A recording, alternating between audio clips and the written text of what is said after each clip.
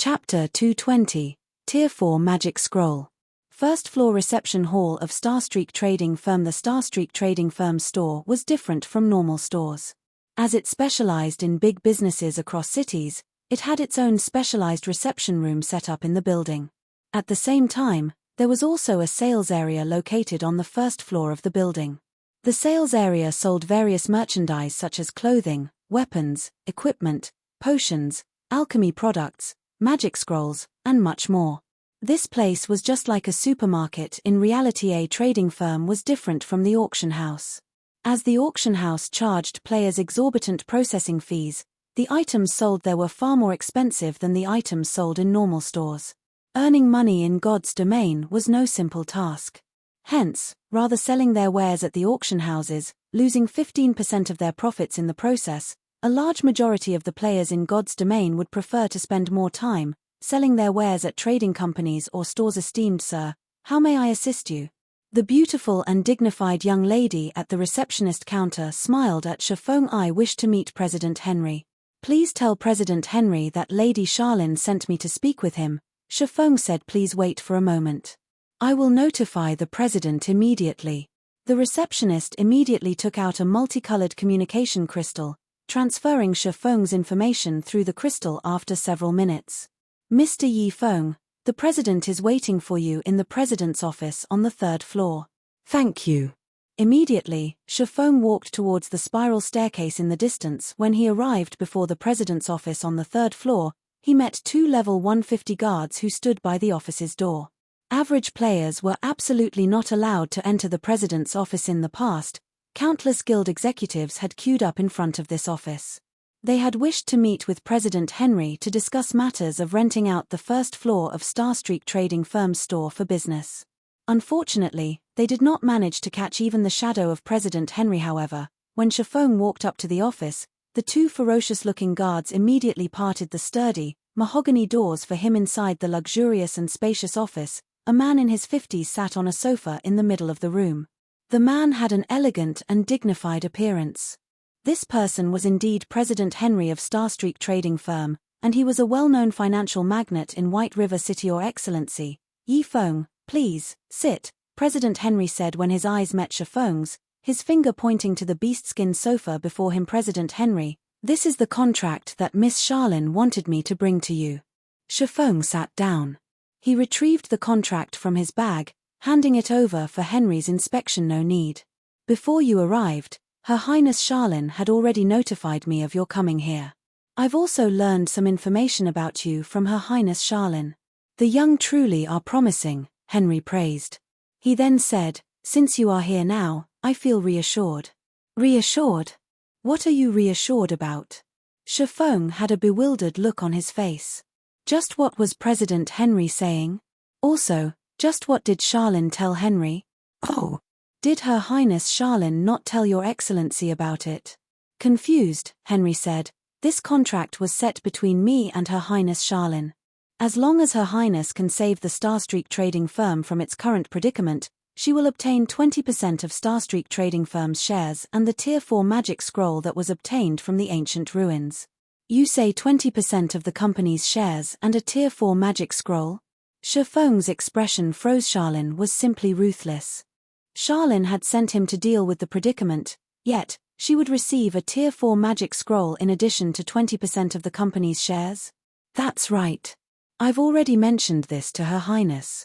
As long as Your Excellency can save us from this predicament, that Tier 4 magic scroll will belong to Your Excellency, Henry said, nodding his head. May I know what kind of magic scroll it is? Shifeng was incredibly curious about the Tier 4 magic scroll. In the past, the most powerful magic scroll Shifeng had seen was only a Tier 4. If he sold the scroll, the minimum price for it would be 500 gold coins. If it were an amazing Tier 4 magic scroll, he could even sell it for over 1,000 gold coins. However, players who obtained a Tier 4 magic scroll were not usually willing to sell it. It is a Tier 4 position teleportation scroll. With it, one can teleport to anywhere they wished within an instant. However, this scroll was made using the technology of an ancient civilization. In our current era, we have no way of replicating such technology. Hence, This scroll is the only one that currently exists in Star Moon Kingdom. It is priceless, Henry said pridefully. This scroll was his most precious treasure. He had always been reluctant to part with it. If it were not for the trading firm facing a great predicament, he would never willingly offer this Tier 4 magic scroll as a remuneration. Hearing Henry saying so, Shifeng came to a realization: if he had the Tier 4 position teleportation scroll, he could teleport directly to the Dark Den. He would not even have to waste time searching for its exact location. It was no wonder Charlene was so confident in her information. President Henry, I wonder what sort of predicament your trading firm wishes me to solve? Shifeng asked. To be honest, bandits have snatched one of our shipments carrying precious merchandise, costing the trading firm massively. To make up for the loss, our trading firm had to pay a large sum of money as compensation, which in turn resulted in our trading firm facing its current crisis. So, I hope that Your Excellency can help us resolve this predicament. Otherwise, if this problem drags on for another month, our trading firm will have to declare bankruptcy, Henry unhurriedly explained. Then, President Henry, are you telling me to get rid of those bandits and retrieve your stolen merchandise? It would be best if that is possible. Then, which band of bandits stole your merchandise? The Black Scorpion Corps of Black Cloud Ridge, led by Black Scorpion himself. He is a level 180 Tier 3 Shadow Warrior. If you can get rid of him and retrieve our merchandise, I would greatly appreciate it. Hearing the words Tier 3 Shadow Warrior, Shifeng nearly fell off of his seat. Was President Henry telling him to deal with a Tier 3 NPC? Only players who did not know how to write the word death would accept this request. Not to mention a month, Shifeng would still fail this task even if he had 2 years to complete it. This had to be a joke. Shifeng had originally thought that the epic quest's difficulty had been reduced. Rather, wasn't this the exact opposite? Noticing Shifeng's troubled expression, Henry once more unhurriedly said, if Your Excellency feels that this request is too difficult, there is a second option. It is also for this reason that Her Highness Charlene sent Your Excellency here. Shifeng slightly recovered from his shock as he heard that there was a second option. In reality, our trading firm also feels that it is impossible to retrieve the merchandise. The only possibility for Starstreak trading firm to get through this predicament is for us to collect 30,000 gold coins within a month. Her Highness Charlene has always praised Your Excellency as a business prodigy. If Your Excellency manages our Starstreak trading firm, I believe that we can achieve that goal. Seeing Henry's anticipating gaze, Shifeng only wanted to curse. Just because he managed to earn a few coins, he was suddenly a business prodigy. What kind of sick joke was this? Earning 30,000 gold in a month. Moreover, he didn't actually have 30 days at all. Considering the time when the Great Demon would appear, Shifeng would, at most, have 20 days to earn 30,000 gold coins. Even if he currently earned 100 gold or so per day, 10 days would only net him 1,000 gold, while 30 days would only net him at 3,000 gold. That was only 1/10 of the required amount. Players were still stuck in the initial stages of God's domain right now, so it was impossible for anyone to make that much money. If one added a week's earnings of every player in the White River City region together, it might equal 30,000 gold. How was he supposed to earn that sort of money? He might as well become a bandit and snatch the money from someone else. No, that's not right. Even if he tried to steal it, there was no way he could get that much money. Before Shifeng could reject the quest, a system notification popped up before him. System: Epic Quest Phase 2 Gospel Project accepted. Quest content: you have become the manager of Starstreak Trading Firm. Earn 30,000 gold coins within a month and resolve Starstreak Trading Firm's predicament. Rewards unknown. Chapter 221, Astonishing Decision. It's not even going to give me a choice. Shifeng laughed bitterly as he looked at the system notification. Shifeng did not even have the right to reject an epic quest. Shifeng was truly confused as to how Fantasy Extinguisher had actually managed to complete this epic quest. In theory, he shouldn't be able to complete the quest even if he sacrificed the entire fantasy shrine. When converted to credits, 30,000 gold coins was the equivalent of 300 million credits. One could even buy a large company with that kind of money. Moreover, compared to the difficulty of earning 300 million credits, in reality, it was much harder to earn 30,000 gold in God's domain. Naturally, it was impossible for Shifeng to earn 300 million credits in reality right now. To speak frankly, if he were capable of such a thing, he would have long since done so. Why bother playing God's Domain at all? However, it would still be better for him to develop himself in God's Domain, as God's Domain had more prospects. Earning credits in God's Domain would be much faster than earning credits in Reality or Excellency Yifeng. From now on, the entire Starstreak trading firm will be under your command. We will carry out any orders you give. Also, I would like to introduce you to someone. If Your Excellency needs anything, simply let her know, Henry said, clapping his hands once. At this moment, the large doors of the office suddenly opened, and a beautiful girl with golden blonde hair stepped into the office. The girl with blue eyes wore a beautiful purple dress. The edges of her dress brushed against the red carpeted floor. The girl had a fair and pretty face, and her long wavy hair, which reached her buttocks, fluttered in the wind as she moved. Her bangs covered her sea blue left eye, while her uncovered right eye looked just like a shiny, blue gemstone. As she walked closer to Shifeng and President Henry, her thin red lips formed a tranquil, yet attractive, smile. Anna, from today onwards, His Excellency Yifeng will be the acting president of Starstreak Trading Firm, while you will be His Excellency's assistant. You must properly assist His Excellency, understood? Henry asked. Yes, President. I will not disappoint His Excellency Yifeng. Following which, Henry sent a beaming smile at Shifeng as he said, Your Excellency Yifeng, from today onwards, the Starstreak Trading Firm's fate will be in your hands. Anna is very familiar with the Starstreak Trading Firm, and she is also very intelligent and capable. If you have any commands, please don't hesitate to let her carry them out. System. Player has activated the NPC administration system. Please call out the NPC administration interface to manage your subordinated NPCs. Seeing Henry's smile, in addition to Anna's attractive appearance, Shifeng was slightly stunned. He could almost feel cold sweat dripping down his forehead. Henry obviously worried that Shifeng would not give it his all in helping them. Thus, Henry had given Shifeng this benefit. Fine. Leave the matter of Starstreak Trading Firm to me, then. Shifeng laughed bitterly. He never imagined that he could obtain a beautiful assistant in God's Domain. Not even a guild leader would enjoy such treatment. Also, Shifeng felt relieved at the fact that he was not required to give 30,000 gold to Starstreak Trading Firm. Instead, he only needed to help the trading firm make 30,000 gold. Without a doubt, the difficulty of the quest had greatly reduced. Immediately, Shifeng called out the system interface, investigating the NPC administration interface. Anna, Yifeng's assistant. Gender, female. Age, 20. Loyalty, 50. Charm, 86. Physique, 60. Wisdom, 91. Level, 50. HP, 10,000. Her wisdom is so high.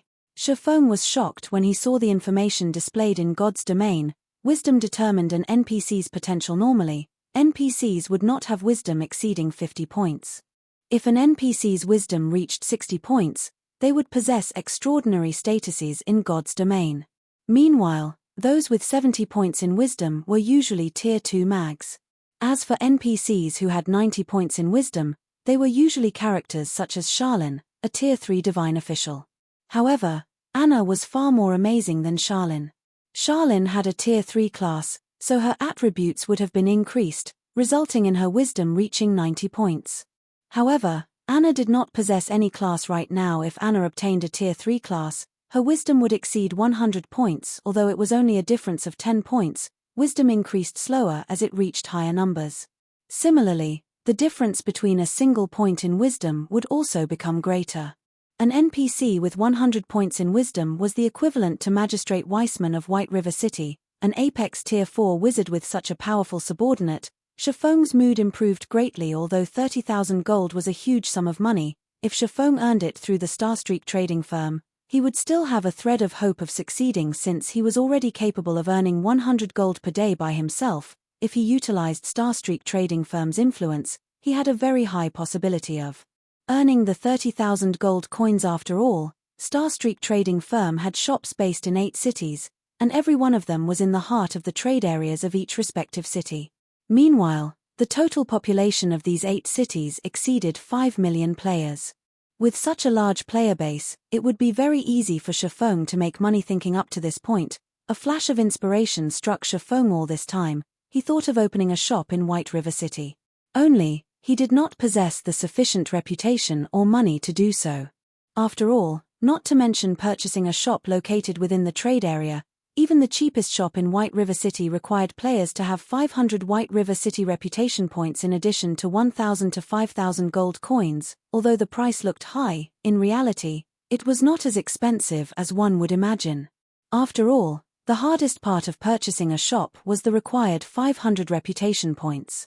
By the time players obtained 500 White River City reputation points, a lot of time would have passed, and they would have long since collected the necessary coins to purchase a shop.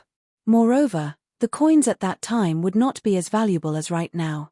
At that time, one gold coin would at most be worth around 200 credits, unlike the current situation where one silver coin could sell for more than 100 credits. By becoming the acting president of the Starstreak Trading Company, Shifeng had essentially obtained the most valuable shops in 8 different cities. What did this situation hint at? Nobody had a better understanding of this situation than Shifeng. Shortly after, under Anna's lead, Shifeng left the president's office to tour the Starstreak trading firm. In truth, however, even without exploring the place, Shifeng already had a thorough understanding of the Starstreak trading firm. NPCs were different from players in that they could only sell common goods. Even the equipment they sold was common rank, and very rarely would there be a bronze-ranked item for sale. However, it would be a different story altogether if the store were run by a player. On top of everything else, Shifeng was also the officially acknowledged chief forger of Starmoon Kingdom. Just as Anna guided Shifeng around the Starstreak trading firm, a few players who came to purchase some necessities such as food, water, scrolls, and potions were immediately dumbstruck when they noticed the duo. That NPC is beautiful. Just who is that player? Isn't he too good at getting the ladies? He has even managed to land an NPC sister. This won't do. I need to convince him to teach me. The scene of Shifeng and Anna walking together immediately attracted the attention of plenty of players. In reality, such attention wasn't just due to Anna's beauty. It was also due to the fact that Shifeng had managed to get together with a female NPC. Such a feat was far more stunning than just getting together with a beautiful female player. Countless male players glowered at Shifeng in envy. Meanwhile, this information spread throughout the forums like a storm, especially the footage of Shifeng and Anna strolling through the sales area. This footage became a sensation among players, and it allowed them to gain a new perspective on God's domain. Fortunately, Shifeng had not used his true appearance at that time. Instead, he wore the identity of Black Flame. This should be enough. Shifeng looked at the surrounding onlookers as he revealed a faint smile. The reason he had asked Anna to come out for a stroll was precisely to attract attention. He then spoke to Anna. I've decided to change the Starstreak trading firm's business model. I wonder if that would be all right? Anna's eyes suddenly widened in surprise. She looked at Shifeng with a confused expression as she thought, he has just taken the position as the acting president, yet, he is already taking such a bold and decisive action. Is this person really a business prodigy? However, Shifeng was her boss. Moreover, President Henry had already instructed her to listen to Shifeng. Hence, she nodded her head, saying, if Your Excellency wishes to change the business models, I wonder what Your Excellency needs me to do. Very simple. I wish to hire adventurers to craft items for me, then sell the items they have crafted. So, I need you to get someone to refurbish the 8 shops we own. The first and second floors of the building will be used to sell our wares, while the 4th to 6th floors will be rebuilt as a workspace. Also, get the news out that we are hiring lifestyle players. Whether they are just normal people or adventurers, as long as they reach our standards, we will offer them 30% more than what others are offering. Listening up to this point, Anna grew shocked. This wasn't just a change in the business models, this was practically a change of occupation. Chapter 222, Trump Card. Immediately after Shifeng gave his command, Anna started making the necessary preparations. Compared to a normal NPC, Anna was simply too smart. In just a short amount of time, she had already finished carrying out Shifeng's request. During the time Shifeng brainstormed on how he was going to utilize the Starstreak trading firm to earn 30,000 gold, the entire Starstreak trading firm had also started its renovation. Following Shifeng's request, the first and second floors were outfitted with sales counters. The first floor sold only the commonly used items, while the second floor would sell exquisite and precious items. Meanwhile, the 4th to 6th floors were refurbished into workshops for lifestyle players. Out of those 3 floors, the 4th floor consisted of solely forging rooms, while the 5th floor consisted of potion-making rooms. The 6th floor consisted of workshops for the remaining classes and a warehouse meant for the use of both NPCs and players. Meanwhile, the Starstreak trading firm's renovation had attracted the attention of many players due to the footage of Shifeng and Anna from before. Plenty of players had arrived the trading firm to take a look out of curiosity. Yet, by the time they arrived, they discovered that the Starstreak trading firm was actually undergoing renovations. This situation made all the players grow even more curious. Just what was going on here? Your Excellency Yi Feng, the matter you requested has been completed. Does Your Excellency have any other instructions? Anna spoke gently as she walked up to Shifeng, a tranquil smile on her face. Good. How many people did you manage to recruit? Shifeng asked. From the 8 cities, we've recruited 245 potion makers. Among them, 209 are basic potion makers, 29 are intermediate potion makers, and 7 are advanced potion makers. In addition, we also recruited 228 forgers. Among them, 188 are basic forgers, 31 are intermediate forgers, and 9 are advanced forgers. Anna took out a name list and placed it on the table. That's quite a lot. Shifeng was very satisfied as he looked at the number of NPCs on the list. If a first-rate guild's upper management saw such numbers, they would surely be shocked beyond recovery. After all, these were all genuine potion makers and forgers. They were not apprentices. With such a frightening force, one could instantly turn a third-rate guild into a super guild. This was the amazing aspect. The Starstreak trading firm. If it were a player-established store, they could not recruit nearly this many high-level NPCs.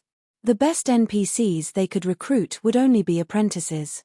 On the other hand, the Starstreak trading firm had easily recruited this many potion makers and forgers. These NPCs were far more capable than player apprentices. The only downside was their slightly lower efficiency, slow improvements, and much lower growth potential. Your Excellency, I feel that it isn't very appropriate to offer such a high salary. Since we are hiring so many people, we will also have to provide an equally large number of materials. We will take a huge loss through this transaction. If we continue down such a path, not to mention a month, the Starstreak trading firm will go bankrupt within 10 days, Anna said worriedly. In order to hire all these people, the Starstreak trading firm had offered 30% more than the market price. The trading firm also had to bear the failures of these crafters. This was simply madness. Moreover, whether it was potions or equipment, neither could earn them a lot of money.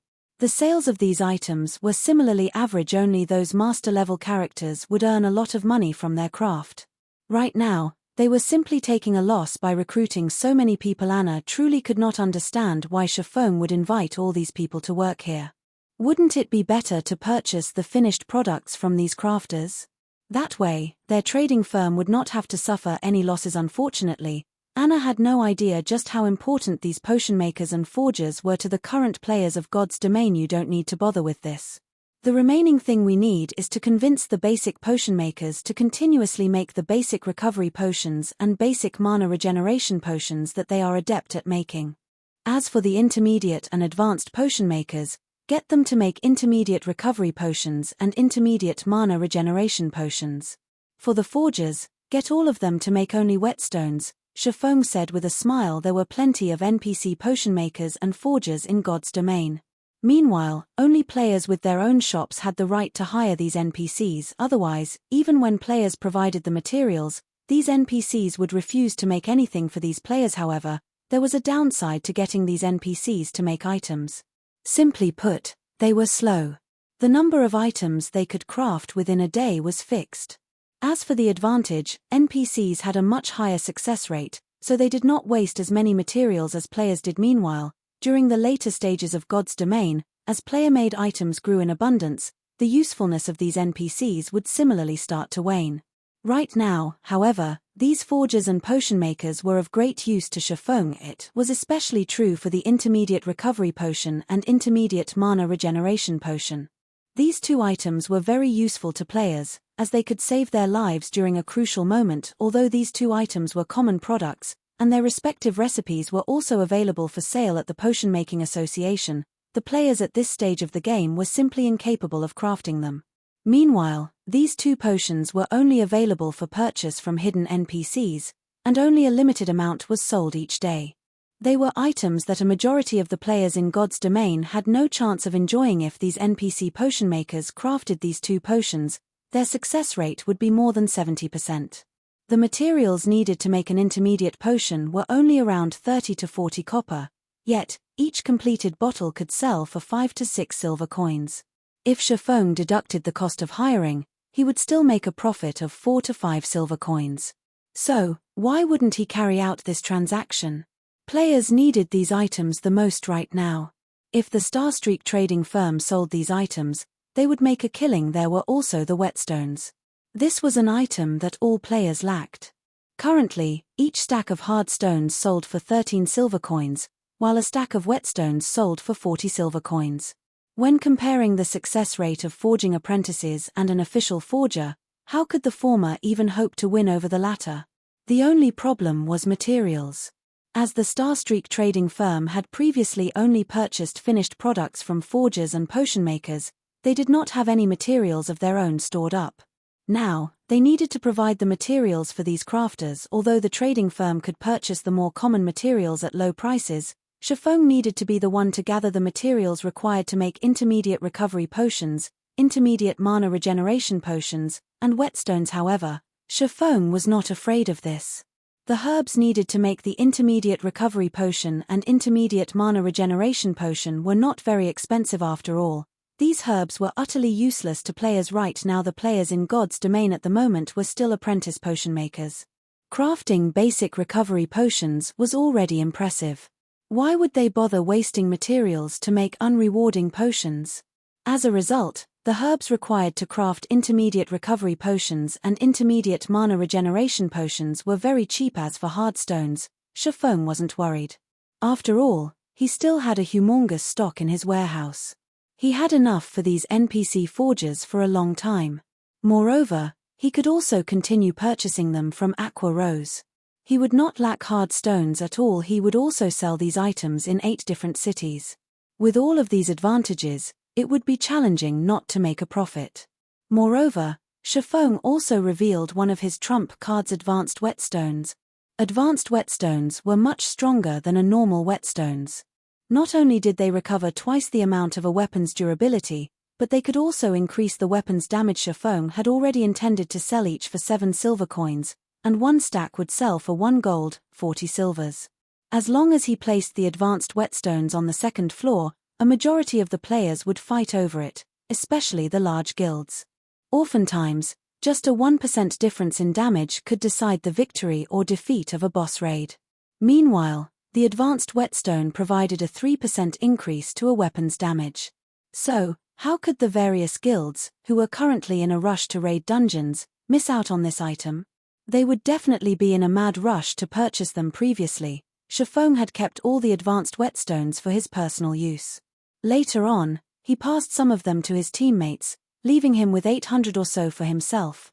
With this amount, the Starstreak trading firm should be able to last a relatively long time. However, Shifeng's plans were not limited to this. Now that he had such a large market available to him, he should fully utilize it, as he would not have a similar chance like this in the future. Hence, Shifeng thought up this plan. He intended to fully manipulate the Starstreak trading firm to help him set up his own shop in the future. Afterwards, Shifeng left the follow-up work to Anna, while he departed the Starstreak trading firm alone. Chapter 223, Popular Starstreak. Inside a hotel in White River City. Along with God's domain's evolution, players understood the importance of rest. If they grinded monsters without rest, not only would their stamina decrease, but their concentration would also fall. Hence, after a day of battle, players would now rest at the hotel, having a drink and chatting with each other. Players discovered that places like restaurants, hotels, and bars allowed them to recover stamina and concentration more quickly.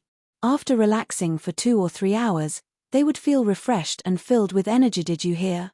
The Starstreak trading firm seems to be undergoing renovations. I heard that they are going to release new products for sale. Who doesn't know about this? After I made some inquiries, I found out that the Starstreak trading firm has also recruited tons of potion makers and forgers.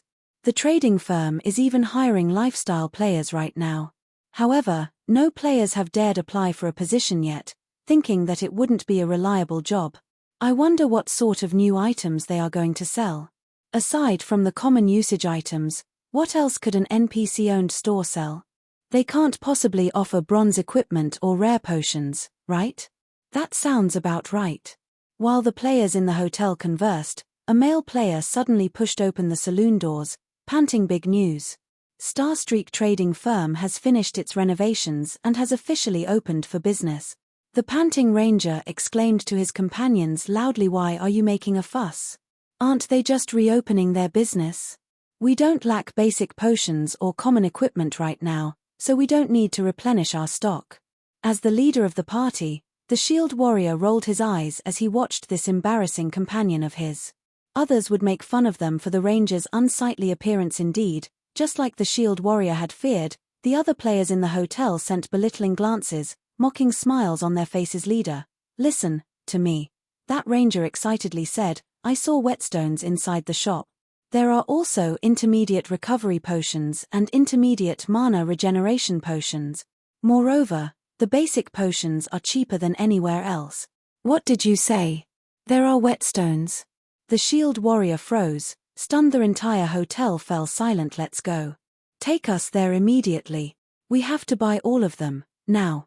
The shield warrior abruptly stood up, casting charge and arriving at the ranger's side. Grabbing the ranger by the arm, he immediately rushed out of the hotel, running towards the Starstreak trading firm. The other players inside the hotel were dumbfounded by this scene. "What? Crap, they're going to buy out the whetstones. We need to hurry as well."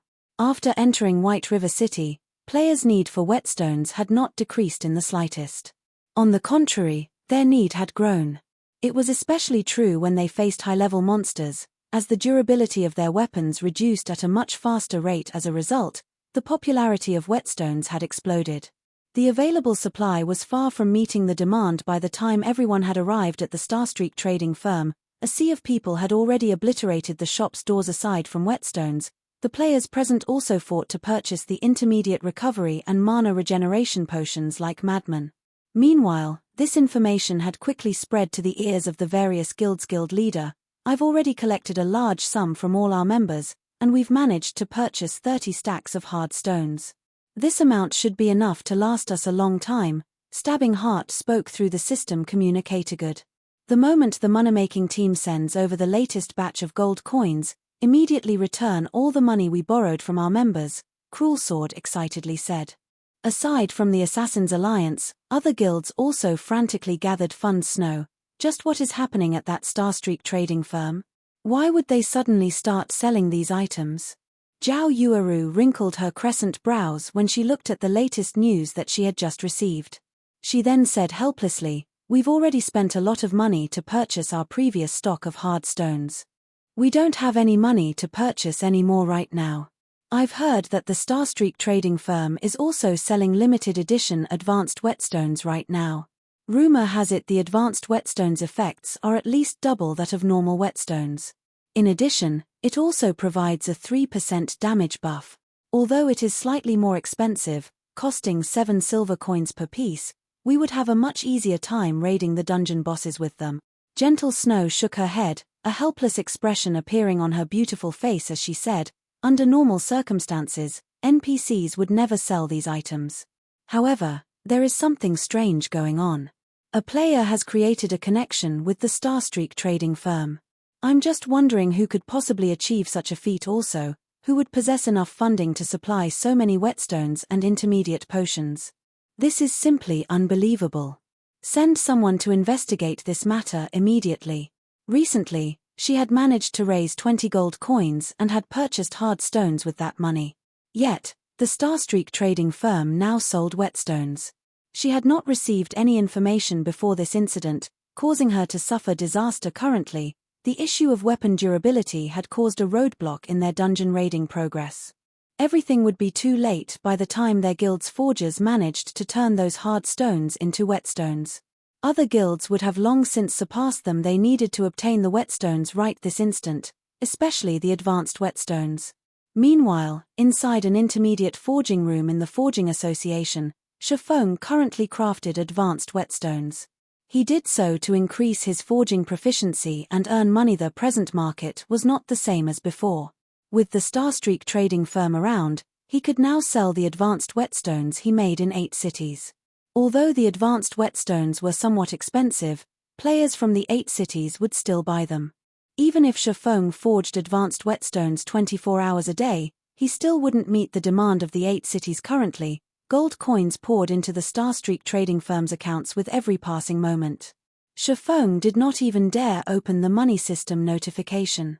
Only 1 short hour had passed since Starstreak trading firm reopened, yet, already, it had earned over 300 gold coins. However, this was only the beginning. Things would become more exciting later on. Aside from making money, Shifeng's goal in making advanced whetstones was to upgrade himself to an advanced forging apprentice. If he became an advanced forging apprentice, he could learn the advanced book of magic he had obtained from Stonehammer Town previously. He only had White River City as the sole market for his wares. Now, however, he had 8 markets. He also did not need to foot any of the high processing fees, so he could not waste this chance. Shifeng intended to gain an impressive reputation and prestige among the 8 cities. However, the advanced whetstones alone were not enough to achieve this result. Moreover, advanced whetstones could not increase his reputation, as these things did not carry his personal mark.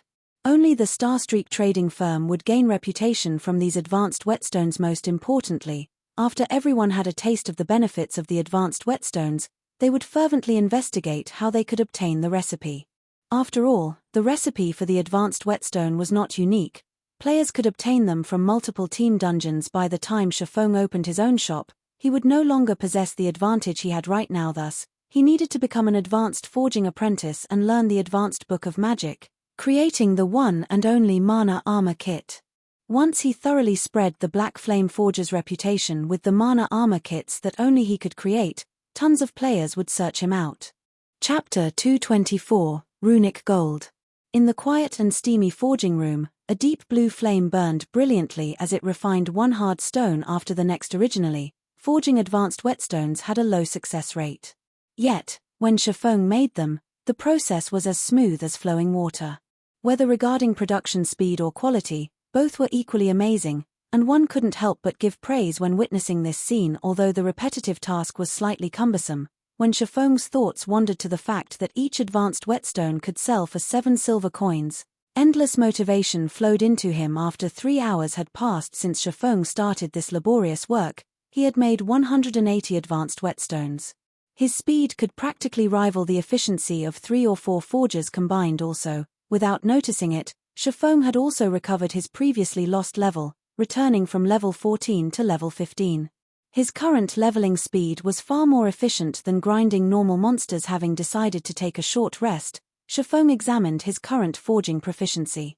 It was already at 1,253 points right now. He needed 3,000 proficiency points to be promoted from an intermediate forging apprentice to an advanced forging apprentice. As long as he continued to work hard for 2 or 3 more days, he could become an advanced forging apprentice. If other players knew of Shifeng's promotion speed, they might become stupefied. After all, throughout the entire White River City region, aside from Shifeng, there was not a single intermediate forging apprentice to be found. Shifeng's forging promotion speed was monstrously fast. Based on this speed, if I focus solely on forging, I can become an advanced forging apprentice in 2 days, just in time for the next transaction with Aqua Rose.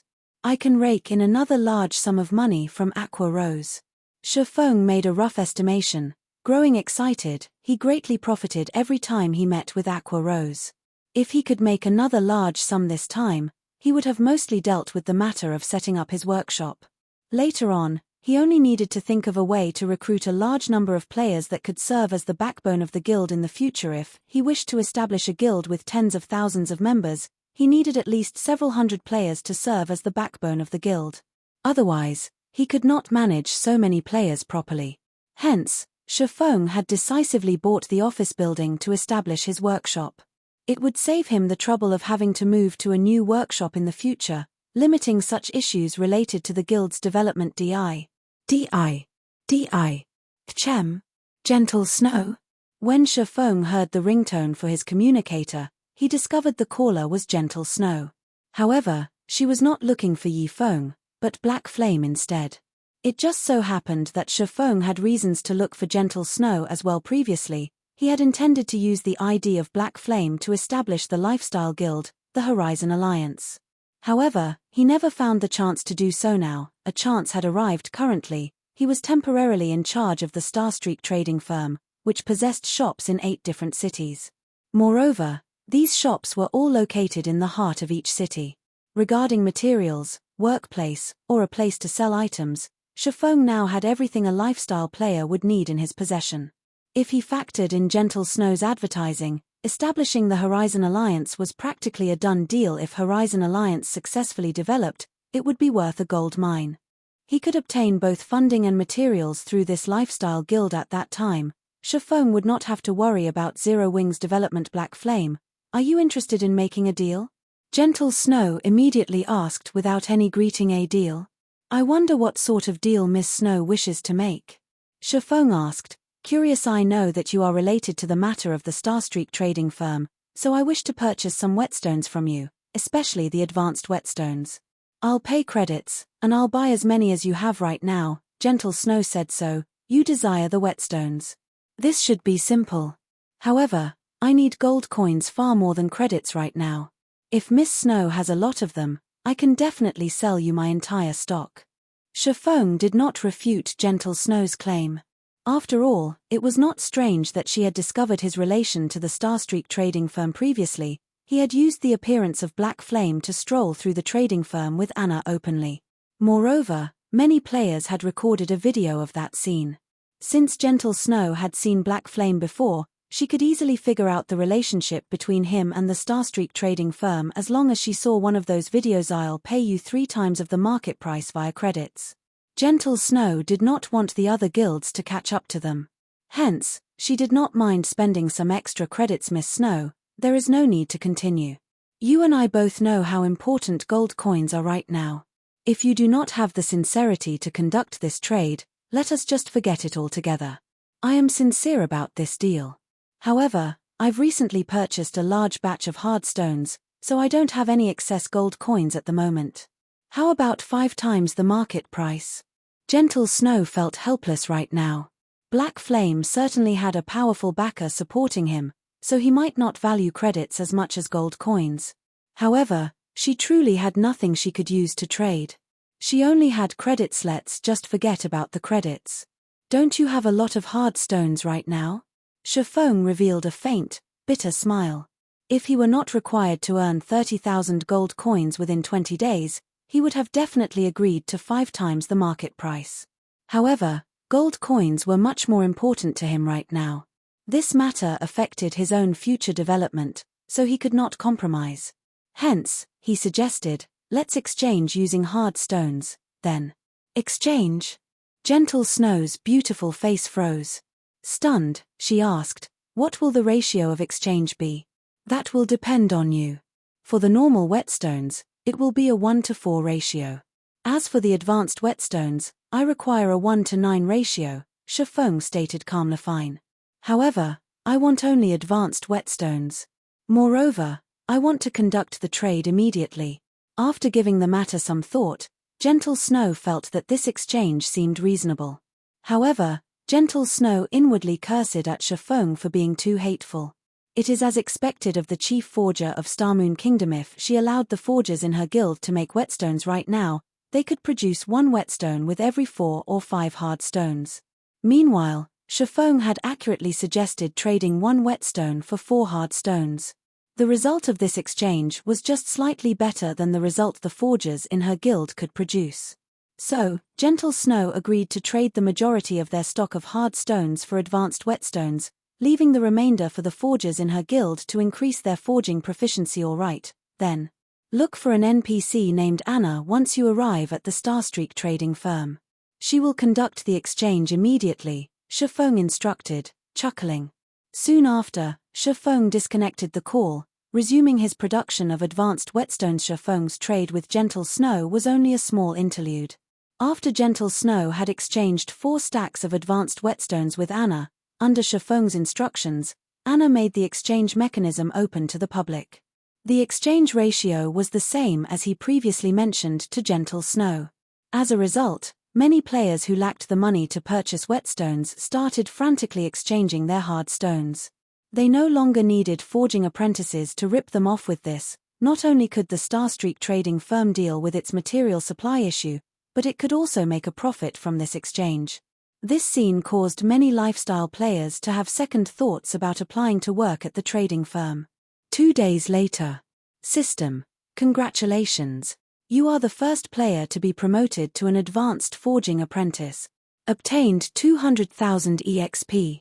Rewarding 5 Runic gold finally. Still, the system is really generous this time. To think it would even give me a rare item like Runic gold. Shifeng involuntarily smiled when he saw the system rewards Runic gold could increase the forging success rate of an item by 10%. Simultaneously, it would have a chance to upgrade the rank of the forged item by 1. Unlike Runic steel, which could only upgrade an item's quality to a maximum of fine gold rank, Runic gold could increase an item's quality up to dark gold rank. However, Shifeng's joy focused on the promotion to an advanced forging apprentice ever since his forging proficiency had reached 2,000 points. The advanced whetstones no longer rewarded 1 proficiency point 100% of the time. They only had a 70% chance to reward a proficiency point. Meanwhile, after he reached 2,500 points, there was only a 40% chance of obtaining 1 proficiency point, while at 2,800 points, that chance further decreased to 20%. After spending 2 days forging away, he finally managed to earn the promotion to an advanced forging apprentice. After becoming an advanced forging apprentice, Shifeng immediately retrieved the advanced book of magic from his bag, choosing to learn it without hesitation. Suddenly, a golden glow surrounded Shifeng's body, and within Shifeng's mind, the knowledge of producing the magic armor kit appeared during these 2 days. Aside from continuously producing advanced whetstones and raising his forging proficiency, Shifeng had also made sure to train his body during the day. Incidentally, he also bought that office building in the city center for his workshop. Shifeng had to pay a total of 60 million credits in installments. He first paid 20 million credits, while he would pay the remaining 40 million in full within 3 months. Shifeng had also earned over 10 million credits from selling the White River City guidebooks. He used 5 million or so to purchase various gaming facilities and other items to complete his workshop. That way, when it was time to attend the university's fellowship party, he would have 5 million credits and a luxurious workshop to back him up. He was no weaker than Shadow right now. Comparing workshop facilities and environments, Shifeng's workshop utterly destroyed Shadow's. Chapter 225, Mana Armor Kit. While Shifeng had been stuck in the forging room for the past 2 days, many of the players that had just entered the city were amazed by the scene they witnessed. They never imagined that such benefits would be available in the city. Whetstones were no longer items solely monopolized by guilds. They could be purchased at the Starstreak trading firm along with the rare intermediate recovery and mana potions. Compared to other shops in White River City, the Starstreak trading firm's stock was far more thorough. Most importantly, the Starstreak trading firm was the only location that sold advanced whetstones. This item had become the Starstreak trading firm's signature item and was only sold in limited numbers every day. With such an advantage, the Starstreak trading firm instantly obtained a strong foothold in the 8 cities it occupied, suppressing the other shops. During these 2 days, players no longer visited other shops to purchase their items, as they could simply purchase everything they needed at the Starstreak trading firm. As a result, business boomed for the trading firm. Meanwhile, a huge incident also happened in White River City, and even Shifeng, who was extremely knowledgeable about God's domain, was shocked. 10 guilds had suddenly grouped, forming an entirely new, single guild. This matter sent shockwaves throughout the entire White River City region. Many of the second-rate and third-rate guilds started panicking at this news. They all increased the treatment they offered to their members and continuously tried to recruit new members into their guilds. Simultaneously, they also increased their speed of annexing smaller guilds. As for the unrated guilds, they started to form alliances to resist the annexation of these second-rate and third-rate guilds for self-preservation. White River City, which originally had hundreds of guilds contending with each other for supremacy, suddenly entered a new phase where only a handful of powers contended with each other. In reality, a dozen or so unrated guilds coming together to form one large guild would not greatly affect these second-rate and third-rate guilds. The main reason this merger frightened these powerful guilds was the guild at its core. It was none other than the top-tier, third-rate guild, Darkstar. Furthermore, Darkstar had a new guild leader. Lone Tyrant had suddenly become Darkstar's new guild leader. While the previous guild leader had been chased out of his own guild originally, Darkstar already had Lone Tyrant, who was ranked first on the ranking list. They also managed to obtain the first clear of several hard-mode team dungeons. Previously, they had even competed against the Assassins' Alliance over supremacy in White River City. However, due to lacking a powerful background, they could not grow any stronger within a short time.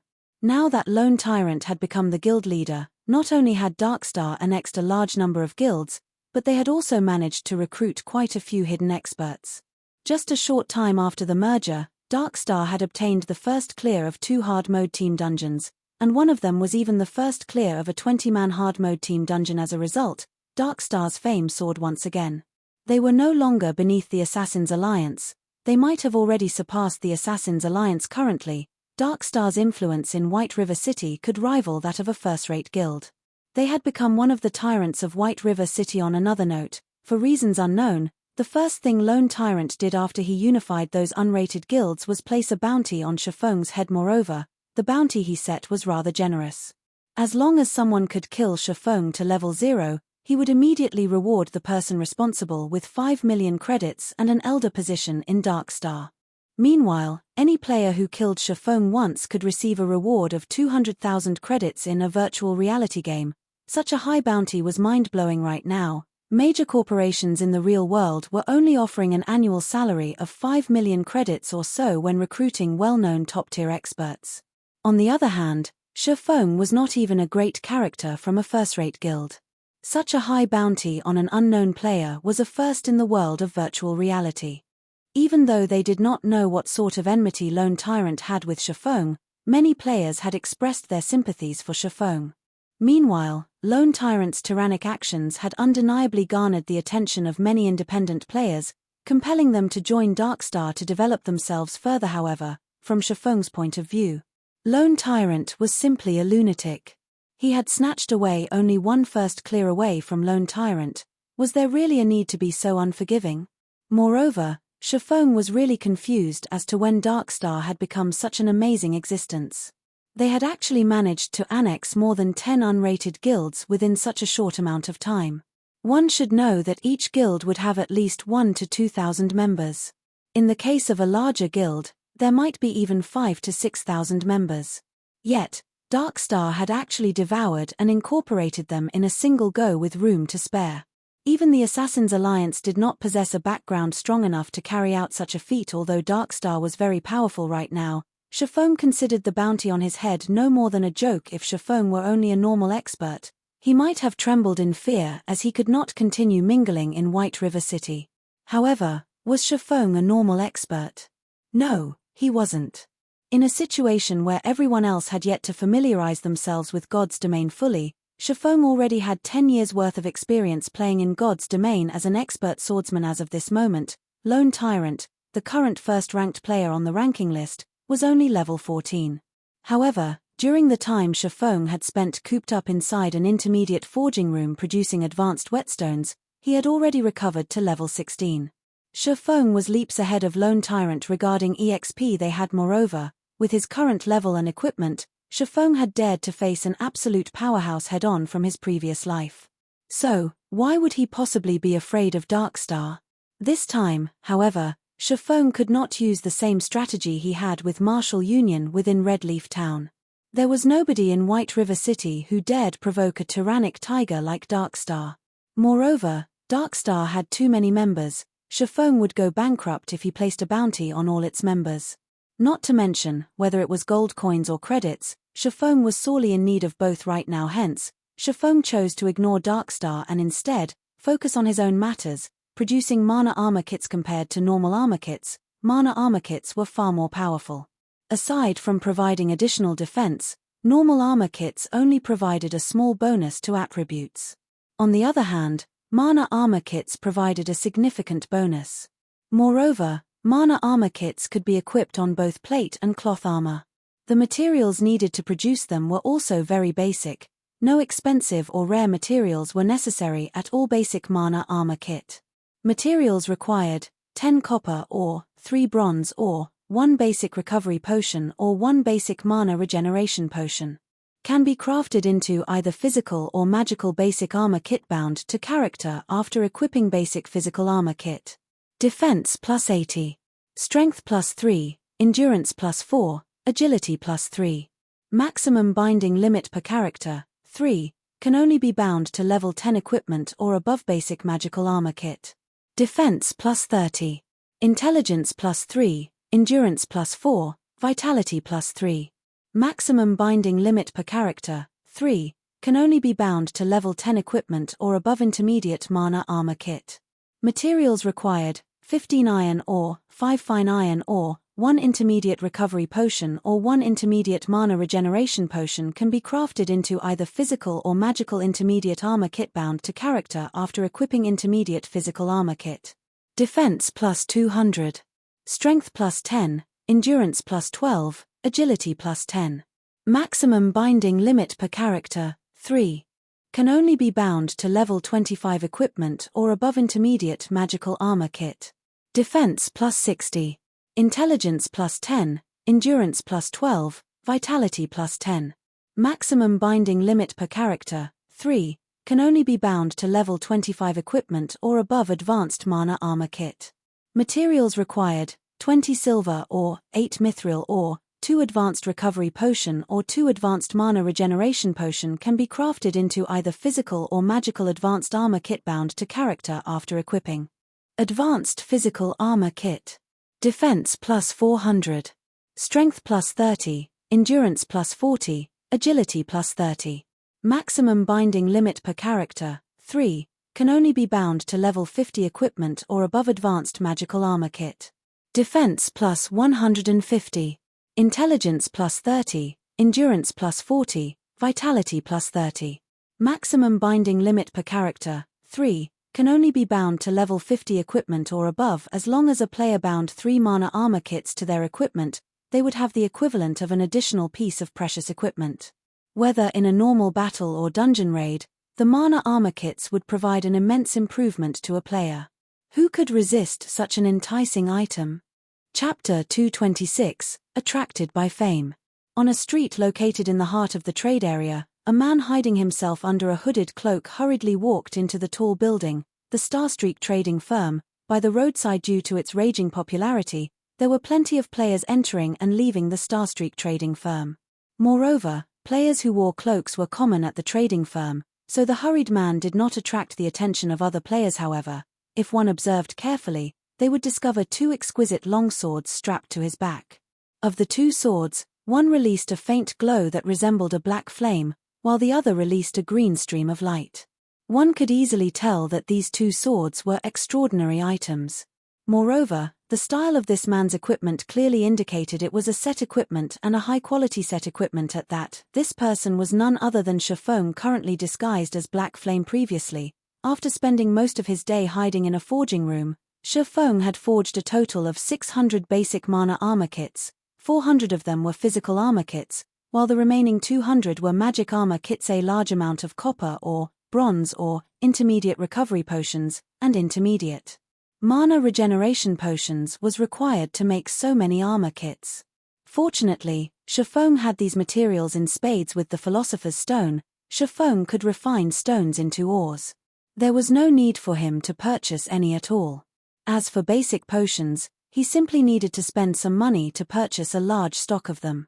However, when compared to the value of the basic mana armor kits, the cost of these potions was practically negligible. Shafong had even resolved the issue of production success rate, which was the most troublesome factor when producing the basic mana armor kits. For starters, as an advanced forging apprentice, Shafong possessed a 20% success rate when forging the basic mana armor kits.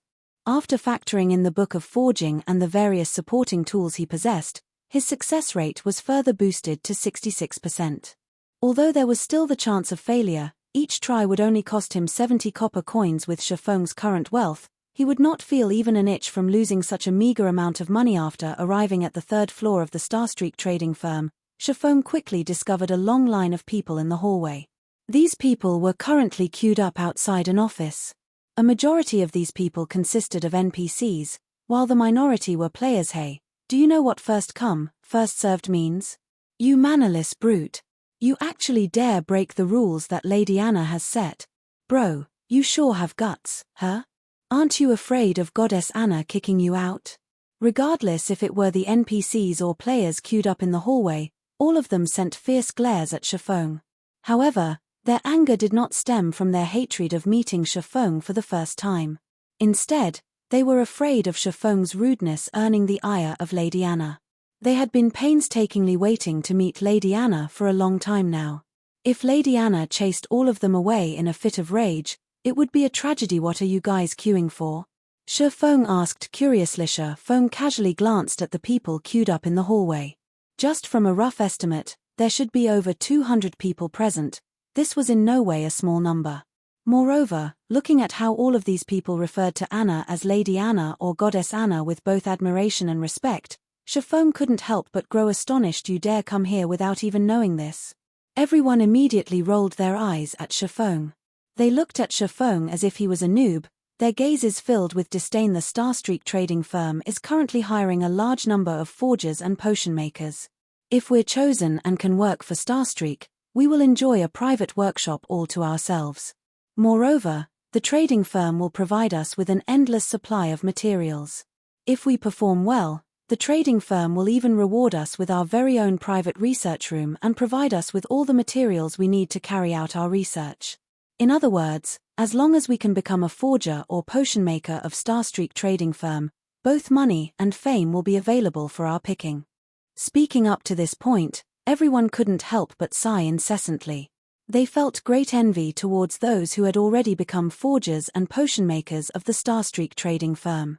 However, when a female player suddenly walked out from the office with a disappointed look on her face, everyone's mood immediately dampened. Due to Starstreak growing more and more famous, the number of NPCs and players who wished to join the trading firm had also grown explosively. Hence, the test's difficulty had also been increased. It was no longer as easy as the trading firm's initial recruitment. How many consecutive eliminations have that been already? I think this should be the 7th. The test is becoming more and more challenging. Previously, 1 of every 5 applicants would succeed. Now, only 1 out of 8 succeed. I wonder what the chances will be when it is my turn. The people queued near the back started growing anxious. Anna sure is strict. Chiffon revealed a bitter smile. Although having such strict selection criteria wasn't a problem, players were still fundamentally different from NPCs.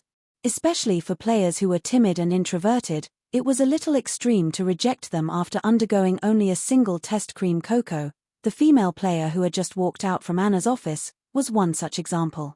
In the past, Cream Coco was a genius forger who had the title as one of the 10 great master forgers of Starmoon Kingdom, and Chiffon was fully intent of recruiting her into his guild in this life. He did not think that, shortly after Cream Coco had left the Assassin's Alliance, she would immediately come to Starstreak, only to be rejected once more. Fortunately, Chiffon had made a trip to Starstreak trading firm.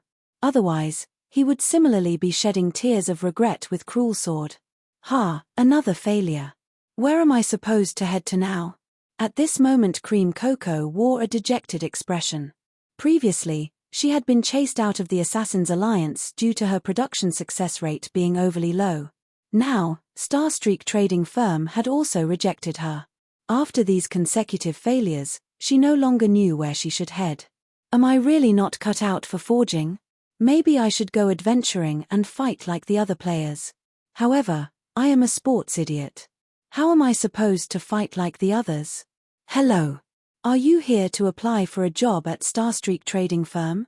Chiffon asked, blocking Cream Coco's path. Cream Coco nodded as she glanced at Chiffon. Currently, she did not have the mood at all to pay any attention to a stranger. Are you interested in taking another test? Chiffon asked with a smile. Shock flashed in Cream Coco's eyes. Immediately, she lifted her head and focused on Chiffon. For a moment, she had even thought that Chiffon was one of Starstreak's personnel. However, when she failed to find the Starstreak trading firm's emblem on Chiffon's clothing, she couldn't help but feel disappointed. Who do you think you are? Starstreak's president? Can you let someone who has already been rejected, take the test again? If you wish to pretend, at least think of the time and place. Look at where you are at right now. At the very least, you should get a Starstreak emblem before putting up your act. A tall and beautiful cleric sneered as she sent a disdainful gaze at Shifeng. However, Shifeng did not get angry at this girl's provocation. Instead, he used observing eyes on this tall beauty. Melancholic smile. Level 10. Cleric. Seeing this name, Shifeng was shocked. Although not as famous as Cream Cocoa, Melancholic Smile, the tall beauty of a cleric before him, was also one of Starmoon Kingdom's future master forgers. Shifeng truly did not think that the Starstreak trading firm could be so attractive as to lure two future master forgers. My bad, I forgot to introduce myself. I am. Just as Shifeng was about to introduce himself, Anna suddenly walked out from the office as she called for the next batch of interviewees. However, the moment her eyes spotted Shifeng, she hurriedly walked over to Shifeng in a panic. Meanwhile, everyone else revealed ridiculing smiles as they watched Shifeng. They fully intended to enjoy the show that was about to play out. Uve humiliated yourself big time. Now Shifeng actually dared pretend to be Starstreak trading firm personnel. Now that he had been caught in the act, he would definitely be shown the way out. Your Excellency, this subordinate is extremely sorry for this. I did not think that these people would disturb you. I will immediately send them away. Anna glared at Cream Cocoa and Melancholic Smile, hurriedly apologizing to Shifeng. Chapter 227, Master Black Flame. Everyone who wore a mocking smile a moment before was so shocked that their eyes nearly popped out of their sockets when they heard Lady Anna speak to Shifeng. Their jaws nearly hit the floor. They swallowed the ridiculing words they had prepared as their faces turned extraordinarily pale. Cream Cocoa was similarly shocked by this scene. However, she accepted this news relatively quickly. This is too great. I have another chance. Cream Cocoa's disappointed expression instantly shifted to excitement as she looked at Shifeng. Seeing Lady Anna's humble attitude towards Shifeng, even going as far as to refer to Shifeng as Your Excellency, Cream Cocoa was sure that Shifeng was no ordinary character. Since such a great character was willing to give her another chance, the flame of hope within her instantly ignited. On the other hand, Melancholic Smile's current mood was the exact opposite of Cream Cocoa's. At this moment, she looked at Shifeng with a face filled with astonishment. She then shifted her gaze towards the beautiful Anna. Melancholic Smile discovered reverence in Anna's mesmerizing bright blue eyes as she gazed at Shifeng. Clearly, Anna was not acting. Moreover, when Anna noticed Melancholic Smile's gaze on her, she glanced at Melancholic Smile, and the reverence in her eyes instantly transformed into rage. Melancholic Smile immediately panicked. It's over. It's over. Why is my luck so terrible? Previously, I got kicked out of the guild after offending one of its upper echelons. Now, before I have even set foot in the Starstreak trading firm, I have offended one of its great characters. Melancholic Smile's thoughts were chaotic, and her heart was distraught. She did not know how she should explain herself to Lady Anna to get out of this mess. Shifeng couldn't help but smile when he noticed Anna's furious glare and Melancholic Smile's flustered expression. However, when Melancholic Smile noticed Shifeng's smile, her delicate body couldn't help but tremble, dread filling her heart. It seems that I can no longer stay in the Starstreak trading firm, Melancholic Smile lamented. If she had known about this beforehand, she would not have attempted to speak out of turn, interrupting Shifeng's happy occasion. In the end, she had dug her own grave. However, Shifeng's following words shocked Melancholic Smile. Anna, don't mind me and continue your evaluations, Shifeng instructed Anna. He then shifted his sights to Cream Cocoa and Melancholic Smile, softly saying, I will conduct both of your tests. Everyone else, continue as usual. Yes, Your Excellency, Anna respectfully replied. Compared to a few days ago, Anna's current loyalty had risen from 50 to 70 points. Although it wasn't a particularly high number, it was passable. At the very least, Anna would not cause him any trouble. Do I still have a chance? Melancholic Smile never thought Shifeng would give her another chance. After all, she had spoiled Shifeng's happy occasion. Logically speaking, he should have chased her out of Starstreak instead, following which, Shifeng led both Cream Cocoa and Melancholic Smile up to the 4th floor of the building. Just who is he? Isn't he too amazing? He had actually made Lady Anna bow before him. If I could achieve a similar feat, I could die without regrets. Some of the players watched Shifeng's departing figure with admiration, Inwardly guessing Shifeng's identity in the entire White River City, there had yet to be a single player-owned shop. Even Ouroboros, currently most famous guild, had not accomplished such a thing. Yet, Shifeng had succeeded in doing just that. Moreover, he was in the upper echelon of the Starstreak trading firm. His position was far above Anna's. So, how could this piece of news not be shocking? Just how powerful of a backer must Shifeng have to cooperate with the Starstreak trading firm? Meanwhile, when some of the male players saw Shifeng leading away both Cream Cocoa and Melancholic Smile, they inwardly cursed and called him an animal. One was not enough for him. He is practically abusing his authority. Inwardly, these male players felt both envy and disdain for Shifeng.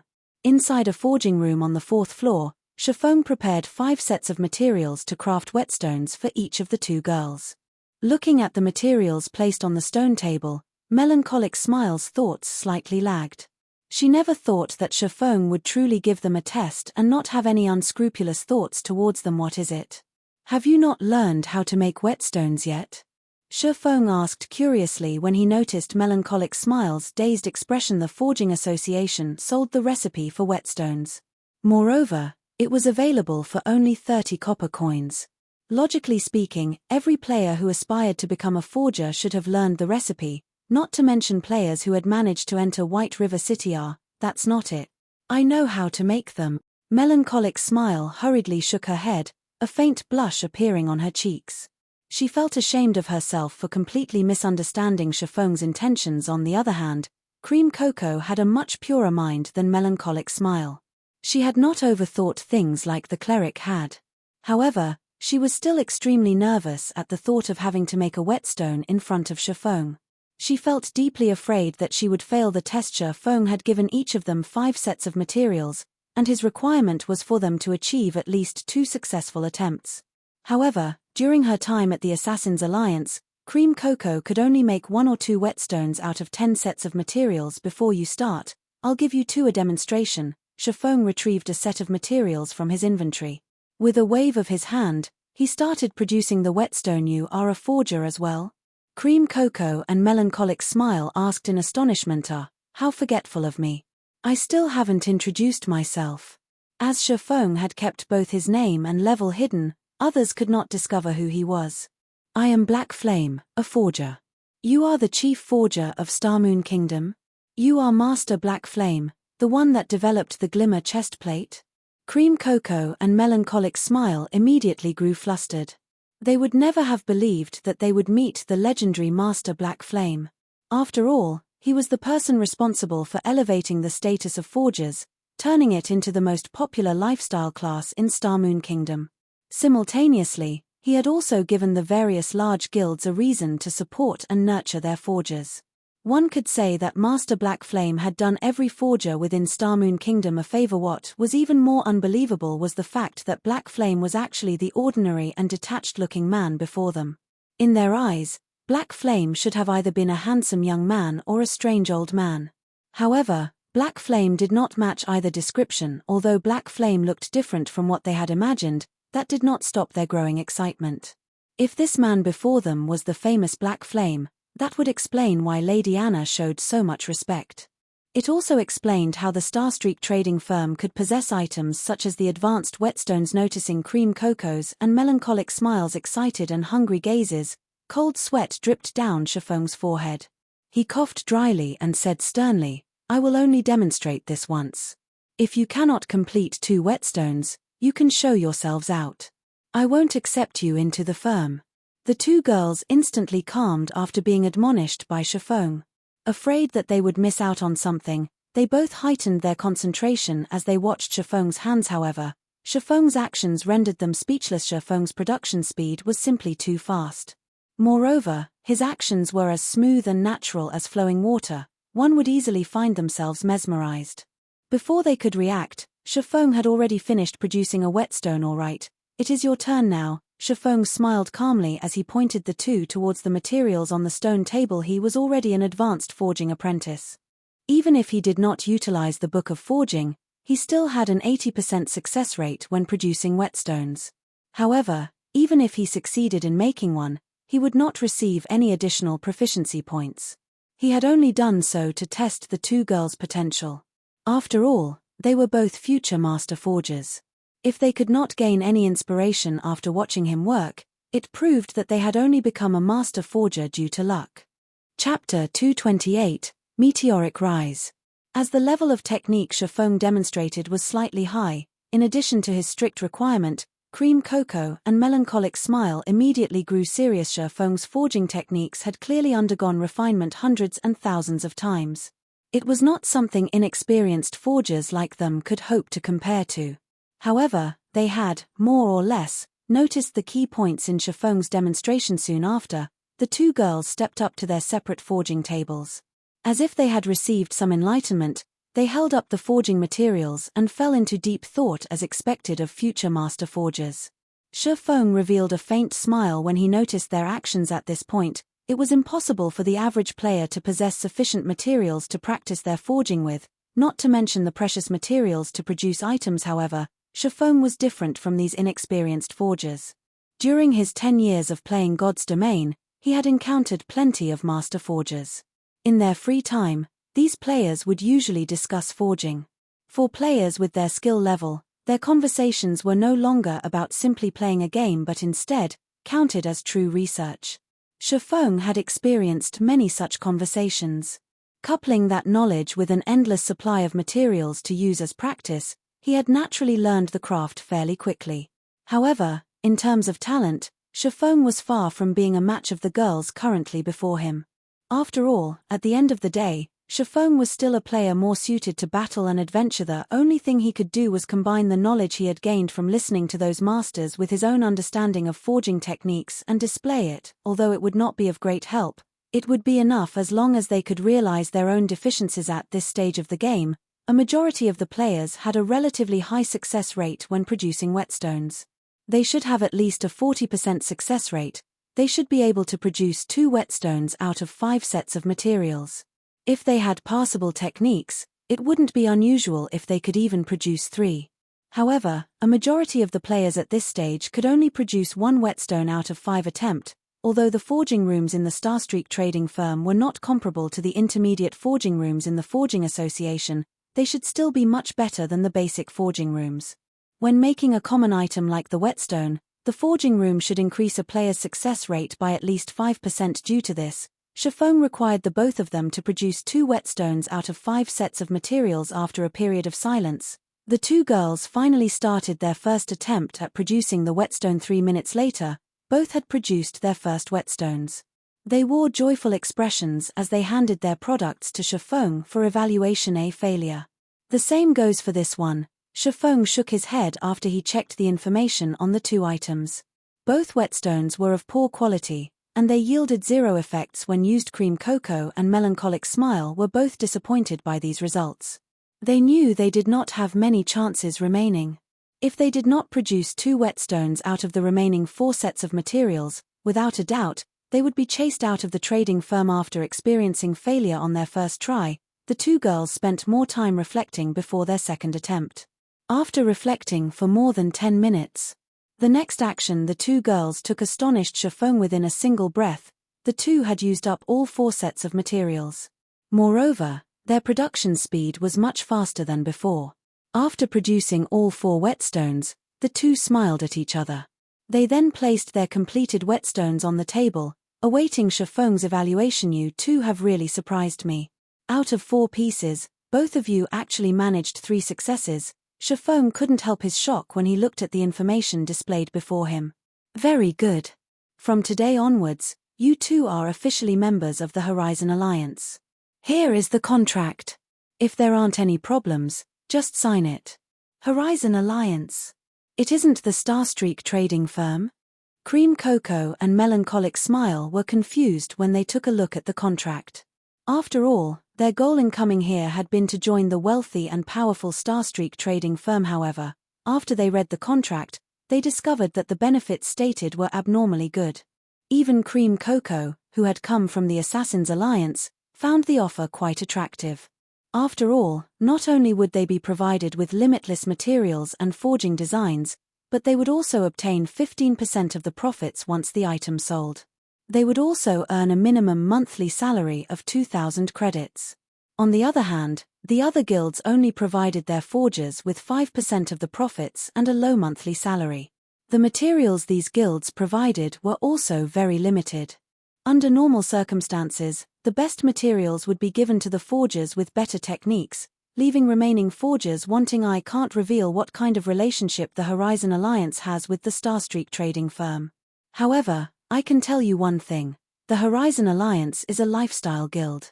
It is not like your usual adventure and battle guild, and lifestyle players will be the core of this guild. Moreover, in the future, the Horizon Alliance will expand its market much further than the Starstreak trading firm.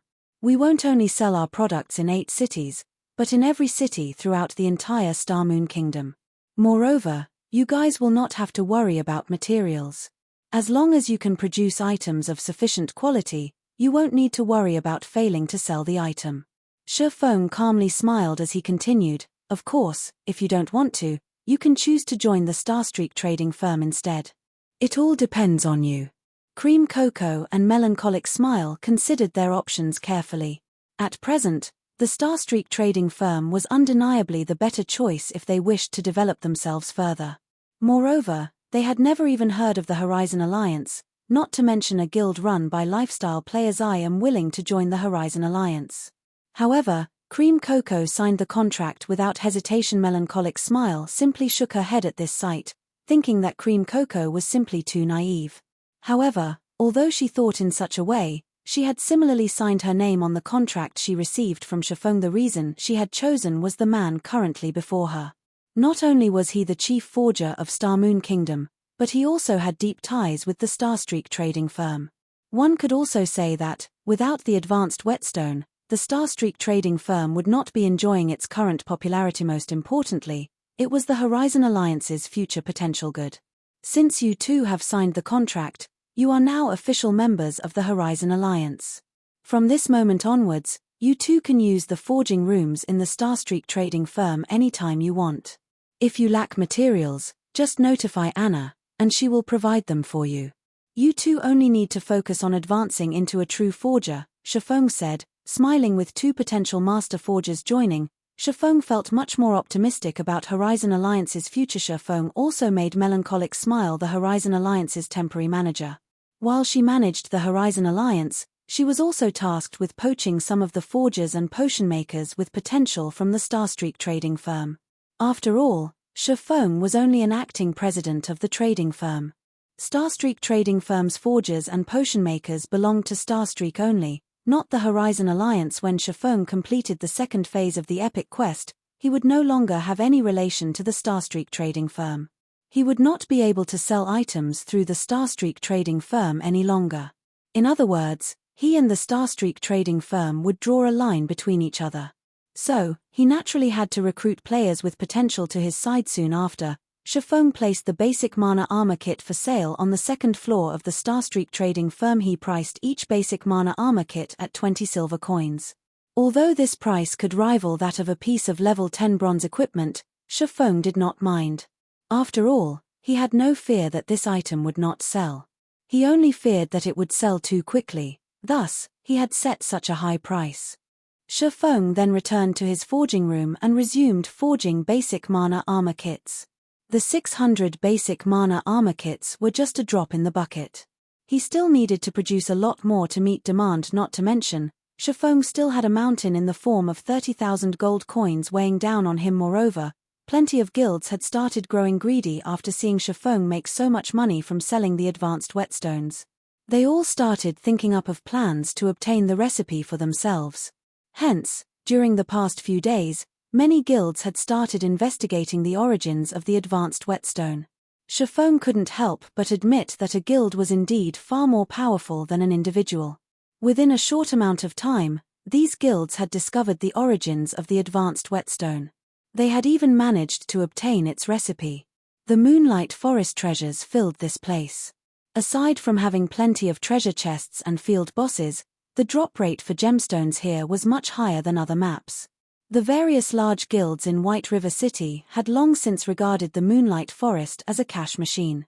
On the other hand, independent players had no share of these Bountiful resources. Guild leader: the intermediate forging apprentices in our guild have successfully produced advanced whetstones. The intermediate apprentice potion makers have also managed to produce intermediate recovery potions and intermediate mana regeneration potions, a ranger reported. Very good. It just so happens that White River City's bazaar will be held tonight. We can use this chance to show off Darkstar's strength. Lone Tyrant smiled satisfactorily. He had long since grown impatient after witnessing the Starstreak trading firm rake in an ocean of wealth. Now that their guild could similarly produce and sell advanced whetstones and intermediate potions, he was one step closer to becoming the true tyrant of White River City. Chapter 229, Black Flame Effect. Starstreak Trading Firm, at the premium goods counter on the second floor. Due to the raging popularity of the advanced whetstones and the fact that only a limited amount was available for sale each day, many guilds and players could normally be seen queuing and waiting at the counter today. However, fewer people were present on the second floor of the trading firm. No one waited in line at the premium goods counter. Those present were only independent players just window shopping, and not a single guild player wandered the spacious hall. Nobody present even asked about the availability of the advanced whetstones, and such a situation had caused Anna, the manager of the trading firm, to grow anxious. Immediately, she started an investigation into the cause of this sudden lack of customers. She then forwarded her findings to Shafong, letting him decide what to do with it. Although I have long since expected this, they certainly took action quickly. Is Darkstar trying to start a price war with us? Shafong revealed a calm smile after he read the message Anna had sent him. The reason the Starstreak trading firm's business would suddenly grow cold was mainly due to Darkstar. Darkstar had managed to nurture forgers and potion makers capable of producing advanced whetstones and intermediate potions. Furthermore, they had widely trumpeted the fact that they offered their products for a much lower price.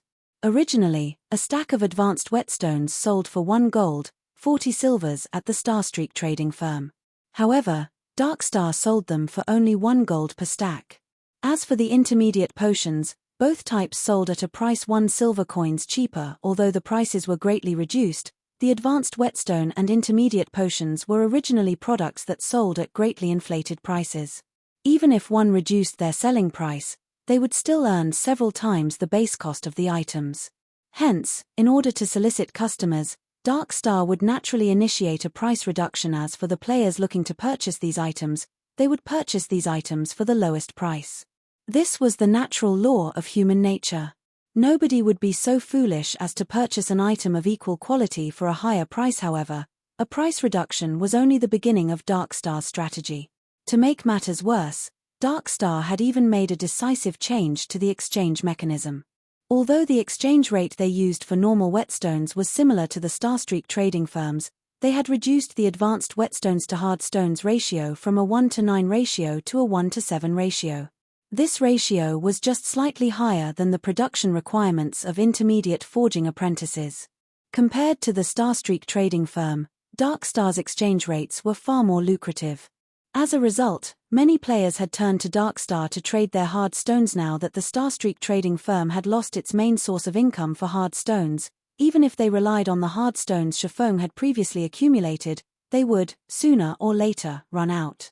Without the necessary basic materials, how were they supposed to produce anything? Moreover, Darkstar also possessed an advantage that Shafong did not: they had more people producing the advanced whetstones. As more time passed, Darkstar would obtain more advanced whetstone recipes from raiding dungeons.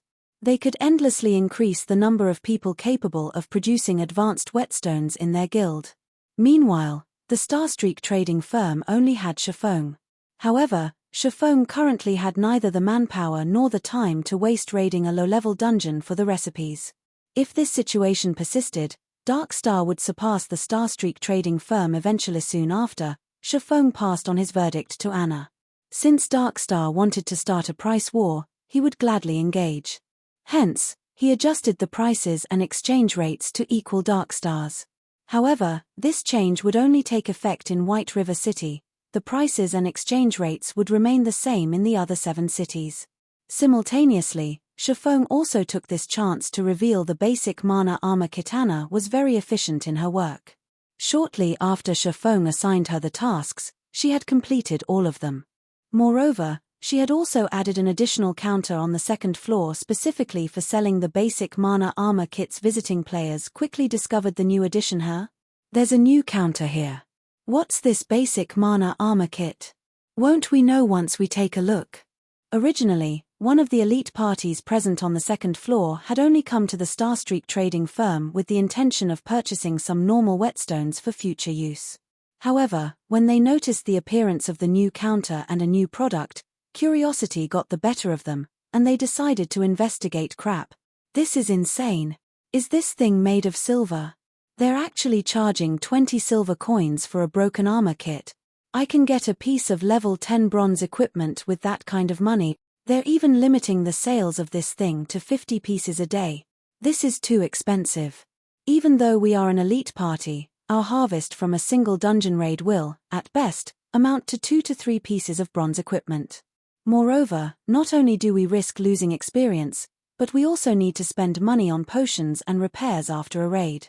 One armor kit already amounts to our party's total harvest in a single day. Wait a minute. Why are the attributes of this armor kit so high? We can bind a total of 3 pieces on per character. The total attributes of 3 pieces is even higher than a level 10 mysterious iron ranked breastplate. Look.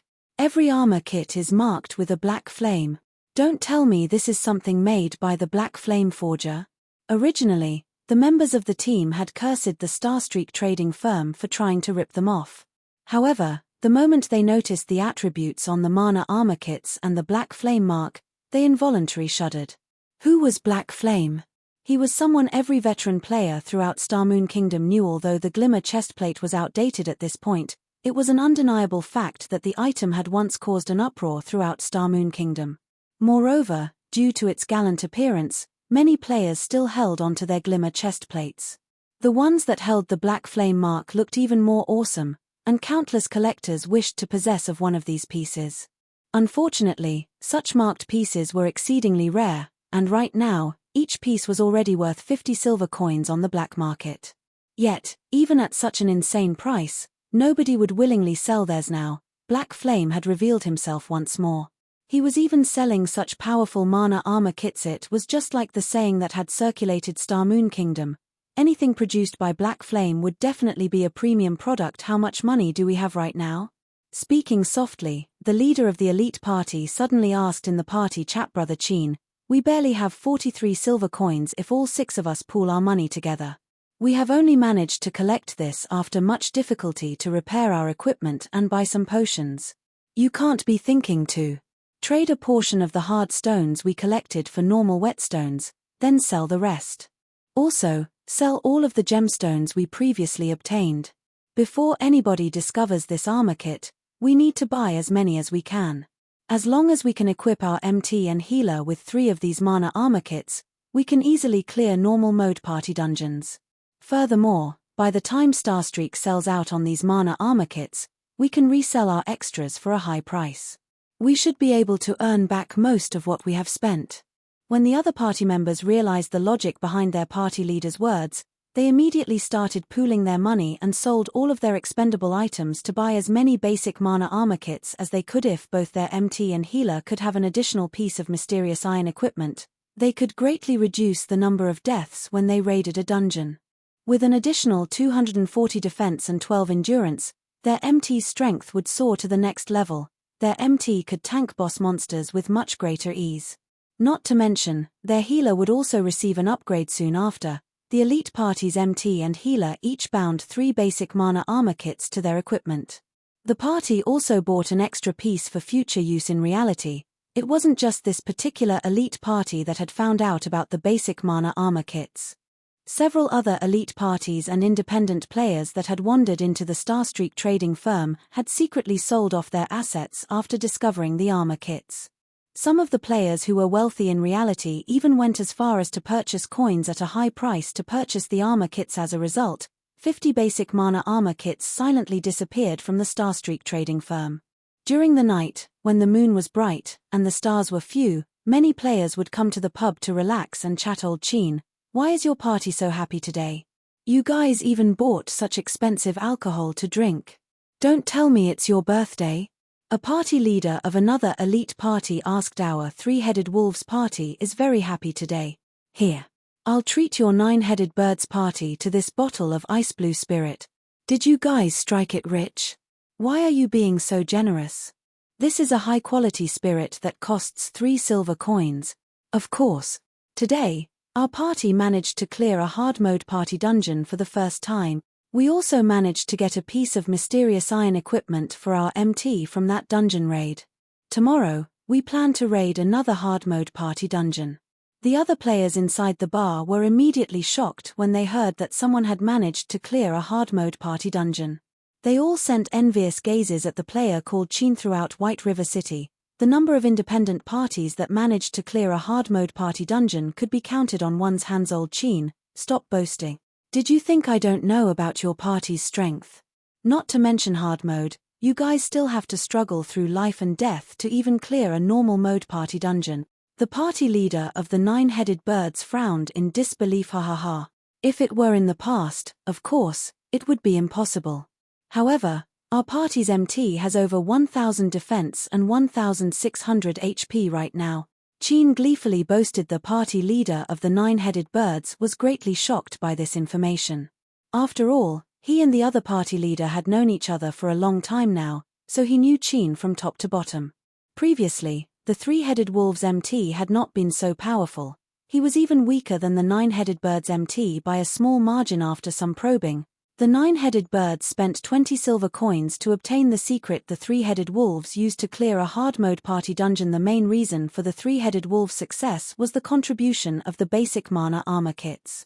During the day, the three-headed wolves were one of the parties that had secretly bought the basic mana armor kits from the Starstreak trading firm. With their newly improved MT and healer, in addition to their familiarity with the dungeon they cleared, they finally managed to achieve the feat that all independent parties aimed for, clearing a hard-mode party dungeon. Chapter 230, Crazy Night. The night bazaar of White River City had been organized to allow players to conduct business with each other. Due to Darkstar's incessant advertising, the bazaar today had grown lively. Many guilds had collected a large amount of hard stones and coins to purchase the advanced whetstones from Darkstar. Players busied themselves with setting up stalls throughout the plaza where the bazaar would occur, as one had to pay a steep processing fee to use the services of the auction house. Many players had opted to sell their accumulated loot today instead. Meanwhile, of the many stalls set up at this plaza, the most attention-grabbing one belonged to Darkstar, as there were several 100 players currently lined up before Darkstar's stall. Seeing this, Lone Tyrant's heart fluttered with joy.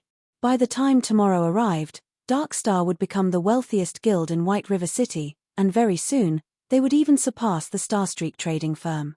They would become the possessor of White River City's economic lifeline at that time. Even Ouroboros would not be a match for Darkstar. Half an hour after the bazaar started, something odd happened. This incident caused plenty of guilds to grow sluggish in their thoughts, and even Lone Tyrant was utterly dumbfounded. Can someone tell me just what has happened here? Lone Tyrant bellowed, pointing towards the empty plaza. Boss, I made some inquiries just now and found out that the Starstreak trading firm has similarly reduced the prices of their items. Aside from having the same prices as we do, they have also released a new product. I hear that the product is a basic mana armor kit made by Black Flame.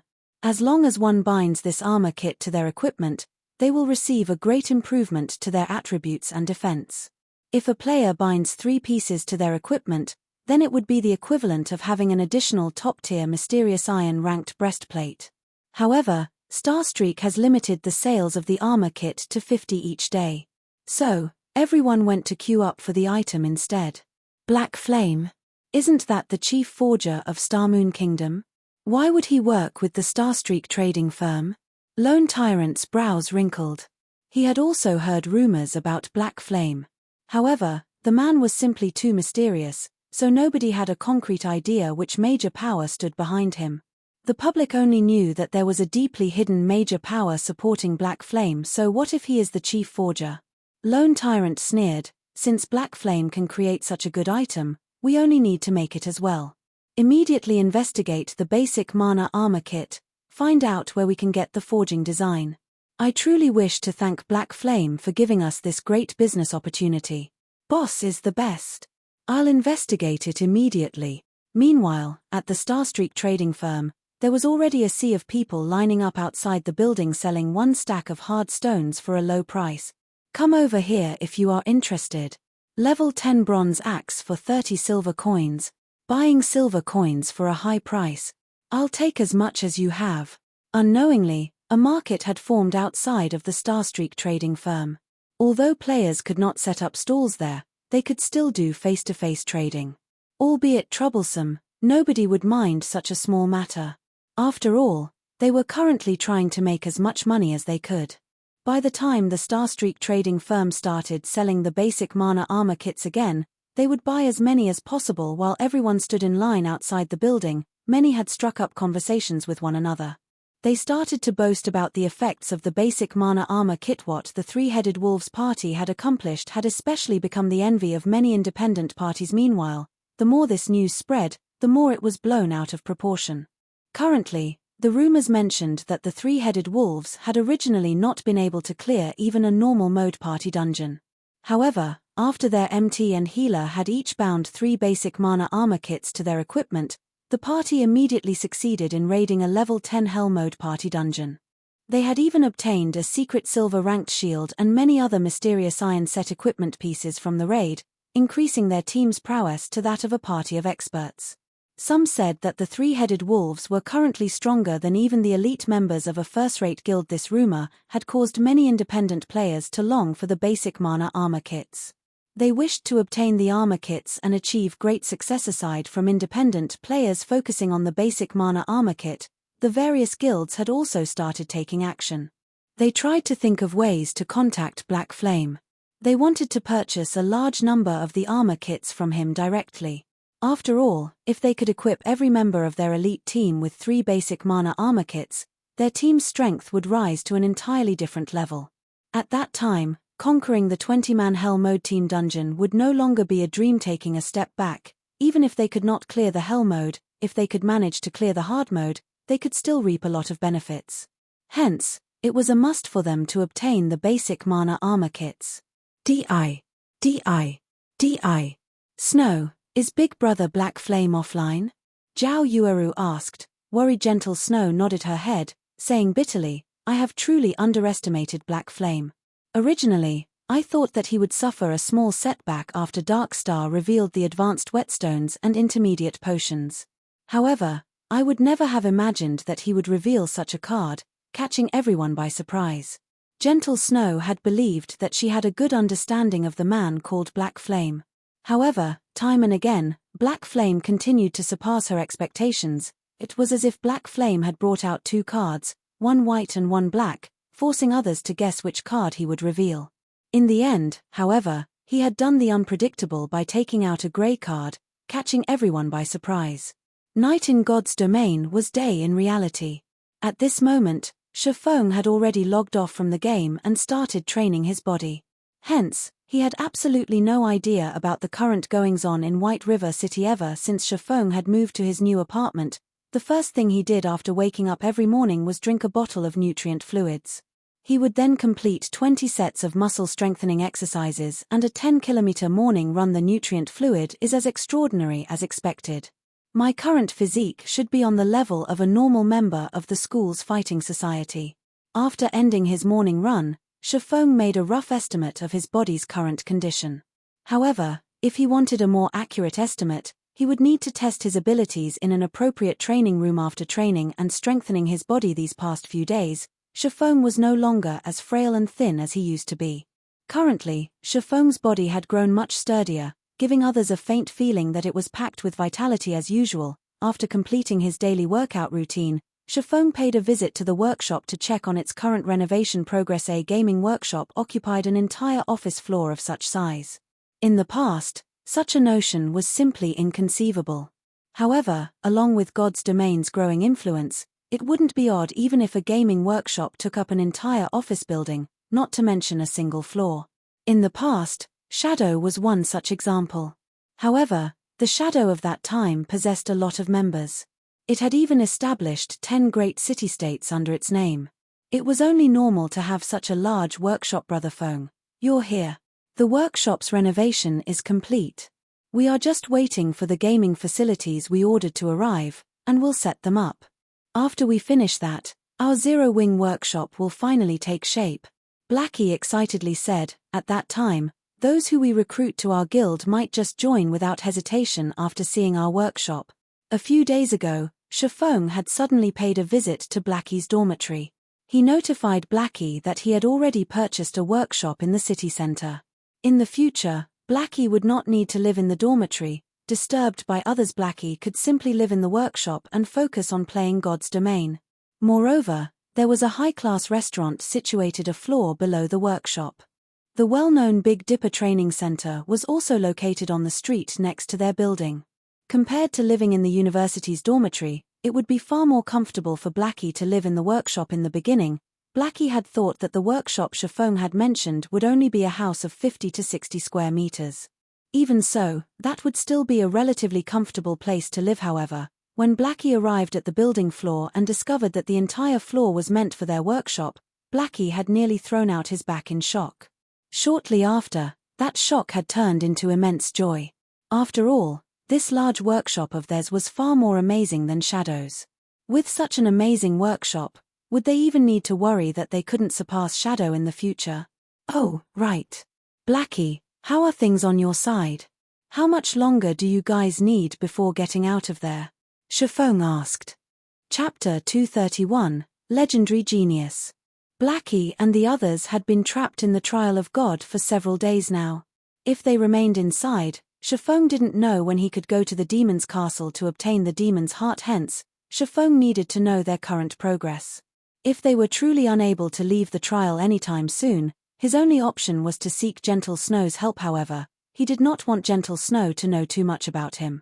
Unless it was a desperate situation, he would not turn to Gentle Snow for help. Right? I totally forgot to tell you since I was so excited about the workshop. Blackie lightly tapped his own head. The matter of the workshop was simply too shocking.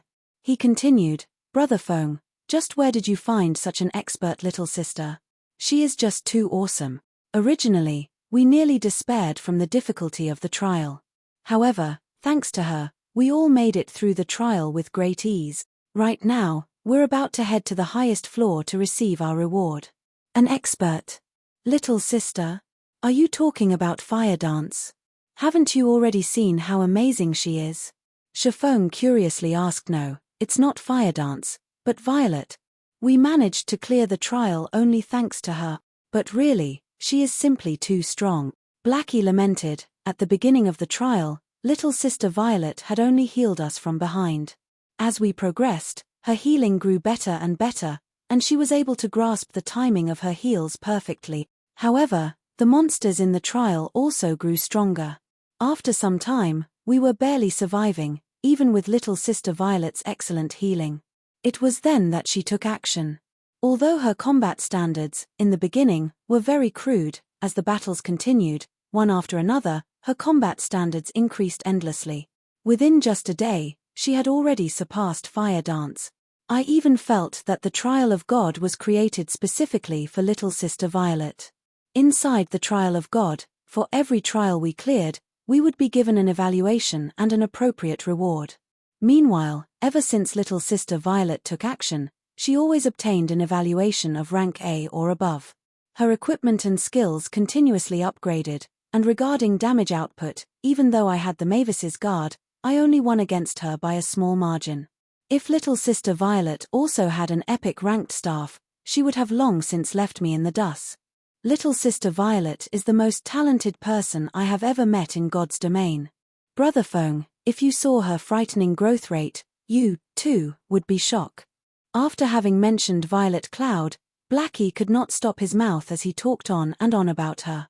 Blackie spoke as if Violet Cloud were the strongest expert in God's domain, and nobody was above her. Of course, Blackie was speaking about Violet Cloud's innate talent, and not her current strength. After all, Violet Cloud's rate of improvement was simply horrifying. With such an improvement rate, she would sooner or later become the strongest player in God's domain. It's good that you guys passed the trial.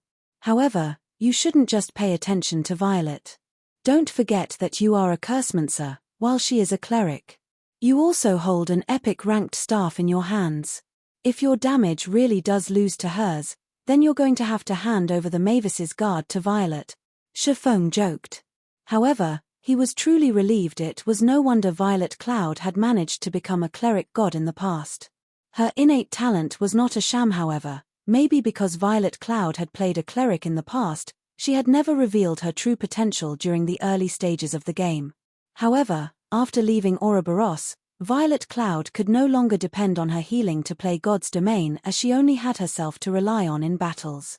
Hence, she started to display her frightening talent. Similar to the current situation in the Trial of God, healing alone was not enough. Hence, Violet Cloud had no choice but to engage in battle as well, inadvertently revealing her explosive talent. Maybe she is one of the legendary geniuses, Shifeng sighed. In the past, although his techniques were good, when compared to Violet Cloud, the difference between them was like heaven and earth. It was no wonder Violet Cloud had become a cleric god. However, Shifeng would no longer waste his time in this life. He would not ignore training his body. Currently, the workshop could accommodate up to several hundred people. Moreover, there were also private rooms meant for upper management. Furniture of superior quality decorated these private rooms, and just the cost of a single set would have left Shifeng's past self in awe. Aside from the private rooms, Shifeng had also set up a workout room that allowed one to carry out some simple exercises. God's Domain was not just any random game where players could become a tyrant by pulling a few all-nighters. If one wanted to campaign in God's Domain, they needed to prepare for a long and arduous war. Hence, players in God's Domain needed to balance both work and rest, and most importantly, train their bodies if they wanted to succeed. Brother Feng, the university's fellowship party is the day after tomorrow. Should we buy a luxury car and drive there? At that time, I want to see just who would dare look down on our zero-wing workshop. Blackie said excitedly. I'll pass on the luxury car. I cannot afford such a thing right now. Shifeng shook his head as he laughed. Although Shifeng had similarly thought of buying a luxury car to keep up appearances, he was currently tight on money. He still owed a large sum of credits. It would be better to take a more pragmatic approach, following which, Shifeng and Blackie spent the entire day putting up the finishing touches to the workshop. The remaining problem they faced was the lack of members. They needed to recruit a large number of new members with potential. When night arrived in the real world, Shifeng entered God's Domain once more. Shortly after leaving the forging room, a low ring sounded by Shifeng's ears. It was the alert tone that signified the arrival of a system message. However, the alert did not end at just that once. The ringing persisted for a long time and only stopped after over 10 minutes had passed. With a headache, Shifeng called up the message interface. Immediately, several thousand messages appeared on his display, and all of these messages had been sent to his alternate ID, Black Flame. Shifeng then took a look at these messages. All of them were from people attempting to purchase the basic mana armor kits. Moreover, aside from the players in White River City, even the guilds from other cities were trying to contact him. However, Shifeng simply revealed a smile at these messages, as he had already achieved his goal: fame. Not Starstreak's fame, but Black Flame's. Moreover, as long as he had the basic mana armor kit, Starstreak trading firm's business would not sour. According to Anna's latest report, the Starstreak trading firm had earned over 900 gold per day. However, this was only the beginning. As they increased the number of forgers and potion makers under their command, their daily production rate would also increase. As a result, the money they earned would similarly increase. It was only a matter of time before they managed to earn 30,000 gold. However, there was still a far more important matter that Shifeng needed to deal with right now. Hence, Shifeng immediately contacted Gentle Snow. Miss Snow, can I ask you for some help? I wish to buy a few advanced whetstone recipes from you. Shifeng asked. The drop rate for the advanced whetstone recipe is extremely low, and even Ouroboros has only managed to procure several copies. Since we are old acquaintances, I can sell a few to you. However, I want to conduct the trade using basic mana armor kits. Gentle Snow revealed a smile. She rejoiced at the fact that Black Flame came to her for help. If so, she could just directly request to exchange for the basic mana armor kits. Ever since the basic mana armor kits were revealed to the public, she immediately had her subordinates conduct an investigation on the item. However, They promptly discovered something unusual. It did not drop from anywhere at all. It seemed to be a special forging design obtained through a quest, so there was no way for others to obtain it at all. Hence, if they wanted to obtain any mana armor kits, they could only obtain them from Black Flame himself. Alright, but I wonder how Miss Snow plans to exchange? 1 advanced whetstone recipe for 20 mana armor kits. I can trade 3 copies with you. Deal. You can send one of your subordinates to conduct the trade at the Starstreak trading firm. Shifeng did not hesitate to accept Gentle Snow's high price. After they agreed upon the transaction, Shifeng disconnected the call. He then took the mana armor kits he had just finished producing to the Starstreak trading firm. Shifeng intended for Cream Cocoa and Melancholic Smile to learn these advanced whetstone recipes. After all, he still had many matters of his own that he needed to deal with. He couldn't just forge items all day. In the future, the Horizon Alliance's main strength would still have to depend on them.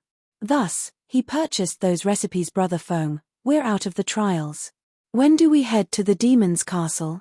Shortly after Shifeng had finished dealing with his own matters, Blackie's message arrived. Chapter 232, Returning from the Trial. At this moment, several figures suddenly appeared in the teleportation hall of White River City. We're finally out of that suffocating place.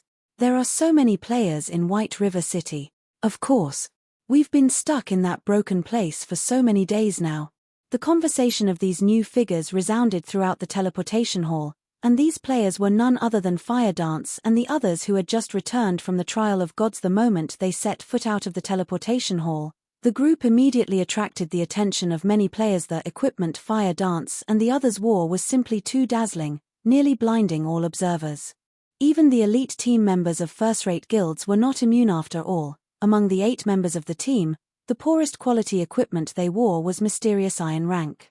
Meanwhile, out of everyone in the party, the cleric, Violet Cloud, had the best quality equipment. Although she did not have any set equipment, she still had 6 pieces of secret silver equipment and a fine gold ranked staff. No matter how one looked at it, Violet Cloud's equipment far surpassed that of any member of a guild's main force. Moreover, such magnificent equipment decorated Violet Cloud's slender and elegant body, making her look even more stunning than usual. She looked like an angel descending to the mortal realm, simply breathtaking. Aside from a beauty like Violet Cloud, there was another female member of the party who was equally beautiful. Garbed in a flame-red, tight-fitting leather shirt, the sexiness of Fire Dance's polished body was further accentuated with 2 exquisite beauties present. The team of 8 would naturally attract a lot of attention as a result. Many of the teams present, who were originally about to set out to a dungeon, crowded around Fire Dance and the others. They sent Fire Dance invitations, one after another, requesting Fire Dance and her team to join them in raiding a 20-man team dungeon. Having a powerful cleric like Violet Cloud would significantly increase their chances of success. Moreover, aside from Violet Cloud, the Guardian Knight, Kola, also had superb equipment. If these experts were willing to do them a favor, they could easily gain a few pieces of top-tier equipment. Unfortunately, their beautiful dreams were doomed from the start as Fire Dance rejected them all without hesitation. We've fallen pretty far behind in levels. After we replenish our necessities, let's go level up, Fire Dance said, speaking in the team chat, completely ignoring the hungry gazes of the surrounding players. Nobody in the team opposed her suggestion. After getting along with each other for several days, Fire Dance had already become the core of the team. Everyone had especially acknowledged Fire Dance's ability to command. Simply put, if it were not for Fire Dance's leadership, they would not have survived the Trial of God. Just when Fire Dance and the others were about to head to the Starstreak trading firm to purchase some recovery items, over a dozen players walked towards them. Although these players did not possess a guild emblem on their characters, they were clearly not a team to be underestimated. Even though the shield warrior leading this team was a man with an emaciated face and thin body, his appearance could not overshadow the keenness of his gaze. Moreover, this man currently wore a complete level 10 mysterious iron set equipment, in addition to a secret silver ranked shield and one-handed sword. Possessing such items was a clear proof of his strength. While Fire Dance and the others were shocked by the equipment and strength of the team moving towards them, the team in question was similarly shocked by Fire Dance and the others' crap. Who is that little sister? She actually has 6 pieces of secret silver equipment on her. I'm not seeing things, right? Smuggled goods, I look down upon you. You're actually only paying attention to the girl's body. Can't you see the weapon the cleric girl has? Also, look at that vulgar-looking Cursemancer's staff. It should be secret silver rank or stronger. Scram. I have no interests in flat chest. I am obviously talking about the hot little sister standing next to the cleric. Although the Guardian Knight of Fire Dance's team was lacking compared to their own MT, their cleric and Cursemancer were obviously much worse than the two before them. Moreover, the two teams were similar in that they both were independent teams and neither belonged to the main force of a guild in White River City, where guilds occupied most of the important resource points. It was a rare sight for an independent team to possess such top-tier equipment. So, how could they not attract attention? Hello, I am War Wolf, team leader of the Holy Grail Knights. The emaciated man, War Wolf, took the initiative to introduce himself to Fire Dance Zero Wings team leader, Fire Dance. Fire Dance replied, her interest to befriend this new team growing. Shifeng had passed the management of the team to Fire Dance, and Fire Dance knew Shifeng had done so due to his trust in her. She did not wish to betray that trust. Hence, taking their future guild into consideration, as the manager of the team, she naturally had to think of a way to expand and strengthen the team. Meanwhile, the foreign team before her was clearly a formidable independent team. She felt their leader, War Wolf, was more than he appeared. Although she had never fought with him before, she knew that he was one of the rarely seen Apex experts. If she had to PK against War Wolf, she would not have any advantage against him. If she could recruit such an expert and team into their guild, they would have no worries when raiding large-scale team dungeons in the future Fire Dance. War Wolf was slightly surprised when he heard this name. He then said, "So you're Fire Dance, the earliest player to get first place on White River City's ranking list. How fortunate to meet you." War Wolf's evaluation of Fire Dance rose even higher after learning the news. Aside from Gentle Snow and Zhao Yueru, Fire Dance's imposing aura was likely the most powerful of all the female players he had met. Moreover, Fire Dance was also an independent player. I was just lucky. Fire Dance smiled as she said, "I see that team leader Wolf is about to go dungeon diving." "That's right. We're currently about to raid the level 12 Frost Nest," War Wolf revealed. "Is Miss Fire Dance interested in joining us?" The Frost Nest was a level 12, 20-man team dungeon. Currently, aside from the main force of the major guilds, no other team possessed the strength to challenge such a dungeon. "Thank you for your kind offer, but we still have our own matters to attend. We will definitely join you if we have the chance in the future." Fire Dance immediately rejected War Wolf's offer. Shifeng had previously instructed them to raise their levels as he still had some important matters to deal with. If they entered a dungeon right now, their leveling speed would suffer, and they might even lose some EXP. Hence, Fire Dance chose to reject the offer without a second thought. "That's truly unfortunate. Let's add each other as friends, Miss Fire Dance. If we have a chance to raid a large-scale team dungeon together in the future, we can contact each other more conveniently." War Wolf sent Fire Dance a friend request. Since Fire Dance was also an expert of God's domain, common equipment would not satisfy her. Yet, to obtain high-quality equipment, aside from killing Lord-ranked field bosses and completing special quests, the only other option was raiding a team dungeon or a large-scale team dungeons. However, an independent team was different from guild members. The teams were loosely formed, and the strength of the members usually varied. If an independent team relied solely on themselves, they would have no way of clearing a large-scale team dungeon. Hence, independent teams needed to cooperate with one another. Only by combining the strength of multiple independent teams would they have a chance of raiding a 50-man or above large-scale team dungeon. Yet, not just any independent teams would be fit for the task, a sufficiently strong independent team was necessary. Otherwise, entering a large-scale team dungeon would be suicide. Hence, War Wolf planned to befriend powerful independent teams. If they had powerful allies, they would have a much easier time raiding large-scale team dungeons. Just as Fire Dance and War Wolf added each other as friends, Shifeng had arrived at Blackwing City. He had come to conduct his third business transaction with Aqua Rose. This time, however, Shifeng had not brought a lot of the level 10 equipment and weapons he had forged. Now that the majority of the players in God's domain were over level 10, these items were no longer as valuable as they were before.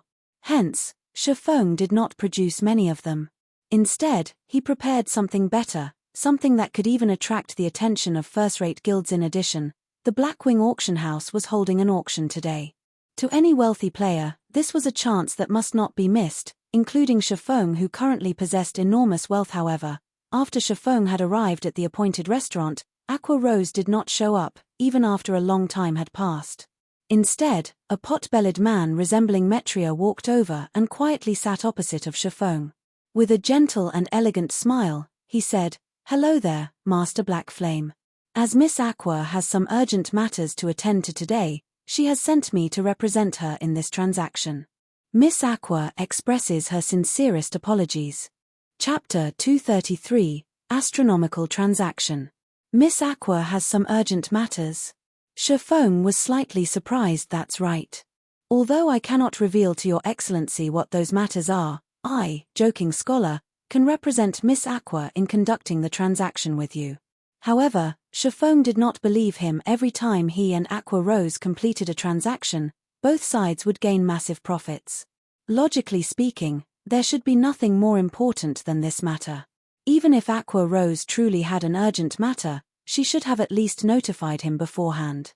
However, Aqua Rose had not. Shifeng carefully observed this Metria-like person.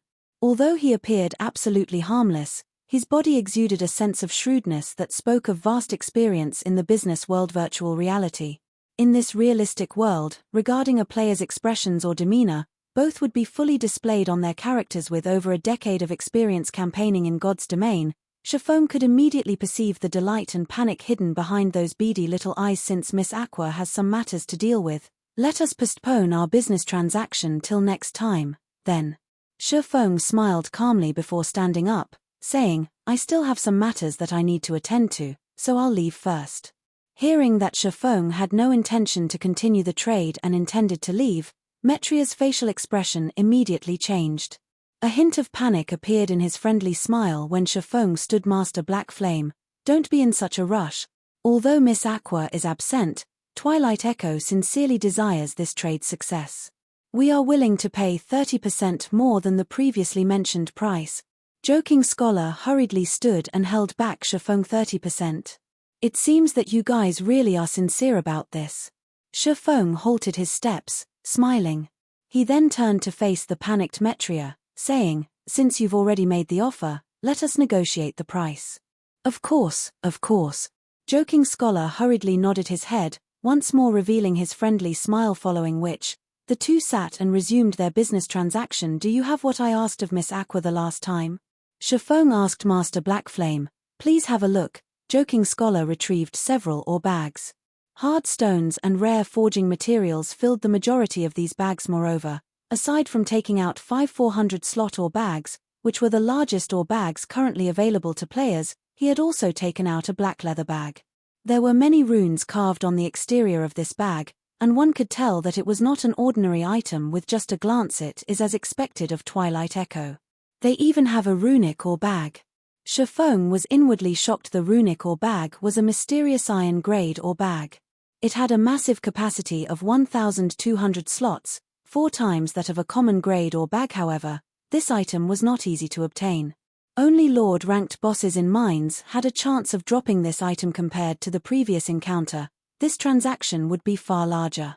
Joking Scholar had prepared over 2,000 stacks of hard stones, 300 stacks of fine iron ore, 400 stacks of silver ore, and 200 stacks of mithril ore.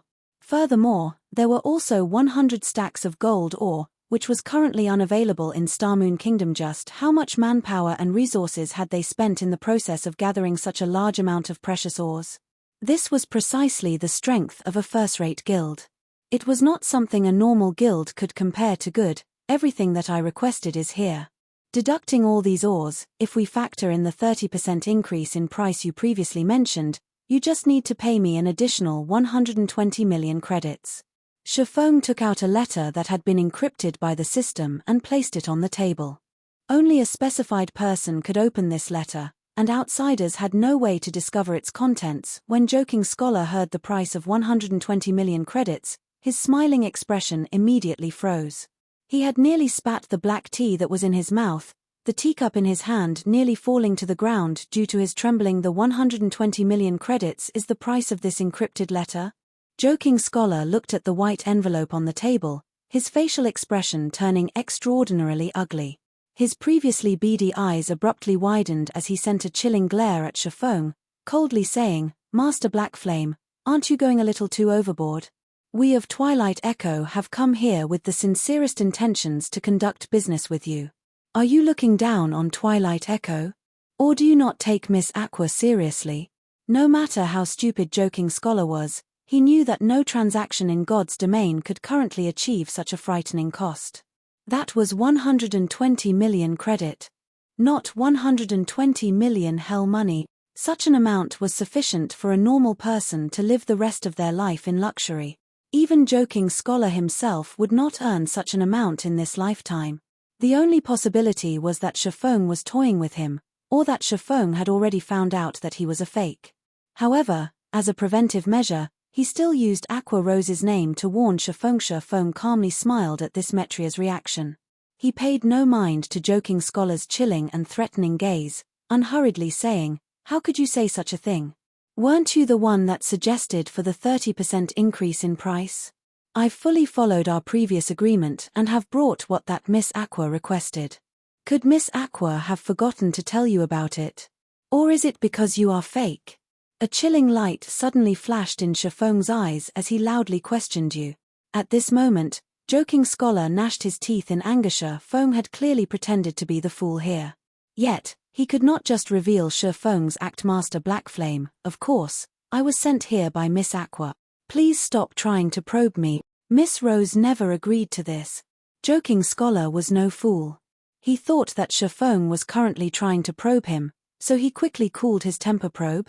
What reason would I have to probe you?" Shifeng smiled as he said, "I am very serious. If Aqua Rose didn't mention such an important agreement to you and you have no knowledge of it, then it seems you are indeed a fake. If that is so, then I am truly sorry. Our business transaction ends here." Saying so, Shifeng stood and prepared to leave. Joking Scholar immediately panicked. He could no longer discern whether Shifeng's words were true or not. In the beginning, he thought Shifeng was trying to swindle him. Now, however, it would seem that his previous preconception might be wrong. Have I really guessed wrong? Was this letter actually what they intended to trade? Joking Scholar felt that his brain was no longer sufficient to process this matter.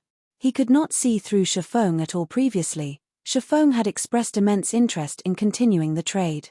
Now, however, Shifeng was about to leave after scoffing. Just what was he supposed to do?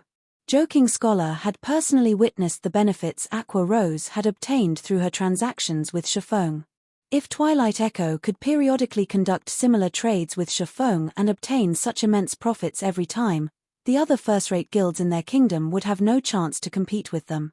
They would become the tyrant of their kingdom just by becoming the lord of a city. The benefits that ensued were enough to attract the world-class corporation's investments. Not to mention receiving a few $100 million, they could even receive tens of billions of credits. If Twilight Echo could become the tyrant of a kingdom, they could receive investments from over 10 major corporations. The credits they could earn were unimaginable. In comparison, the 120 million credit transaction right now could be considered negligible. However, 120 million credits was not pocket change either. Moreover, their guild had only obtained the many ores before him through the painstaking work.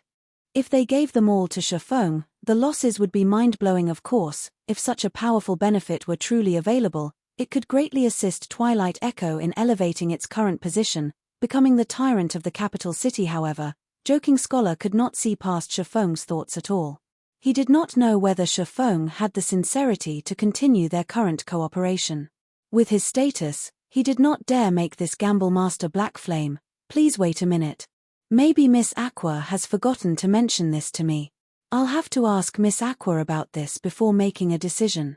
If there truly are no problems, then the 120 million credits and these materials will all be yours." Joking Scholar decided to hold Shifeng back for now. He needed to report this matter to his superiors and let them decide what to do. That way, he won't have to take responsibility for this matter. Chapter 234.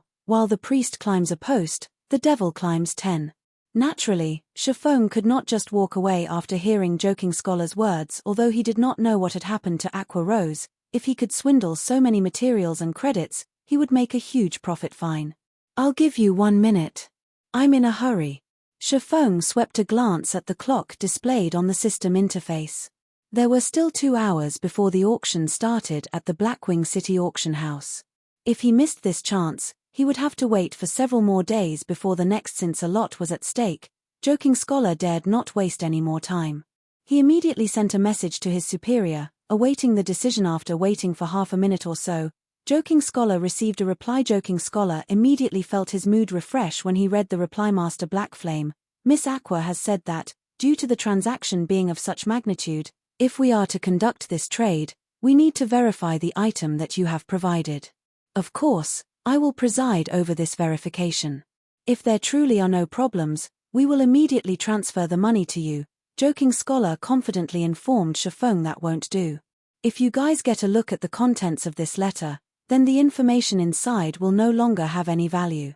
What if you decide not to pay me? Wouldn't I take a huge loss instead? Unless you give me the money first, I will not let you look at the contents. Shifeng sneered. Since Twilight Echo doesn't have any sincerity in continuing this trade, so be it. Contrary to Joking Scholar's belief, the information inside the encrypted letter was the real deal. It could instantly promote a large guild to the next level. Their information was especially useful to a first-rate guild. Of course, this information would not actually sell for an astronomical price of 120 million credits. Since he had cooperated with Aqua Rose in the past, he would not betray her and cooperate with someone else. Hence, he had only mentioned such an astronomical price to play with. Joking Scholar, Master Blackflame, we are very sincere in this matter. If you continue responding to our sincerity in such a way, we can only take it as you toying with Twilight Echo. None who attempt to make fools of Twilight Echo find a good ending. If Master Blackflame doesn't want a misunderstanding, please let me take a look at the information contained in the letter. As long as there are no problems, then based on Twilight Echo's credibility, we certainly will not go back on our word and ruin our own reputation. Although Joking Scholar spoke with an amicable tone, he did not try to hide the cold glint in his eyes in the least. Are you threatening me? Shifeng's tone turned cold as he said, although Twilight Echo is a first-rate guild, don't think that I, Black Flame, am someone you can easily mess around with. Since this matter has reached this point, our cooperation ends right here and now. Shifeng immediately left the restaurant, leaving behind a dumbfounded Joking Scholar. Joking Scholar never thought Shifeng would react so decisively. In his opinion, Black Flame was only a forger. How could he possibly dare call shots with a first-rate guild like Twilight Echo? Hence, Joking Scholar decided to threaten him. Yet, Shifeng had not reacted as he had expected at all, so much so that his threat had yielded the exact opposite effect he had wanted. The higher-ups of the guild had tasked him with maintaining the current business relationship they had with Black Flame. If there were a possibility, the best-case scenario would be to recruit Black Flame into Twilight Echo. How abominable. This Black Flame is simply impervious to reason. Joking Scholar had originally intended to hold Shifeng back once more. However, doing so was simply too humiliating. After speaking those decisive words, if he had to suddenly change his tone and try to ingratiate himself with Shifeng, he simply could not do it. He is definitely toying with me. That's the only plausible reason why he isn't willing to show me the contents of that letter. Immediately after, Joking Scholar contacted his superior scholar. How did it go? A dignified tone came through the communicator. Boss, that Black Flame rejected our proposal. He refused to let me take a look at the letter's contents. However, I am very sure that he is trying to play us for fools. There is nothing important in the letter, Scholar confidently assured. I understand. Although it is slightly unfortunate, Black Flame has also given us some enlightenment. Since Black Flame is unwilling to do business with us, we can just look for someone else. I hear that Starmoon Kingdom, where Black Flame is from, should be in dire need of ores. Look for a powerful guild from Starmoon Kingdom at Blackwing City. I believe that they should be very willing to cooperate with us. Yes, boss. Currently, Joking Scholar felt exhilarated. Black Flame, did you really think that you are so amazing? Once I sell these ores to some other guild in Starmoon Kingdom, We'll see if you can still survive there. Soon after, Joking Scholar had departed from the restaurant as well. He started looking for a new business partner from Starmoon Kingdom. Meanwhile, after Shifeng left the restaurant, he immediately changed his appearance using the demon mask. He had long since waited for Joking Scholar's departure. Although Shifeng did not intend to do business with Joking Scholar, that would not stop him from swindling the man. After all, it was not easy for him to obtain so many ores. Moreover, it was not his style to just let Joking Scholar escape. Previously, he had used the appearance of Black Flame, so he could not swindle those ores from him. However, now that he had changed his appearance, even if he swindled Joking Scholar, he would be fine as long as he immediately donned a new appearance. Twilight Echo had spent a lot of wealth and manpower to procure the ores. If they failed to sell them, keeping those ores for their own use instead, they would need over 10 days to exhaust such a large supply fully. Twilight Echo could not bear such a heavy cost. After all, these ores could not increase their guild's battle prowess. They could only do so by turning these materials into currency. However, if they wished to turn these ores into money, they had to sell them to a guild that was in dire need of ores. As for independent players, they simply had no way to deplete such a stock. No. Unless they paid with credits, even a first-rate guild could not afford so many ores. However, would Twilight Echo lack credits? That's right, they didn't lack credits. If they could spend credits to purchase a large amount of gold coins, they would have spent several 100 million credits without hesitation. However, the main god system had not activated an exchange system for coins. As for the virtual trade center, there was simply not enough gold coins to satisfy their demands. Most importantly, if they purchased gold coins in bulk, their actions would inflate the prices of gold coins endlessly, and doing so was not a worthwhile investment. This was also one of the reasons why large guilds normally would not purchase gold coins in bulk. If Twilight Echo could not sell these ores quickly, it would wound the guild's development. However, it would not be an easy task to find a business partner willing to purchase so many ores. The only possibility they had was to look for a guild from Starmoon Kingdom. As long as Twilight Echo investigated, they would immediately discover that Black Flame was from Starmoon Kingdom. Meanwhile, the fact that Black Flame purchased so many forging materials proved that Starmoon Kingdom was in dire need. As long as the upper echelon of Twilight Echo had brains, they would naturally look for someone from Starmoon Kingdom to cooperate with. Unfortunately, Twilight Echo had miscalculated one point. It was not easy to obtain the pass required to enter Blackwing City. Even for a large guild, they would need to spend a lot of time and effort to obtain one. Not to mention, the majority of the guilds and players in Starmoon Kingdom didn't even know about the existence of Blackwing City. Quite some time had passed since the launch of God's Domain. However, the players from Starmoon Kingdom who could enter Blackwing City were among the extreme minority. It went without saying there were even fewer players who could afford so many ores. An hour quickly passed with Shifeng trailing Joking Scholar. Sure enough, Joking Scholar failed to find even a single player from Starmoon Kingdom. The majority of the players he met were independent players from other kingdoms and empires. Even when he met players belonging to guilds, these players were not part of their guild's backbone. Most importantly, none of these players had any interest in Twilight Echoes ores. This situation depressed Joking Scholar. He wondered just why he could not meet any players from Starmoon Kingdom.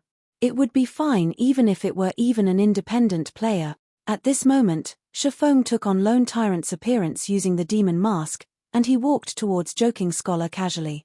Chapter 235, Extreme Squeezing. Shifeng's disguise looked extremely similar to the real deal. Moreover, the equipment he wore had also changed appearance. He now wore a complete secret silver set equipment. On his back, he carried the fine gold ranked blood-red longsword and blood-red cross shield. Not to mention the guild leader of a second-rate guild, even the guild leader of a first-rate guild would find it difficult to obtain equipment as dazzling as Shifeng's. In addition, Shifeng had completely replicated Lone Tyrant's arrogant air, creating a vivid image of the guild leader. Right now, even if someone familiar with Lone Tyrant stood before Shifeng, they could not tell whether he was the real Lone Tyrant or not. The players that walked past Shifeng involuntarily found their heads turning towards him. Both envy and admiration filled the gazes they sent his way. The glowing effect of a fine gold weapon had nearly blinded their eyes at this moment. Joking Scholar was still blindly searching the streets for his target, a gloomy expression portrayed on his face. However, When his eyes landed on Lone Tyrant, who was Shifeng in disguise, his eyes flashed with a glint of excitement. His equipment. Not even our guild leader compares to him. The guild he belongs to must be very powerful.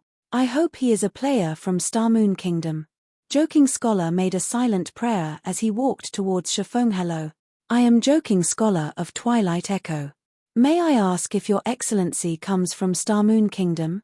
Joking Scholar asked in anticipation. Are your eyes a decoration? Of course, I am from Star Moon Kingdom. If you don't even know who I am, why are you even playing God's domain? Shifeng arrogantly scoffed. Contrary to expectations, not only did Shifeng's scolding fail to anger Joking Scholar, but it had also made him rejoice. Immediately, Joking Scholar used an identification skill on Shifeng. Lone Tyrant. Affiliated Guild, Dark Star. After reading Shifeng's basic information, Joking Scholarly immediately started a search through the official forums for information. Very quickly, Joking Scholar uncovered most of the information available about Lone Tyrant, and his mood instantly lifted higher than before. How careless of me. I did not expect to meet the well-renowned guild leader Lone Tyrant of Star Moon Kingdom.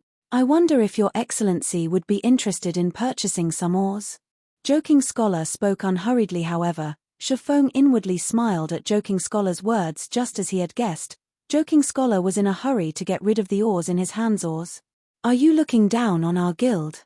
Shifeng angrily demanded. Guild leader Tyrant has misunderstood me.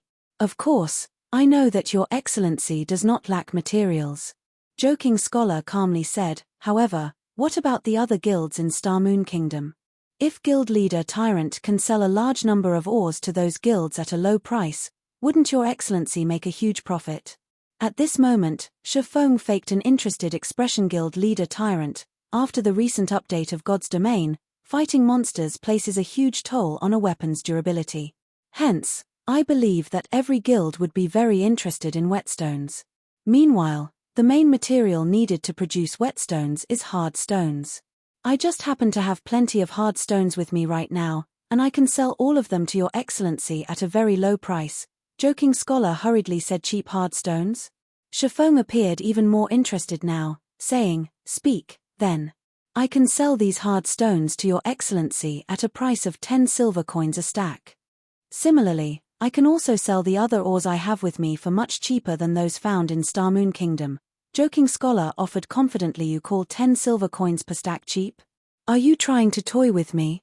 Do you think I have so much time to waste on you?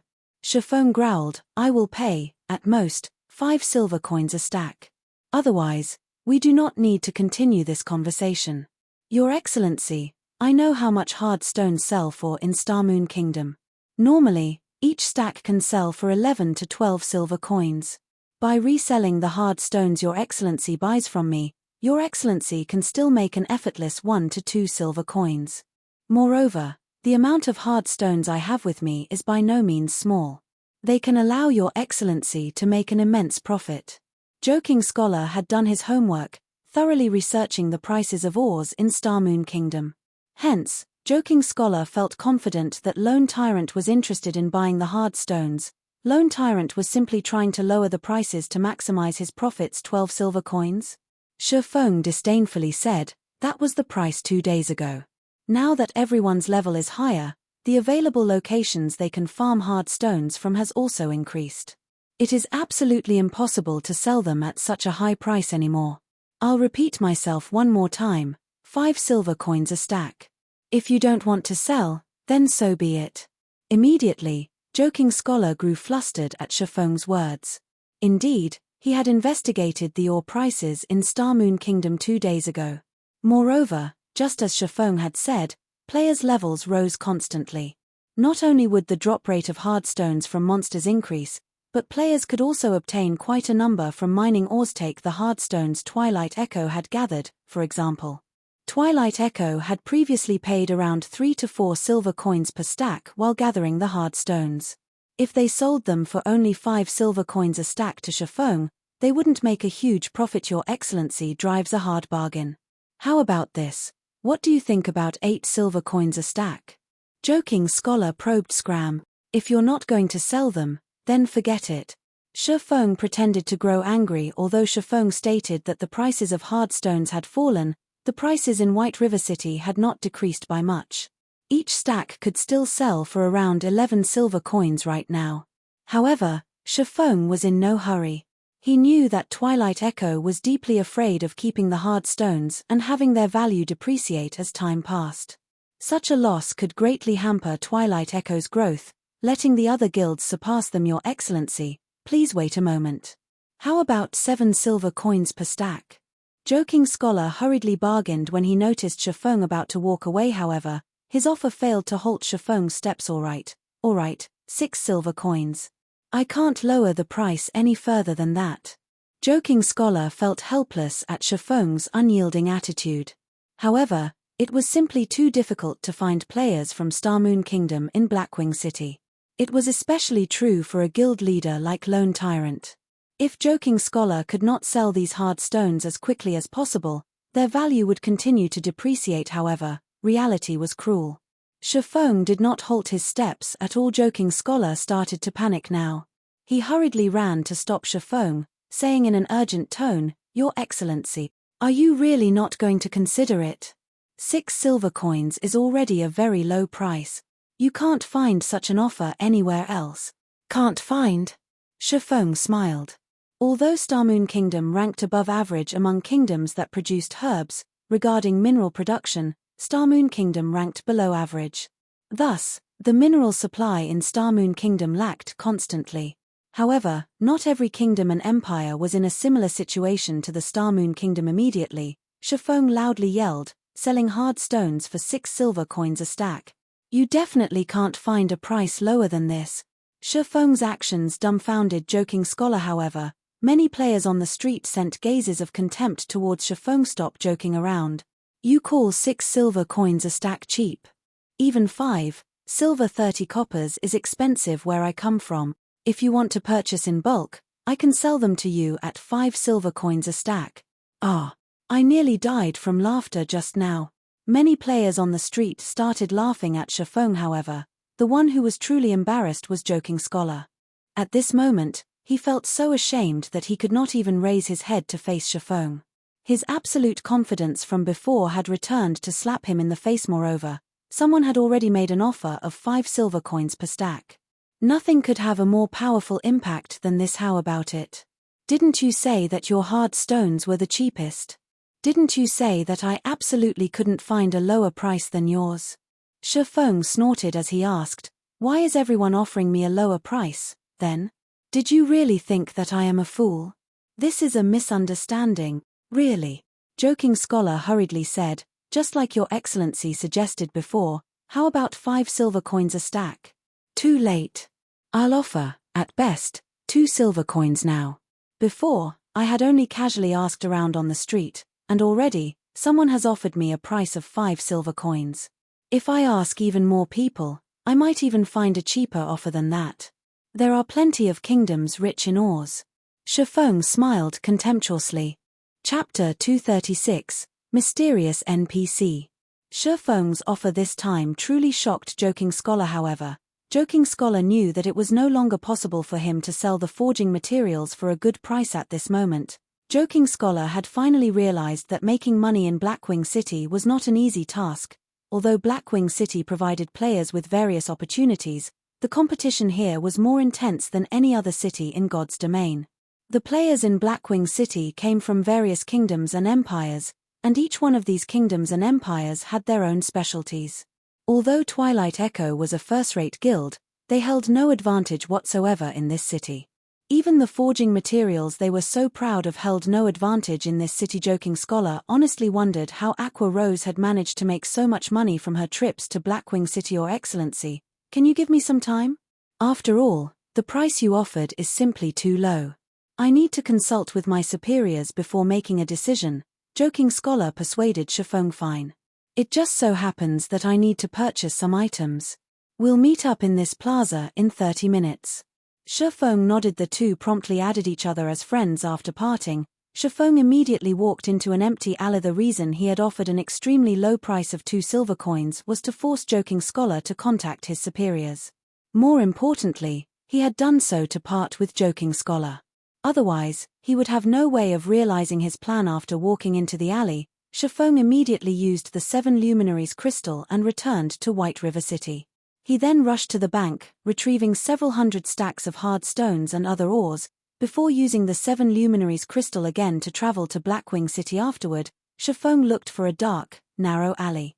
Glancing at his surroundings and making sure that he had not been followed, Shifeng changed into a new appearance again. This time, he disguised himself as an old man with white hair. He then donned a black hooded cloak and changed his name to Carlos. Aside from his name, he had concealed his information that should be about it. Shifeng examined his disguise. Regarding outward appearance or temperament, both looked extremely mysterious. Moreover, his body also exuded a frightening aura. He did not look like a player at all. After confirming that there were no problems with his disguise, Shifeng walked towards a relatively populated street. On the street, he discovered a relatively well-equipped Guardian Knight, and without hesitation, he walked towards this Guardian Knight. While he walked past this man, Shifeng pretended to accidentally bump into him, knocking the man down to the ground. Originally, the Guardian Knight was enraged from being knocked down. However, just before he started cursing, he noticed that the old man before him had a shockingly powerful aura, so much so that he could feel his own body trembling slightly before this elder. Immediately, he used an identification skill on this old man and found out that the old man was called Carlos. Meanwhile, any remaining information about the old man displayed as unknown. In God's domain, there were only 2 scenarios that resulted in an unknown return from an identification skill. One was when the targeted player used a special item to conceal their information, while the other was due to a large gap in strength. In both cases, a normal identification skill would not suffice to determine the target's information. Meanwhile, the old man before him was clearly not a player, but an NPC. Hence, the Guardian Knight determined that the old man named Carlos was very powerful. Afraid that he would earn the ire of this mysterious NPC and get himself killed, the Guardian Knight immediately swallowed his words. "Young man, are you all right?" Shifeng spoke in a dignified tone, casting an overlooking gaze at the Guardian Knight. "No, there are no problems at all," the Guardian Knight hurriedly said. "It's good that you're all right. However, it is still my fault for bumping into you. As compensation, you can come to my place to purchase items in the future. I will sell them to you at a discount," Shifeng said. Immediately, he started walking towards a nearby alleyway. "Could my luck have come?" The Guardian Knight reacted quickly as he immediately followed Shifeng into the alleyway. Shifeng was shrouded in mystery, and the aura he exuded was extremely frightening. Coupling that with the fact that he had bumped into a player, he would naturally attract the attention of many players on the street. Although Shifeng's words had not been loud, many of the surrounding players had clearly heard him. There were countless fortuitous encounters in God's domain. It was especially so for a place like Blackwing City.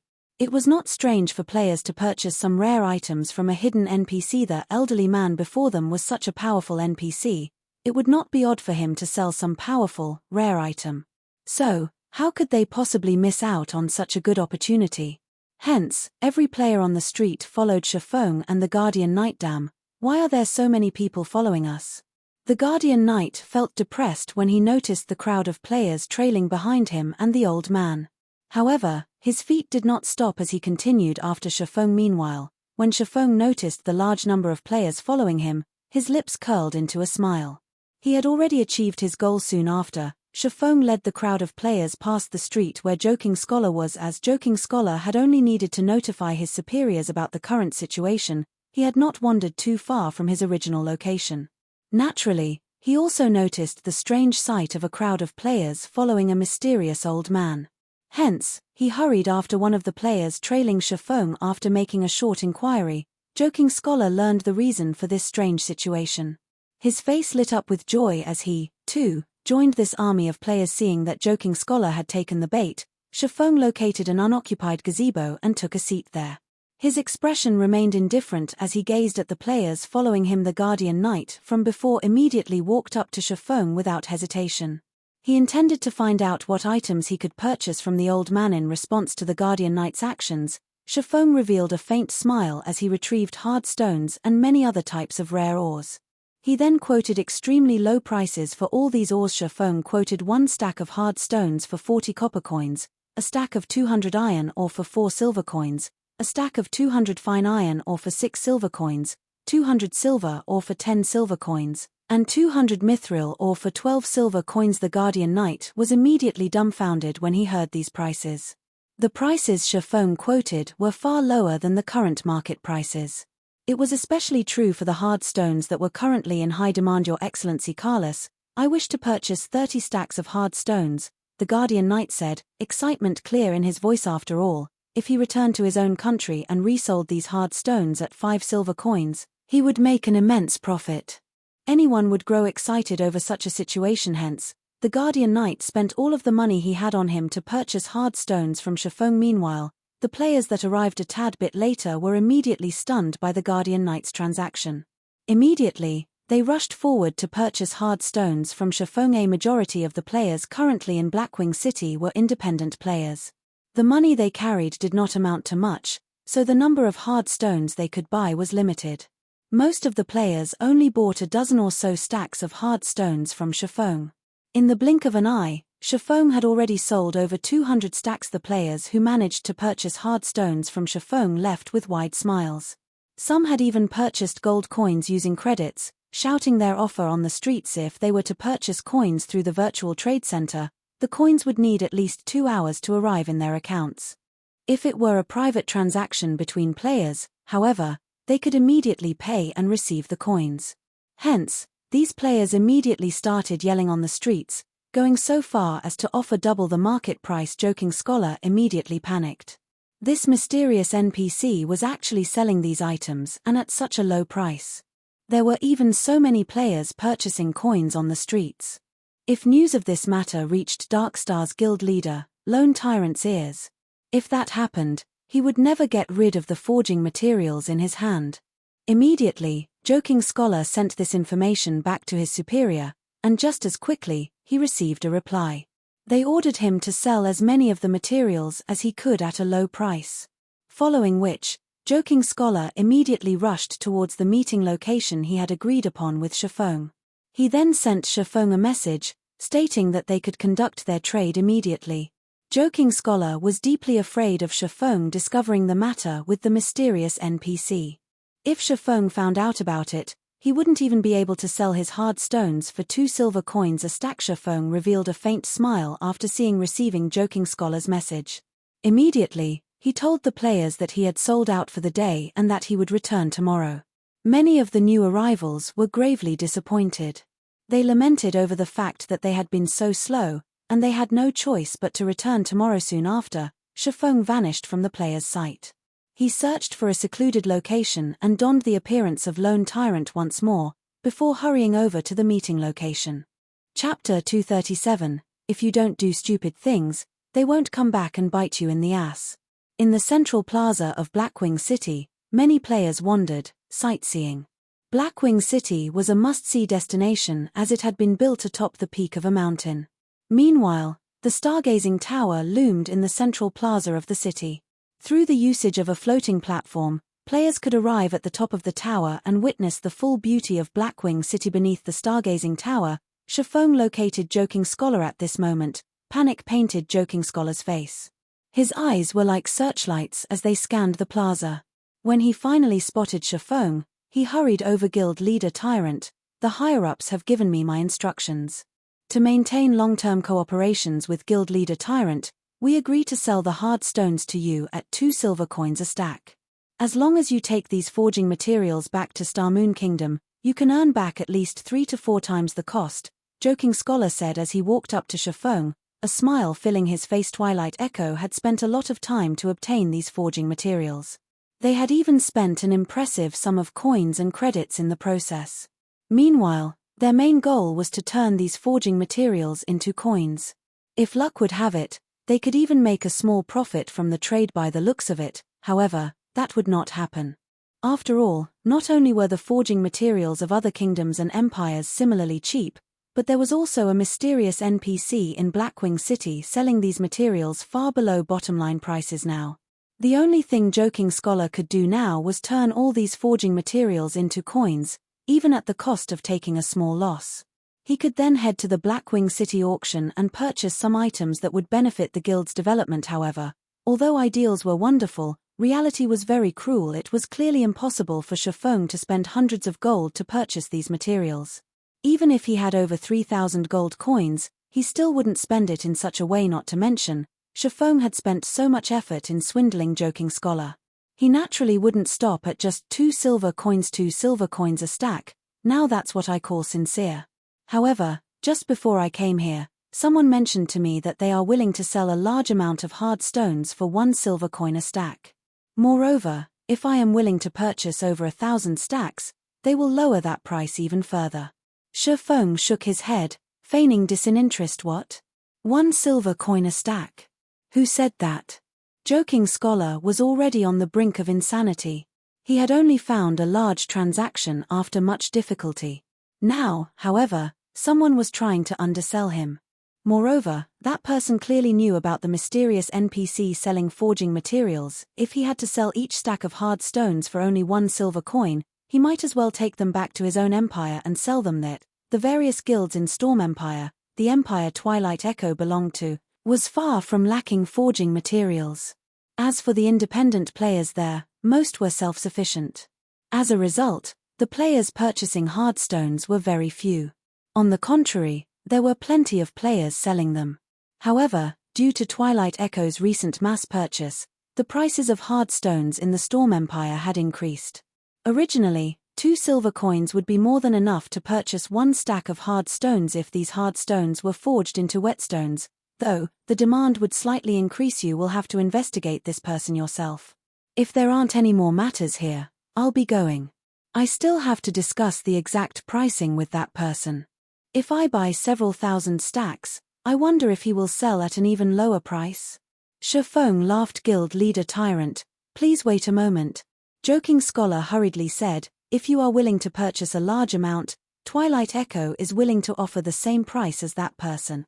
If you are willing to buy more than 20,000 stacks, I can offer you a price of 60 copper coins a stack. Take it as a sign of friendship. Currently, Joking Scholar no longer cared about price. The only fortunate matter to him right now was the fact that Lone Tyrant had yet to discover the mysterious NPC. Although Twilight Echo would incur an astronomical loss by selling the 2,000 stacks of hard stones they currently had at a price of 60 copper, they could simply purchase more hard stones at a price of 40 coppers from the mysterious NPC. If they resold those hard stones at 60 coppers, they would make a clean profit of 20 coppers per stack. If they resold 18,000 stacks, they could easily recoup their losses. Hence, Joking Scholar needed to take action quickly. If Lone Tyrant found out about this matter, he might not even be able to sell the hard stones he had for 40 coppers a stack, 60 copper coins a stack.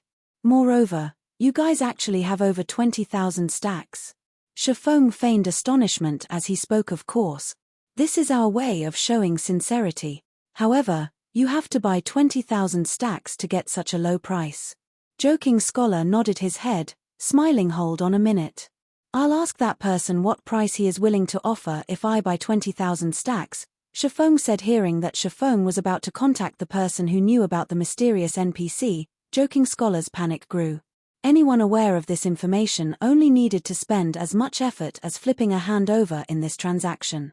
Even if they made a profit of 1 copper coin per stack, they could still earn 2 gold coins from selling 20,000 stacks. However, Joking Scholar's situation was different. Hence, he hurriedly shouted, Guild leader Tyrant, please wait a minute. I don't wish to waste time competing with those people, so I'll offer you a cost price of 50 copper coins. Take it as me trying to befriend you. However, you have to purchase 50,000 stacks. I'll even gift you 300 stacks of iron ore, 400 stacks of silver ore, 200 stacks of mithril ore, 100 stacks of gold ore, and also a mysterious iron-ranked runic ore bag. Nobody can offer you a lower price than me. You're offering 50 copper coins a stack, and they come with a gift of rare ores as well. There are even 100 stacks of gold ore, a high-quality ore that I have never seen before. It seems that you are indeed sincere. I doubt that the other side can offer a price lower than this. Alright, then. I'll buy 50,000 stacks of hard stones from you. Shifeng smiled contently. He was already quite satisfied that he could purchase 2,000 stacks of hard stones for only 50 copper coins a stack at the expense of selling over 200 stacks of hard stones at a price of 40 copper coins a stack. He could purchase over 2,000 stacks at a price of 50 copper coins in return. He had made a huge profit out of this transaction. As for the remaining 48,000 stacks of hard stones, if Joking Scholar uncovered the truth, he would never sell him hard stones for such a low price again. Basically, there wouldn't be another business transaction between him and Twilight Echo. However, Shifeng paid no mind to this. With this batch of forging materials, he would not run out of hard stones anytime soon. Let's sign a contract then. Guild leader Tyrant, Joking Scholar took out an electronic contract. With the main god system bearing testimony to this contract, neither party involved was allowed to violate the conditions set. What is the meaning of this? Shifeng wrinkled his brows slightly. Guild leader Tyrant, this is a large transaction that involves 50,000 stacks of hard stones. If Guild leader Tyrant suddenly decides not to buy the hard stones, wouldn't I suffer the loss? Of course, I am not trying to question Guild leader Tyrant's credibility. However, to avoid any future disputes, let us be villains before nobles, Joking Scholar explained. Still, isn't there a problem with this agreement? I don't mind that the trade has to be done within 10 days, but why do I have to compensate you 5,000 gold coins or 50 million credits, with gold coins as priority, if I renege on the contract, while you guys don't have to pay anything if you renege on your commitment? Shifeng angrily said, you call this not questioning my reputation? From the way I see it, maybe we should forget about this business transaction altogether. Although Shifeng appeared angry, inwardly, he couldn't be any happier. Originally, he had no hopes of getting the remaining 48,000 stacks of hard stones. He would never have thought that Joking Scholar would take such an action. Contrary to being furious, Shifeng couldn't help but eagerly agree to this contract. The evil one brought upon themselves truly was the hardest to bear. Please wait, Guild leader Tyrant. I simply forgot to write it in. If Twilight Echo reneges on the agreement, we will similarly compensate you with 5,000 gold coins or 50 million credits.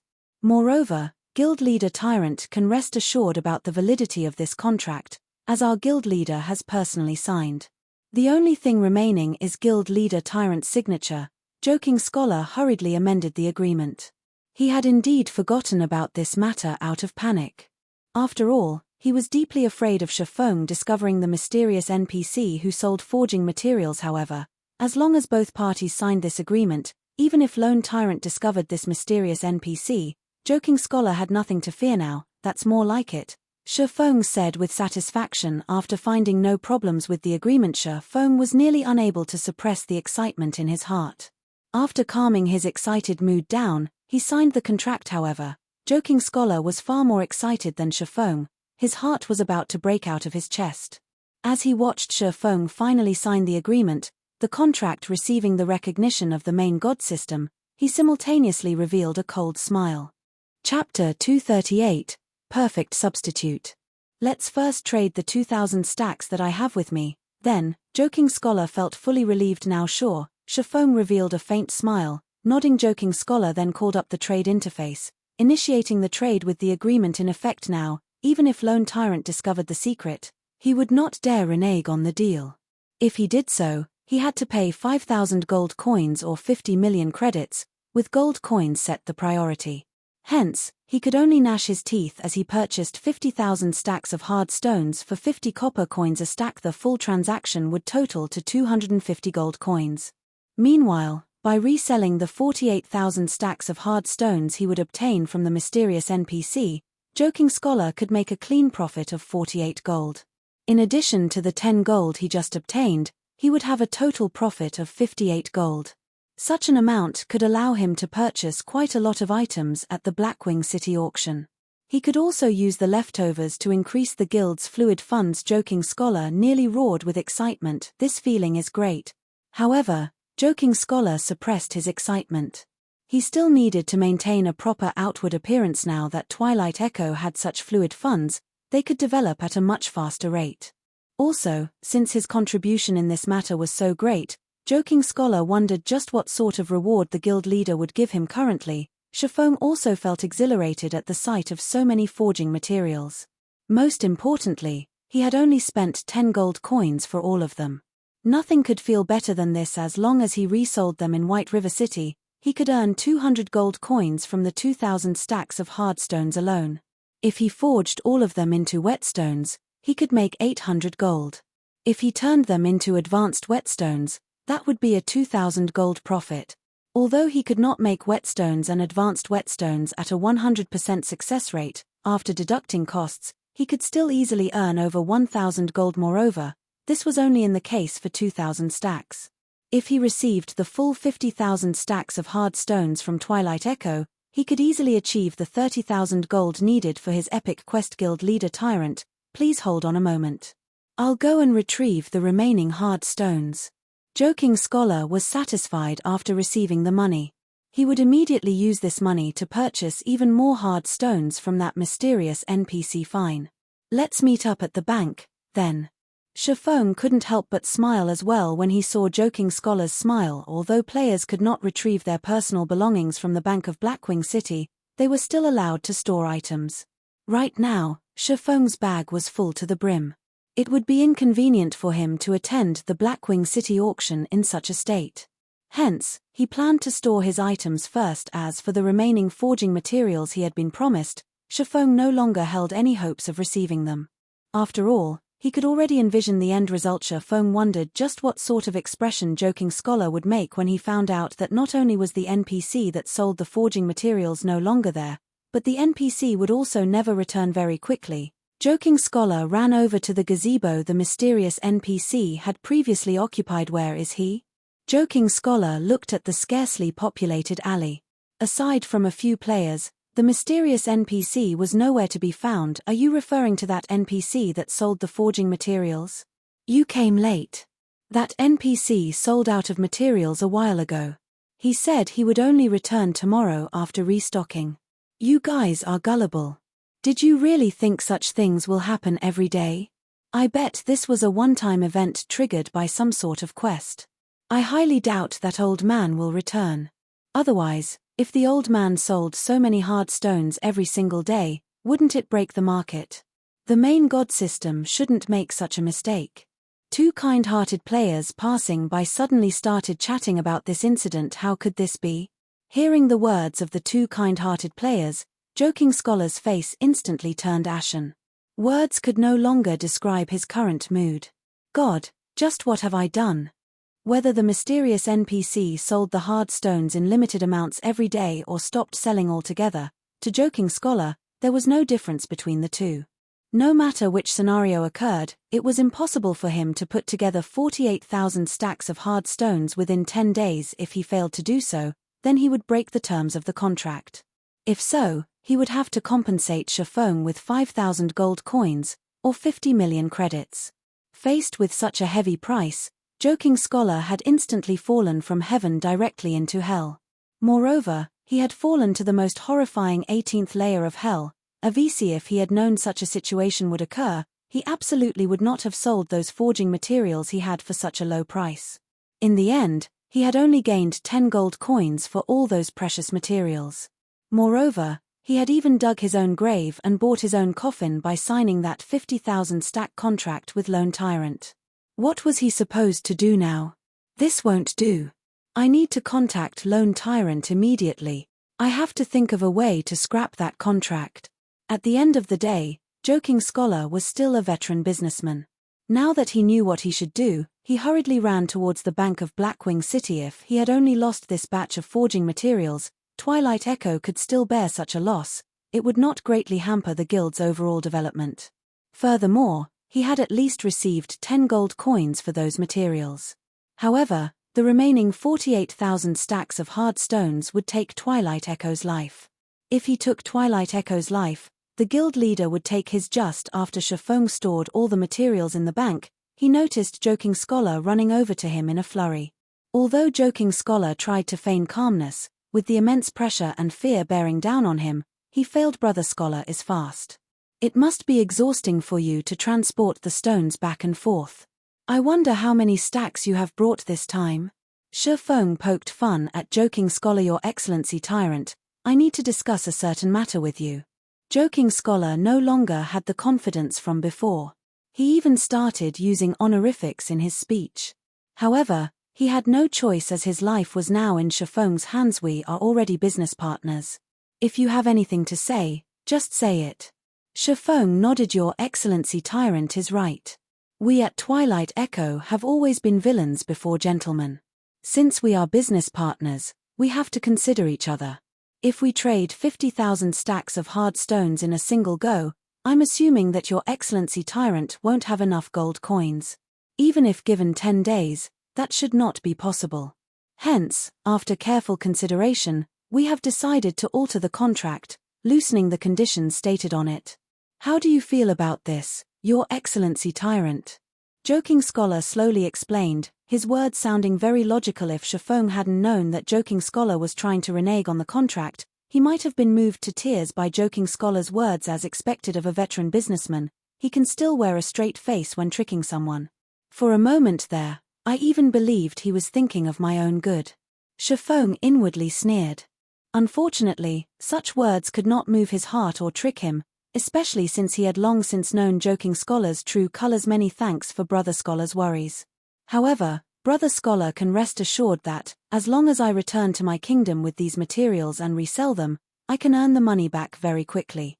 I guarantee that I can clear the debt within 10 days, so there is no need for the extra trouble of altering the contract. Shifeng faintly smiled, saying, let's hurry and finish the trade, then. The auction is about to start. Following which, Joking Scholar gave a dozen more reasons to cancel the agreement, such as lowering the price even further, or increasing the trade amount, and so on. Unfortunately, Shifeng had rejected each and every one of them. This situation had pushed Joking Scholar to the brink of insanity. However, Joking Scholar didn't wish to reveal his intentions accidentally, so even though he was close to the point of vomiting blood out of anger, he chose to hold it in. Brother Scholar, you don't have to waste any more words in trying to change the agreement. I will not change it no matter what. After all, I can purchase 50,000 stacks of hard stones at a price of 50 coppers a stack. That is a rare opportunity that I won't find even if I try. Even if I bought them from an NPC, I definitely couldn't buy so many. You knew all along. Of course. Who wouldn't know about such a huge incident? Is there something wrong with your head? You wanted to resell the hard stones you bought from that NPC and make a huge profit off of me? Keep that in your dreams. I already felt that the NPC was unreliable. Thus, I agreed to your offer.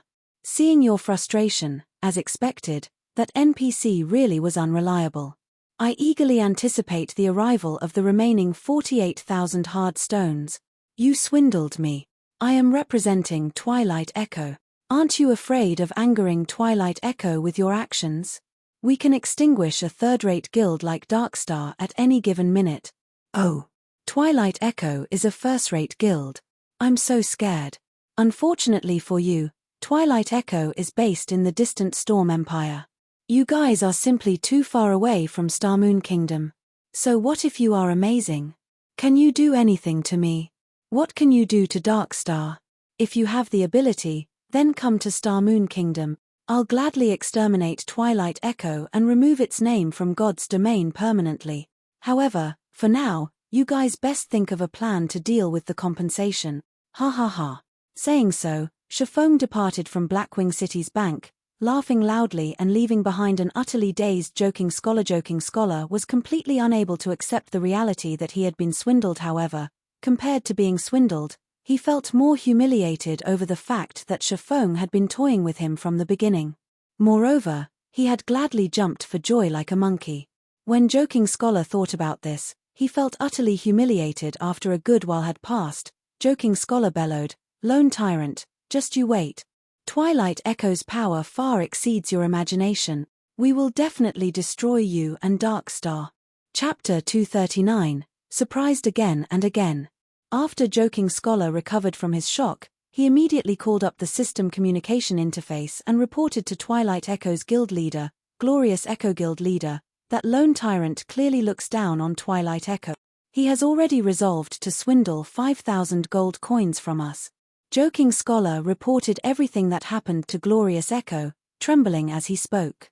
Although he was one of the core members of Twilight Echo, he had caused a huge loss to the guild this time. Who knew what the guild leader would do to him? I understand. However, a mere third-rate guild is not yet worthy of me taking action personally. I'll send Brilliant War God to deal with the corporation standing behind Darkstar in reality. If Lone Tyrant is sensible, he should know what to do. If he thinks he can easily take 5,000 gold coins from me, he should think again. However, Scholar, your performance this time has disappointed me. After you're done with the auction, return and hand over your duties to Green Wave. Yes, guild leader. I will meet with Green Wave once I return. Although Glorious Echo had not scolded Joking Scholar, he had made his intentions clear. Instantly, Joking Scholar's outward appearance seemed to age by over a decade. Even if he inwardly felt reluctant, he could only accept this conclusion at this moment. Hatred of Lone Tyrant filled Joking Scholar's very soul. If it weren't for Lone Tyrant, he would not have fallen to such a fate unless he could perform astonishingly, bringing a huge benefit to the guild. The guild would no longer regard him with any importance. No, I can't just give up. As long as I can buy an item at the Blackwing auction that will surprise the guild leader, he might even decide to rescind my punishment. A final trace of hope ignited in Joking Scholar with the 8 gold he had brought from the guild. In addition to the 10 gold he previously obtained, he currently had 18 gold on him.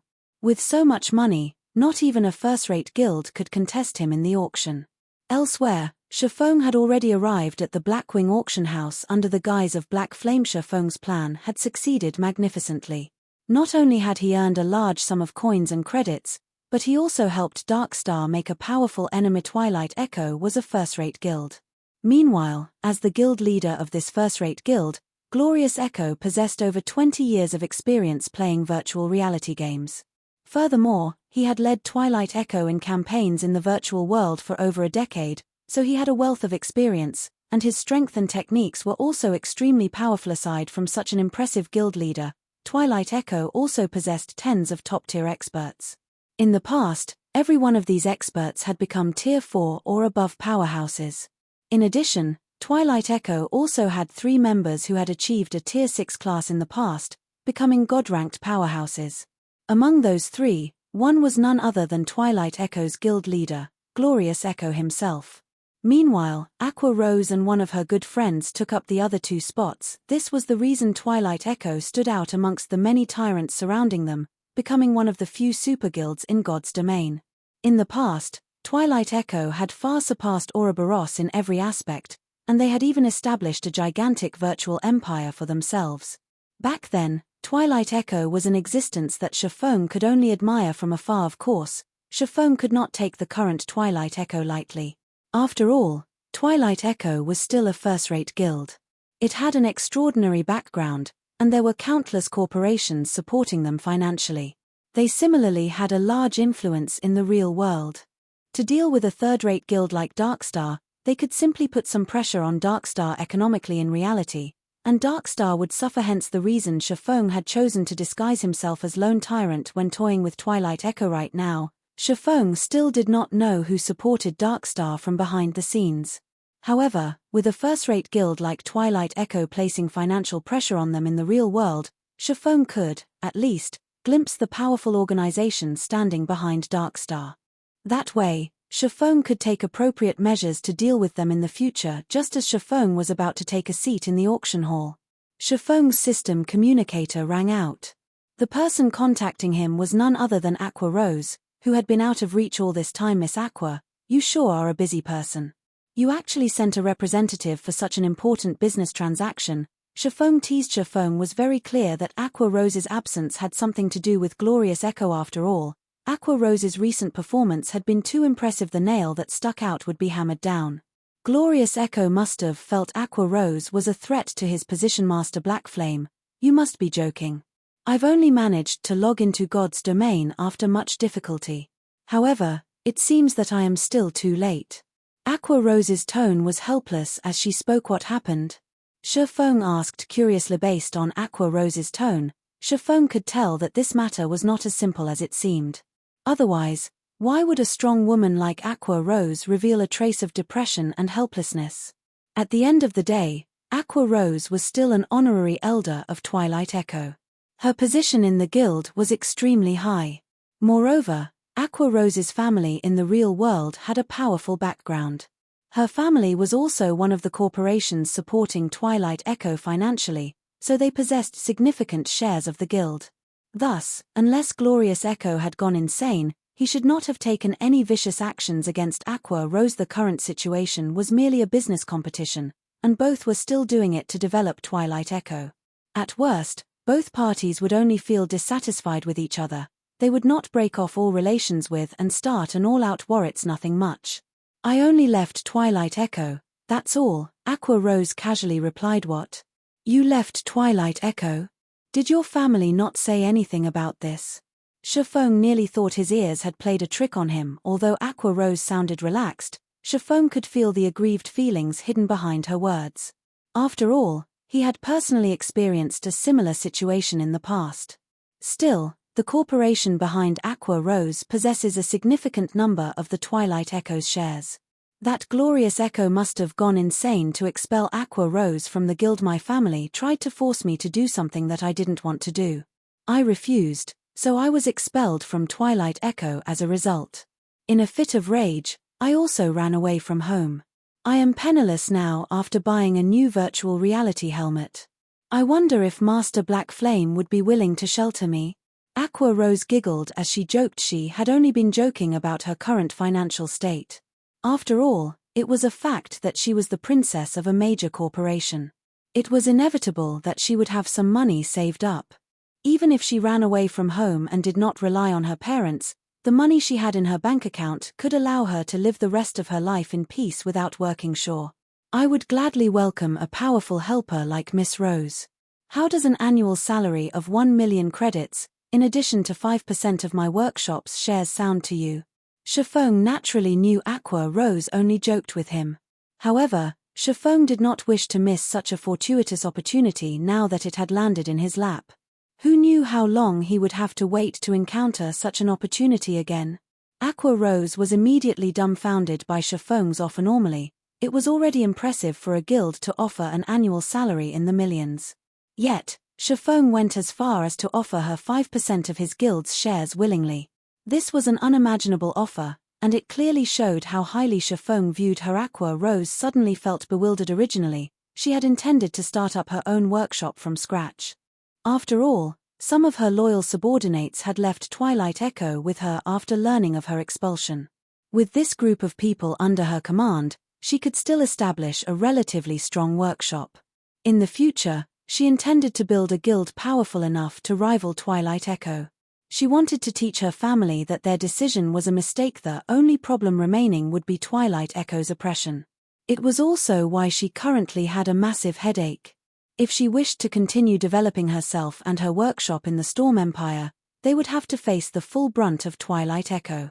Meanwhile, Aqua Rose was very clear on just how amazing Twilight Echo was as a guild, but now that Shifeng had invited her with such sincerity, she was at a loss on what to do.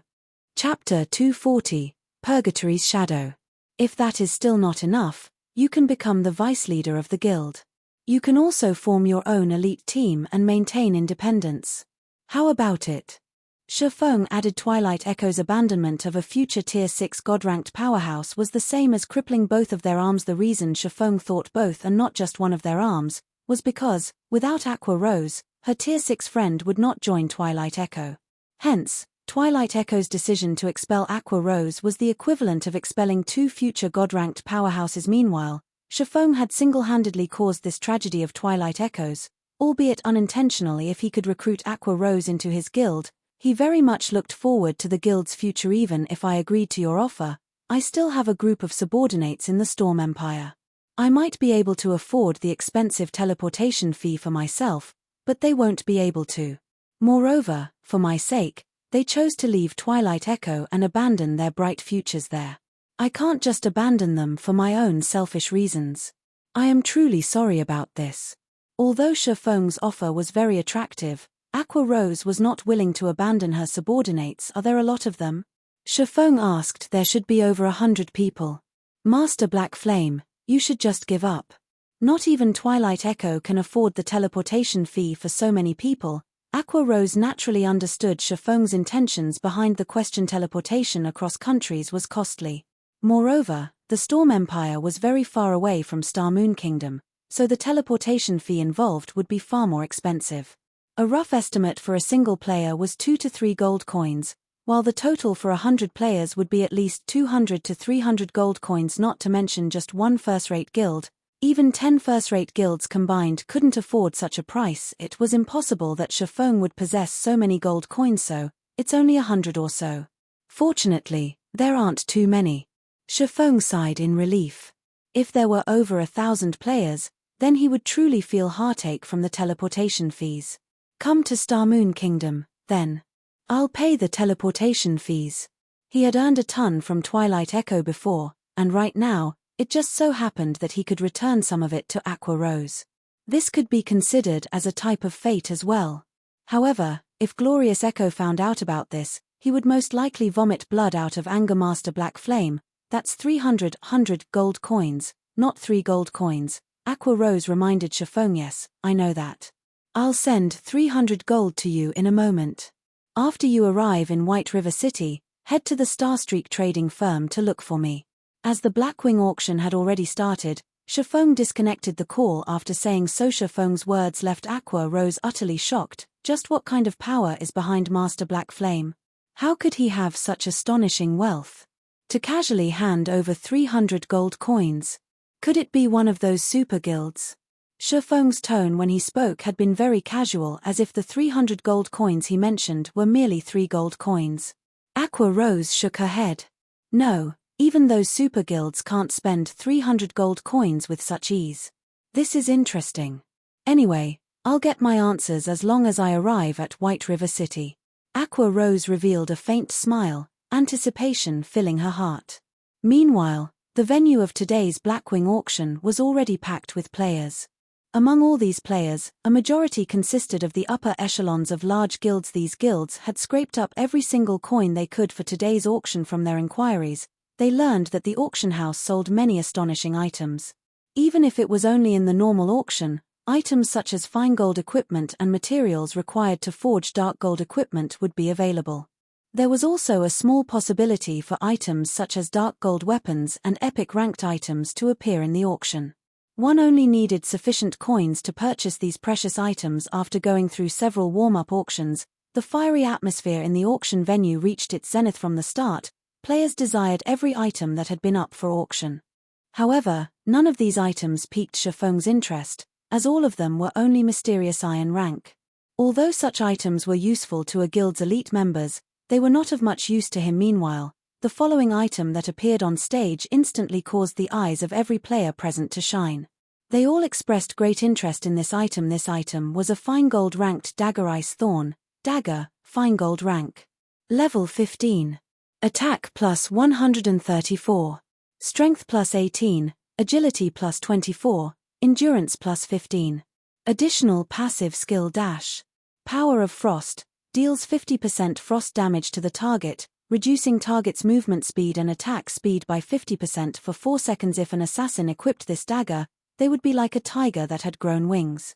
Even if the assassin failed to kill the enemy with a single hit, with the speed reduction in effect, they could continue linking skills to destroy their enemy. Aside from the Ice Thorn, there was also a dagger called Raging Flames dagger. Raging Flames dagger, fine gold rank. Level 15. Attack plus 134. Strength plus 18, Agility plus 24, Endurance plus 15. Additional skill dash. Power of Flames, deals 50% flame damage to the target, reducing the target's defense by 10% for 20 seconds.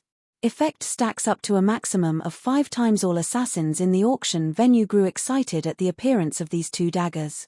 They practically drooled, wishing they could equip these blades. Regarding the speed reduction, the armor break effect, or the additional 50% magic damage, they were all precious to assassins.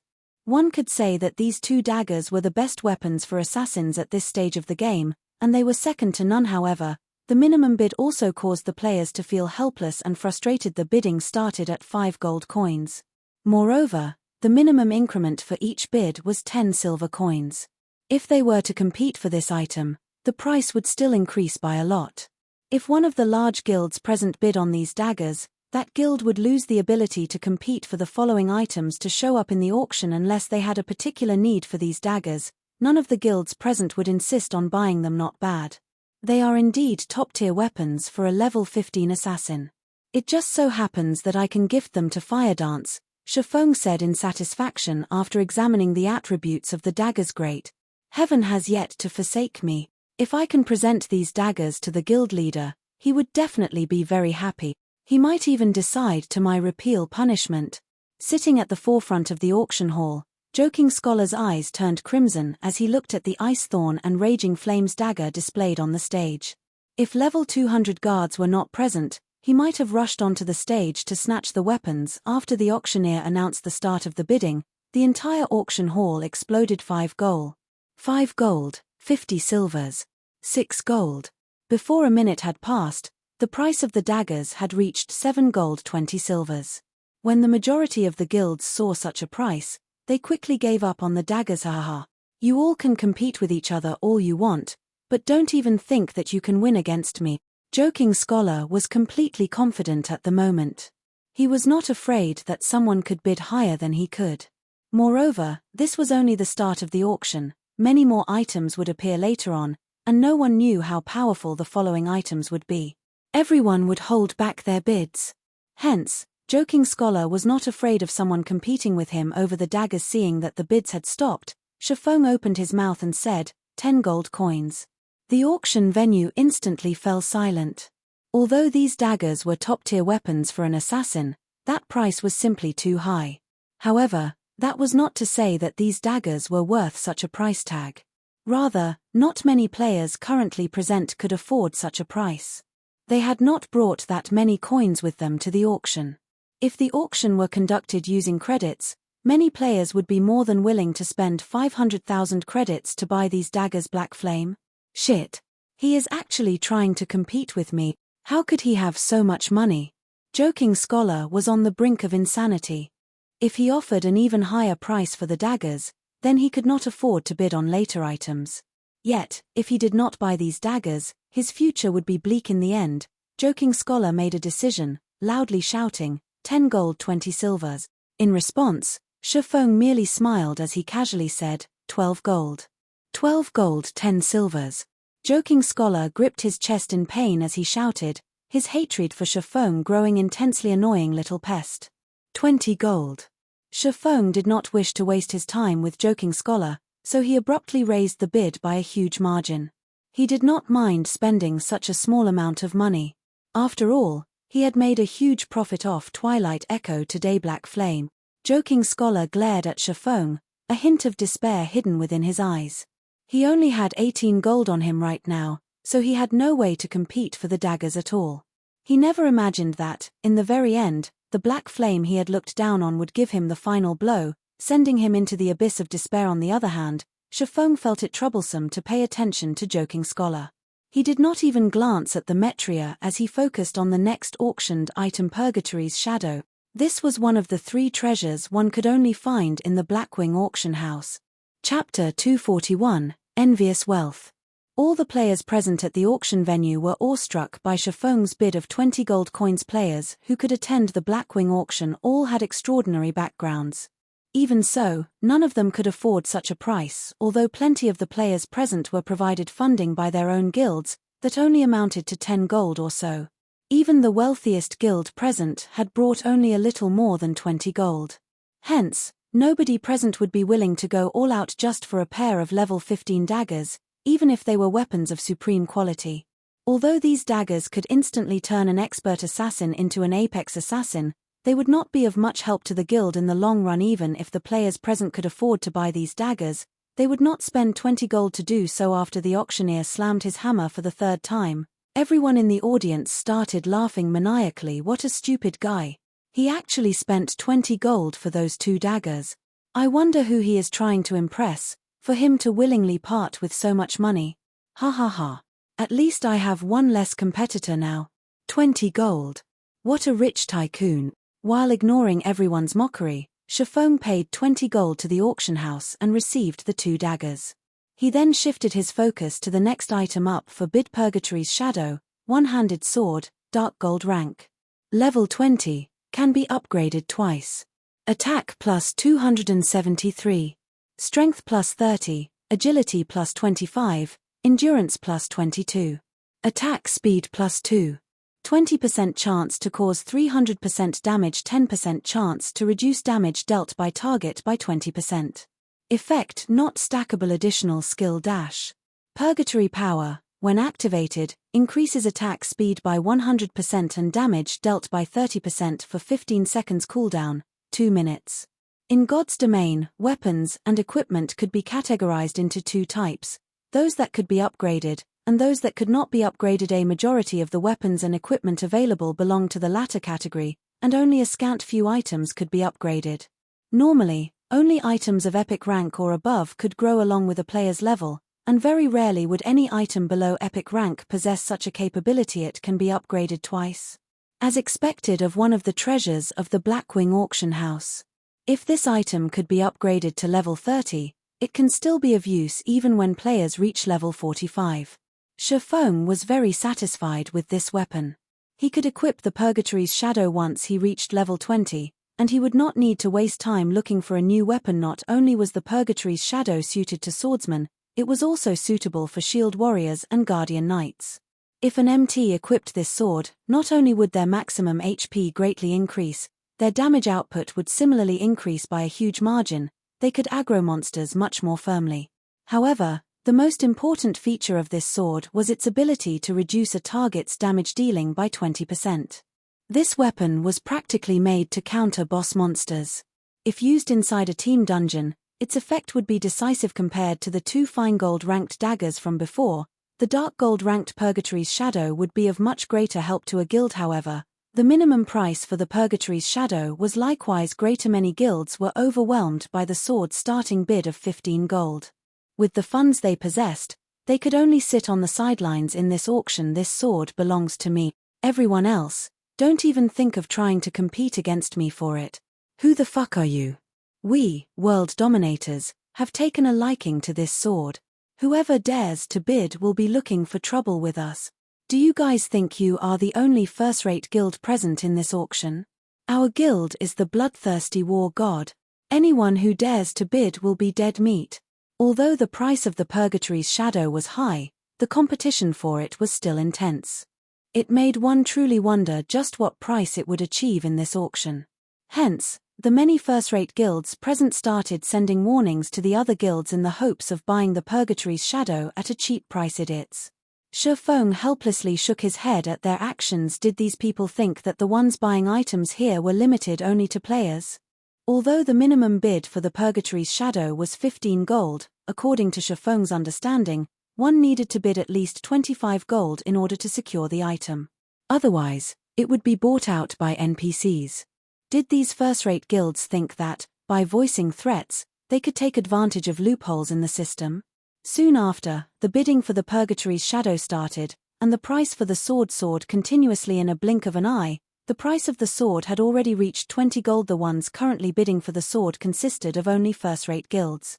Second-rate and third-rate guilds did not have the funds to take part in this auction at all. They could only look on in silence, unwillingness filling their hearts. Meanwhile, Joking Scholar similarly felt helpless as he sat in the front row of the auction. If he had not been swindled by Lone Tyrant, he could have bought those two daggers already and also this Purgatory's Shadow, while the other guilds could only watch as he did so. After the bidding continued for several minutes, the price for the Purgatory's Shadow finally stopped increasing at 24 gold 30 silvers. This price was very low where level 20 dark gold weapons were concerned. Not to mention, this was also a dark gold weapon that could be upgraded. This Purgatory's Shadow belongs to me now. Seeing that nobody else was outbidding him, the berserker from World Dominators cheered. The members of other guilds could only look at this berserker with unwillingness in their eyes.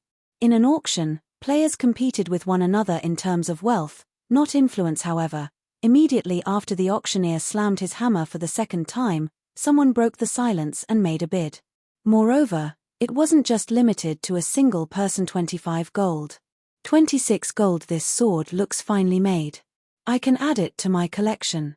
I'll bid 30 gold coins. At this moment, a nobleman of Blackwing City placed an astonishing bid, stupefying all the guilds present. Why are the NPCs joining the bid as well? This question baffled many of those present in this auction. If NPCs were going to bid against them too, how were they supposed to compete?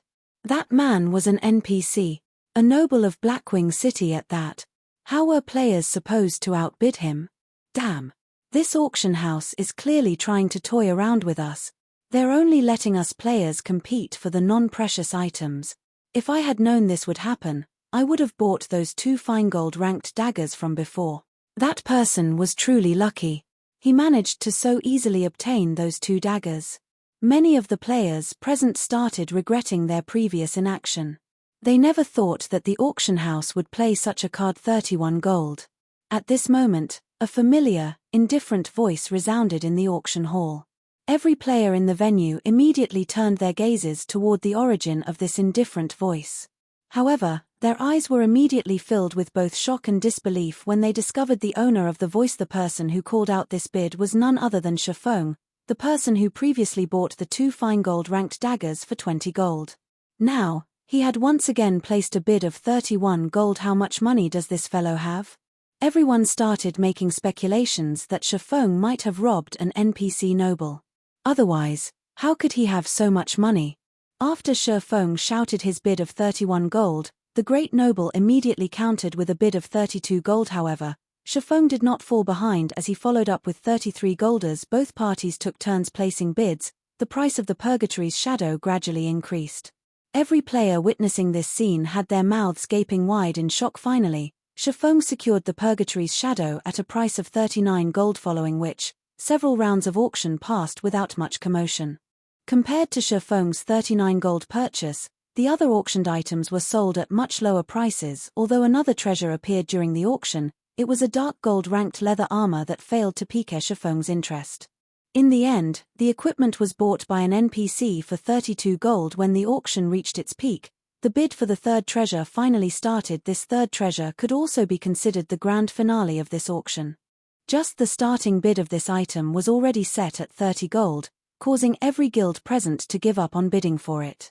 After all, they already knew that, in order to secure this item, they would have to bid at least 50 gold or above. Unless several first-rate guilds pooled their funds together, it would be an impossible feat. However, the notion of forming such an alliance was simply unimaginable for the many first-rate guilds present. Lending money to other guilds at this point in time would be no different from lending money to an enemy. Even if they did join together and purchase the item, there would only be one copy of the item. How were they supposed to split it? Hence, it was impossible for any of the guilds present to form an alliance. Chapter 242, Arclight Shield. Originally, the guilds attending the Blackwing auction had already given up on bidding for the final item. They merely stayed to take a look at how high the price of the final item would reach. The minimum price for the item was 30 gold. None of the guilds present were that flush with fluid funds. However, the moment their sights landed on the final item, they instantly had a change of heart. The reason being, the item displayed on stage was simply too important to a guild. The final item was neither weapon nor equipment. Instead, it was a forging design. If the forging design was for a normal weapon or equipment, nobody would have paid any attention to it. However, the forging design being auctioned was for the Arclight shield, a level 15 fine gold ranked shield. If they could produce this item, it would definitely provide a huge improvement for the MTS in their guilds. This shield was especially useful during this crucial period of the game, with more and more first clears of 10-man and 20-man dungeons taken. The various large guilds had already started challenging 50-man team dungeons. However, there was one problem that vexed them without end. Their MTS could not even tank the first boss of the dungeon. If their MTS couldn't even survive the attacks of the boss, how were they supposed to raid it? However, if a handful of MTS equipped this Arclight shield, raiding the dungeon would become a much easier endeavor. This won't do. Our guild needs to get this item. I have to contact the guild leader immediately. This shield is simply too good. I must have it. The representatives of the first-rate guilds present had, at the first moment, contacted their respective guild leaders and reported this matter to them. The answer these representatives received was also one of confirmation. They were told to obtain the forging design at all costs. These representatives were also told to contact the other second-rate and third-rate guilds present at the auction venue to seek their cooperation. In return, the first-rate guilds would produce the appropriate amount of Arclight shields for them based on the amount of money they contributed originally. The second-rate and third-rate guilds present had long since given up on bidding for the Arclight shield forging design. After all, they could not even afford the minimum price of the item. Now that they were given new hope, they would naturally be more than willing to lend their help. 1, 2, 3. More and more second-rate and third-rate guilds started allying themselves with first-rate guilds. They pooled together all the funds they had, and very quickly, plenty of first-rate guilds had managed to collect a total sum of around 50 gold. They then proceeded to place bids one after another. The price of the Arclight shield forging design consistently rose, starting from the minimum bid of 30 gold. Its price quickly increased to 51 gold. The guilds strived very hard to outbid each other. As soon as they received the funds of another guild, they would immediately call out the highest bid they could afford. They were deeply afraid that, if they gave the other guilds too much time, the other guilds would be able to obtain even more funds, just as these guilds were competing against one another with a fiery passion.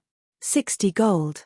Shifeng immediately raised the bid by 9 gold. Shifeng did not wish to waste too much time on this auction. In any case, it was a must for him to obtain this Arclight shield forging design. Why do you have so much money? Just who is this brat? Previously, they had already been shocked by Shifeng's wealth. Now, however, they started feeling frightened. After spending 59 gold to purchase 3 weapons, Shifeng was still able to place a bid of 60 gold. If they had not been aware of the fact that players were not allowed to place a bid without having the corresponding amount of money, they would definitely have thought that Shifeng was just joking around. Faced with the pressure of 60 gold, 2 first-rate guilds immediately joined hands to place a new bid. Meanwhile, the guild to take the lead in this alliance was World Dominators. The representative for this guild yelled out his bid of 61 gold right away. 70 gold. Shifeng no longer wished to play around in these muddied waters. Otherwise, he would have to pointlessly waste a lot of money. 71 gold. 80 gold. 81 gold. 90 gold. Before even a minute had passed, the price of the Arclight shield forging design had already reached a staggering 106 gold. If such an amount was converted into credits, that would be more than 1 million credits. If one took into account the inflation that would occur due to the volume purchase of coins, then the value of 106 gold coins might even reach 2 million credits. 2 million credits just for a forging design. If a normal player were to learn about this, they would definitely consider Shifeng insane, a spendthrift that had nowhere to spend his money. However, Shifeng felt that the Arclight shield forging design was worth such an amount of money. After all, the value of this forging design would only grow higher once it entered his hands. Damn, to actually run out of money at this crucial time, we definitely can't fall short at this final moment. Who else has money? Overlord War Bear, the berserker from World Dominators, started panicking. His guild leader had already given him the command to obtain the forging design at all costs. However, even after joining hands with another first-rate guild and more than a dozen second-rate and third-rate guilds, they still could not outbid a single Shifeng. War Bear was truly at a loss on what to do now. He had even secretly contacted Shifeng before. As long as Shifeng was willing to let World Dominators have the forging design, he was willing to compensate Shifeng with 1 million credits. Yet, the price of the forging design still continued to increase higher and higher. He was already nearing the brink of insanity. Right now, I can lend you a hand. I have 18 gold with me here. This should be enough to suppress that black flame. Joking Scholar walked over to War Bear at this moment. What conditions do you have? I advise you to give up if they are too outrageous. I won't hand over this forging design no matter what. Of course I know this. My conditions are simple. After World Dominators obtains the forging design, just give me the Arclight shield that I deserve. In addition, I also wish for you guys to take care of that black flame. He is affiliated with the Star Moon Kingdom, and I know World Dominators has quite a number of members there. Dealing with black flame should be no problem for you all. Aside from his hatred for Lone Tyrant, Joking Scholar's remaining hatred was targeted at Black Flame. Unfortunately, Joking Scholar did not know that both persons were actually one. Fine, I'll agree to your conditions. In truth, without needing your mention, world dominators would similarly take care of him. Overlord War Bear revealed a faint smile. The two of them quickly reached an agreement. Joking Scholar then traded all his gold coins over to Overlord War Bear. Just as the auctioneer was about to slam the hammer for the second time, Overlord War Bear hurriedly shouted, 108 gold. Shifeng sent a glance at Joking Scholar and Overlord War Bear, a sneer on his face. He couldn't help but shake his head as he indifferently said, 115 gold. 121 gold. I don't believe that I can't surpass you even after I bid everything I have. Although Overlord War Bear did not know Shifeng's bottom line, the increment on his latest bid was much lower than usual. Shifeng was definitely reaching his limit. Hence, War Bear immediately added 6 gold to the bid. Shifeng definitely could not take out so much money. Brat, you're 100 years too early if you think you can compete against me. This is your bottom line. Shifeng calmly smiled. 135 gold. He increased the bid by 14 gold in a single go. World dominators would not be able to fill up this gap even if they included another second-rate guild into their little alliance. As for recruiting a first-rate guild, that was an extremely difficult matter to achieve. 135 gold. How could this be possible? I must be dreaming. How could he possibly have so much money? Isn't he just an independent player? Joking Scholar was immediately dumbfounded when he heard Shifeng's bid. As for Overlord War Bear standing beside Joking Scholar, he was fervently contacting other guilds to form an alliance. However, although he received a favorable reply from another first-rate guild, the condition set by that guild was for them to receive the forging design instead of world dominators.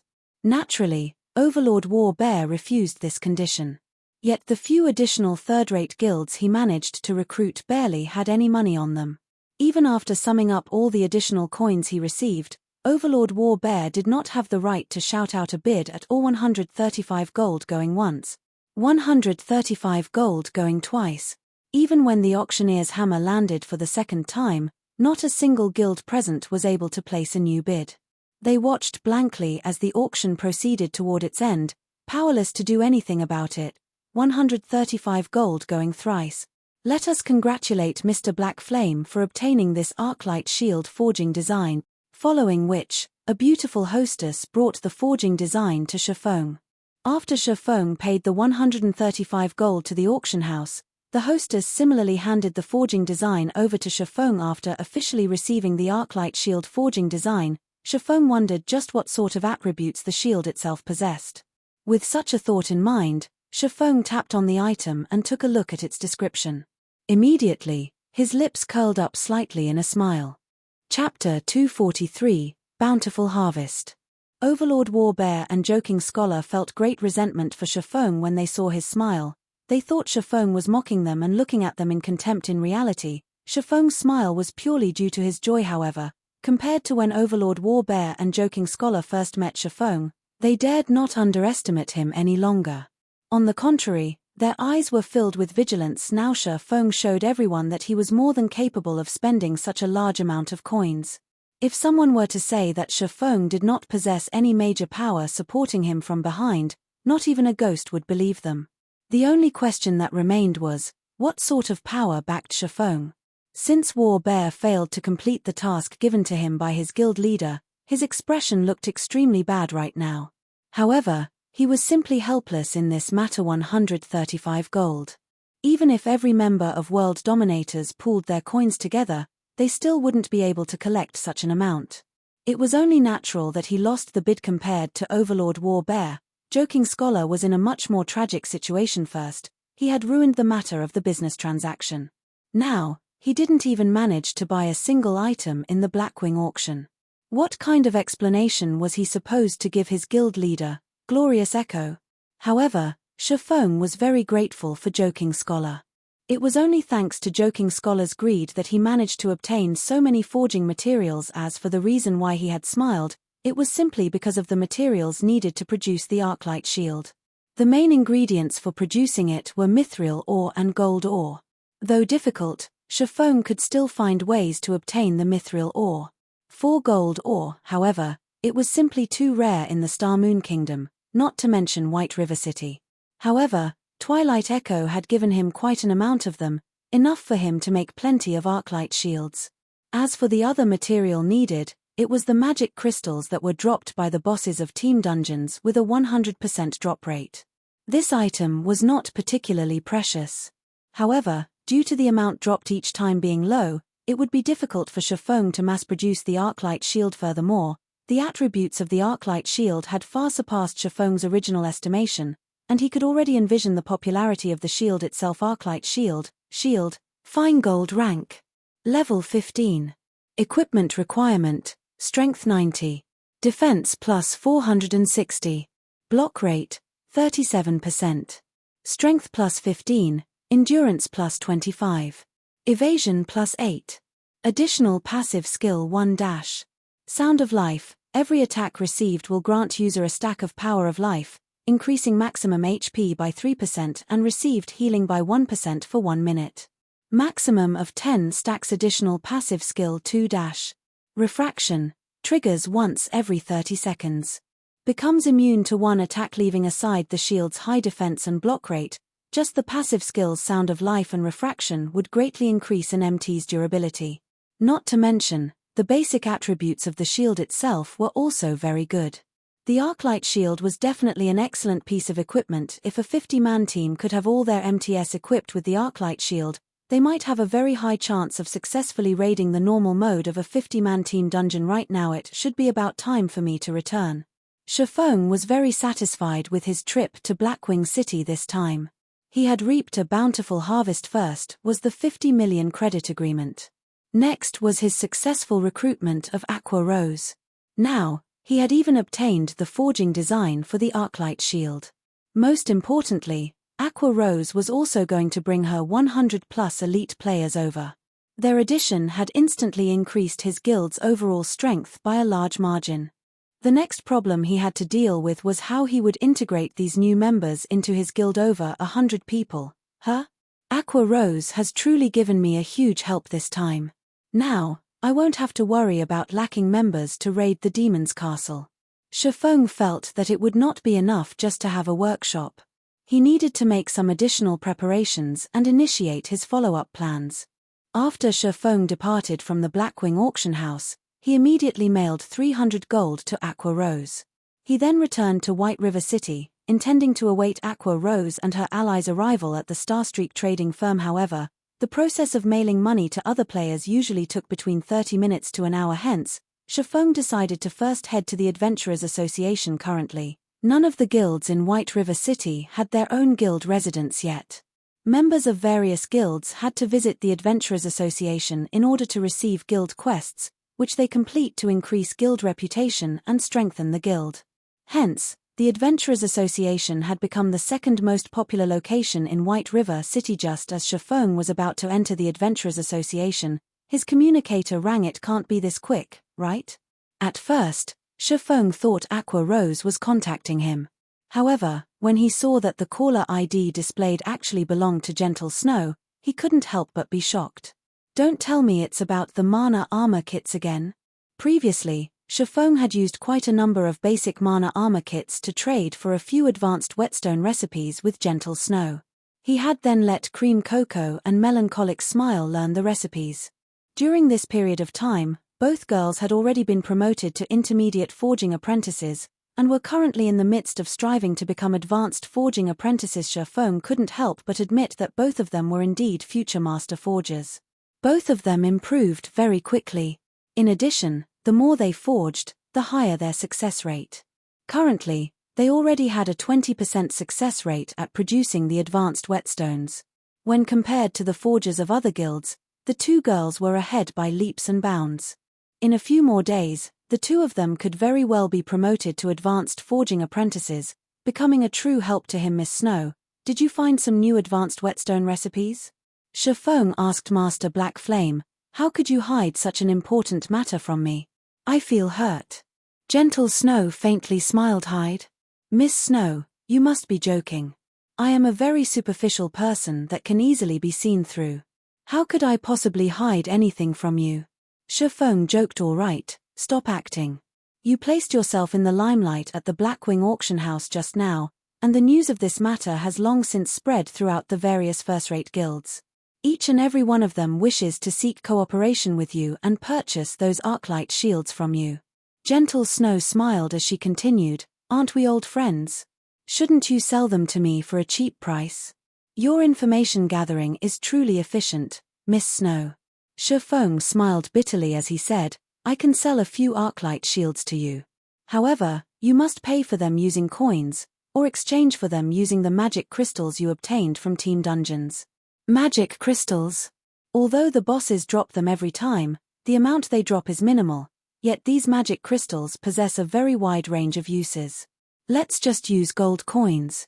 I wonder how much you are charging for them, Master Black Flame? Alright, then. Since it is for you, Miss Snow, I won't rip you off.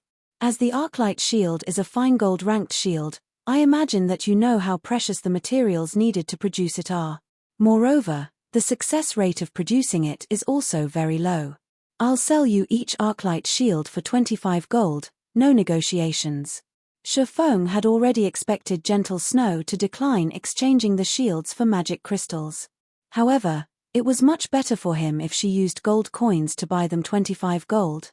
Even if I took the fluid funds of every Ouroboros branch in the Star Moon Kingdom, I still won't have that much money. Can't we trade using credits? How about 500,000 for each shield? Gentle Snow was astonished by the Arclight shield's price. However, she similarly knew of the difficulty of crafting a fine gold-ranked shield. If it were up to their forgers to make the shield, the cost might not even stop at just 25 gold. Yet, it was clearly impossible for them to fork out 25 gold to purchase an Arclight shield, unless of course, they decided to stop the guild's development. Still, halting development at this stage of the game would put the guild into a decline, so they absolutely could not stop their development currently. All the major guilds were attempting to obtain the first clear of a 50-man team dungeon, while the Arclight shield was a must-have item for them to get a lead over the other guilds faced with two difficult choices. Gentle Snow could only bitterly smile as she was caught in indecision. Alright, then. I'll exchange using magic crystals, Gentle Snow helplessly said. Ouroboros, a grand and mighty first-rate guild, was actually poorer than a single independent player.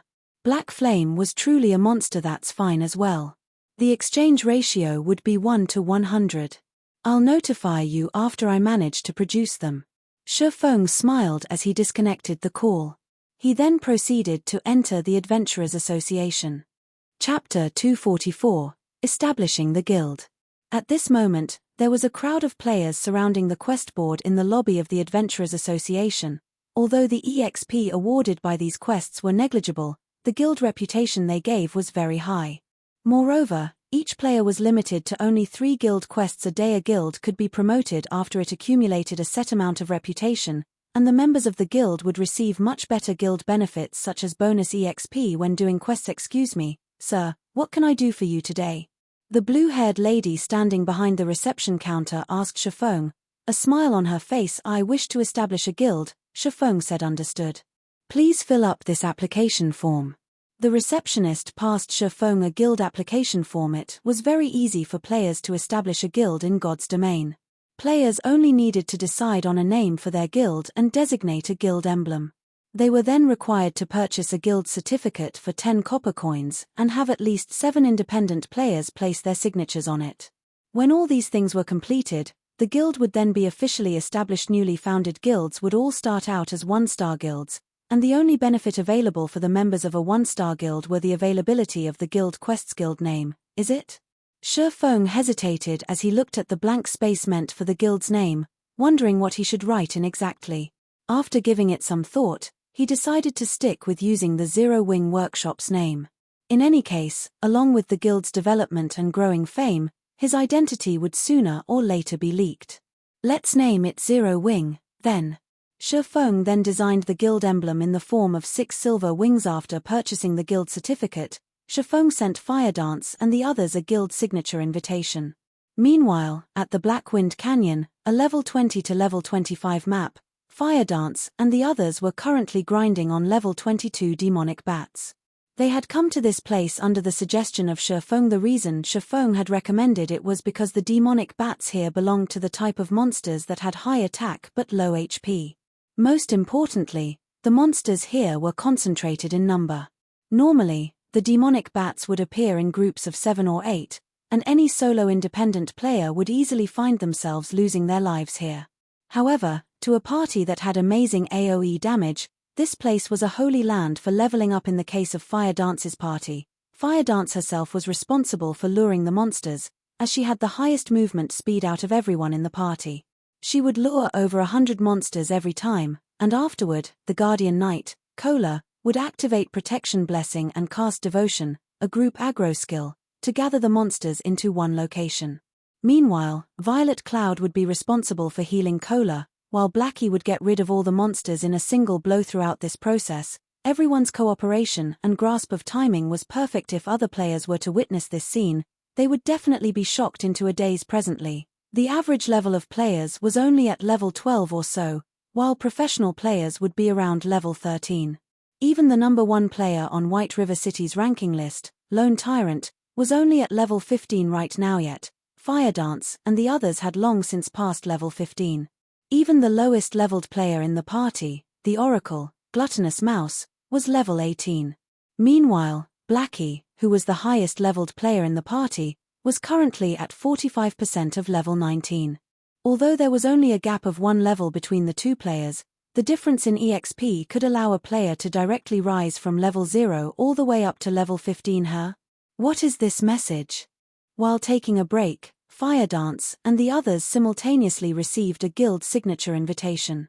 As long as they agreed to the invitation, they would immediately become official members of the guild. After the guild was established originally, Fire Dance and the others had intended to immediately reject the invitation. However, their hands unanimously paused when they saw the name of the guild. Zero Wing?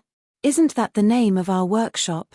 Blackie asked, curious. This is an invitation sent by Big Brother Yi Feng. Big Brother Yi Feng is finally going to establish the guild, Violet Cloud said excitedly when she noticed that one of the names inscribed on the guild certificate was Yi Feng.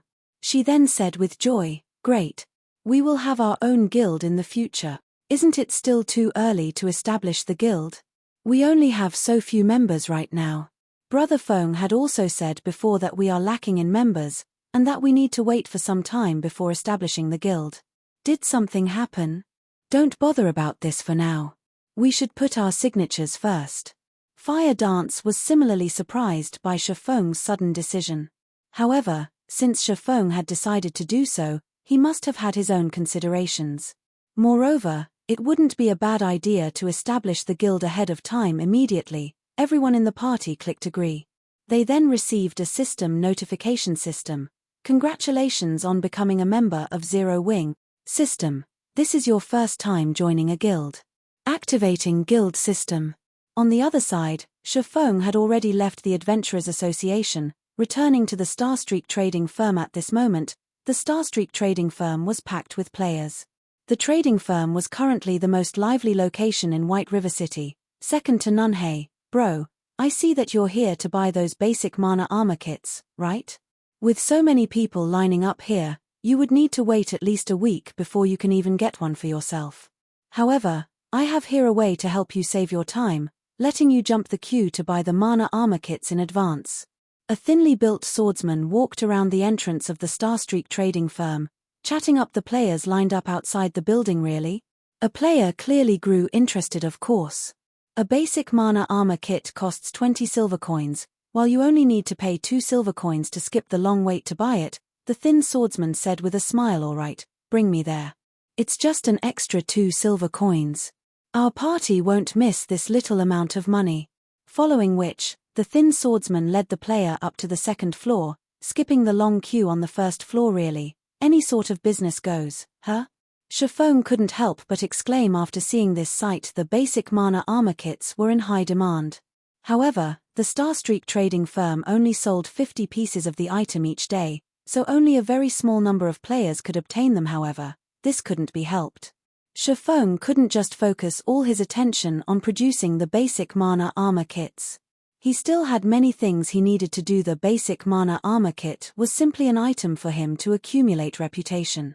It was not meant to be a true moneymaker for him. Afterward, Shifeng arrived at the 4th floor of the trading firm and entered a forging room. He then started forging the Arclight shield. During this crucial period, many guilds were thinking of how they could obtain the first clear of a 50-man team dungeon. Naturally, the equipment of their MTS became the top priority in their considerations, especially the shields their MTS used. Meanwhile, an excellent shield like the fine gold-ranked Arclight shield would, without a doubt, attract the attention of these guilds. As long as Shifeng placed the Arclight shields up for sale, many guilds would definitely pay a huge sum in order to obtain it. Hence, the sooner he produced the Arclight shields, the higher the price he could sell them for. However, the success rate for forging a fine gold-ranked item was extremely low. A normal advanced forging apprentice only had a 2% success rate, meaning that, out of 100 tries, they would only successfully produce 2 Arclight shields. In reality, however, they might not even be able to produce 1 out of 100 tries. However, Shifeng had both the Book of Forging and Blacksteel's insignia. He also had the Ice Blue Devil Flame and various other tools that increased his forging success rate. Even so, his final success rate at forging a fine gold-ranked item only sat at around 20%. In addition, Shifeng was not familiar with the forging process of the Arclight shield, so his success rate should be much lower than 20%. If he was promoted to a basic forger, his base success rate would increase to 5%. However, that still wouldn't make much of a difference. Only by becoming an advanced forger would there be a significant improvement. With the 10% base success rate of an advanced forger, in addition to the various supporting tools Shifeng had, his success rate for forging a fine gold-ranked item could reach up to 30%. However, Shifeng needed to invest a lot of time in order to become an advanced forger, and time was something he sorely lacked right now. He had no choice but to give it a try now. In any case, he had plenty of materials to experiment with. He could simply try again if he failed. Chapter 245, Target, Dark Gold. Before Shifeng started forging the Arclight shield, he decided to first forge a few basic mana armor kits to serve as a warm-up. After God's Domain evolved, the process of forging grew more complicated, greatly increasing the difficulty of producing an item. Unlike the advanced whetstones and basic mana armor kits, which were still considerably simple to make, items such as weapons and equipment had a much more complex forging procedure. It should be about time I give the shield a try. After Shifeng produced tens of basic mana armor kits, he finally retrieved the silver ore and gold ore needed to forge the Arclight shield. He had also received the magic crystals from Gentle Snow in advance. Gentle Snow had wanted to obtain the Arclight shields as soon as possible, so Shifeng required her to send him the magic crystals in advance. Shifeng had received a total of 200 magic crystals from Gentle Snow. Such an amount was sufficient for 20 attempts to produce the Arclight shield. Shifeng only had a 20% success rate for forging the Arclight shield. It was the lowest success rate he had ever had since he started forging equipment. However, if any other forger were in his shoes right now, they might not be able to produce even one Arclight shield out of several hundred sets of materials. Those conceited guilds thought that they could easily produce the Arclight shield after obtaining its forging design. However, if Shifeng had not won the bid for the forging design, by the time those guilds managed to produce a single Arclight shield, the 50-man team dungeons would have long since been conquered. In order to gain experience, when Shifeng started his first attempt at forging the Arclight shield, he went through the process slowly and steadily, carrying out each step to the best of his abilities. Before he knew it, Shifeng had spent over 20 minutes producing the first Arclight shield. Compared to a normal shield, the Arclight shield had a crescent-shaped design. The entire shield was colored in silver, and many runic patterns were carved on the shield's body. Although the shield looked mighty and powerful at first glance, it was still unknown whether it was a failed or successful product. Shifeng then chose to generate the shield's data. After 10 seconds of waiting, the identification process for the shield was completed as expected. It's a failure, Shifeng sighed when he took a look at the shield's data. Although it was indeed an Arclight shield, its quality was a rank lower than the original. It was only Secret Silver rank Arclight shield, Secret Silver rank. Level 15. Equipment requirement, Strength 90. Defense plus 330. Block rate, 31%. Strength plus 10, Endurance plus 20. Evasion plus 3. Additional passive skill 1 dash. Sound of Life, every attack received will grant user with a stack of Power of Life, increasing maximum HP by 2% and received healing by 1% for 1 minute. Maximum of 10 stacks. Additional passive skill 2 dash. Refraction, triggers once every 50 seconds. Becomes immune to one attack from a general point of view, though, it is not a bad result, all the same. At the very least, it is still a secret silver ranked shield. I should be able to sell it for a good price even then. Shifeng was relatively satisfied with this failed product. After all, a secret silver ranked shield remained a rare item at this stage of the game. According to Shifeng's knowledge, a majority of the core MTS of second-rate and third-rate guilds were still using mysterious iron ranked shields. If he sold this failure, he could still earn around 6 to 7 gold coins from it. Although he had failed this time, it was not a complete failure. At the very least, it did not turn out as a scrap item. This partial failure indicated that he must have made a mistake somewhere during the forging process. There shouldn't be any problems with the forging of the main body itself. I must have messed up when I was carving the runes on the shield, preventing it from reaching fine gold rank, Shifeng concluded after carefully reviewing his actions. According to past experiences, if a problem had truly occurred during the formation of the shield, then the Arclight shield wouldn't just fall by a single rank.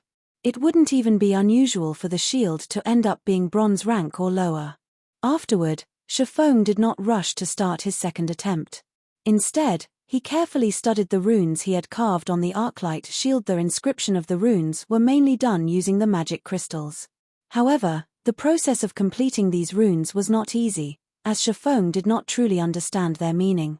He could only make blind imitations of the drawings. Although he did not understand the meaning behind the runes, if he practiced drawing them over and over, it should still yield some positive effect. Hence, Shifeng started practicing drawing the runes once, twice, 10 times.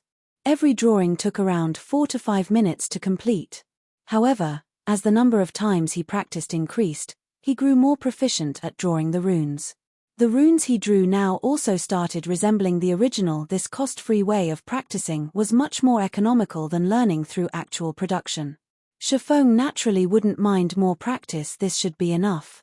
Shifeng looked at the latest rune he drew, feeling extremely satisfied with it. This imitation of his looked practically the same as the rune shown on the forging design. Hence, Shifeng started his second attempt at producing the Arclight shield. This time, the entire forging process of the shield flowed very smoothly. Shifeng had only spent around 10 minutes to complete the second Arclight shield.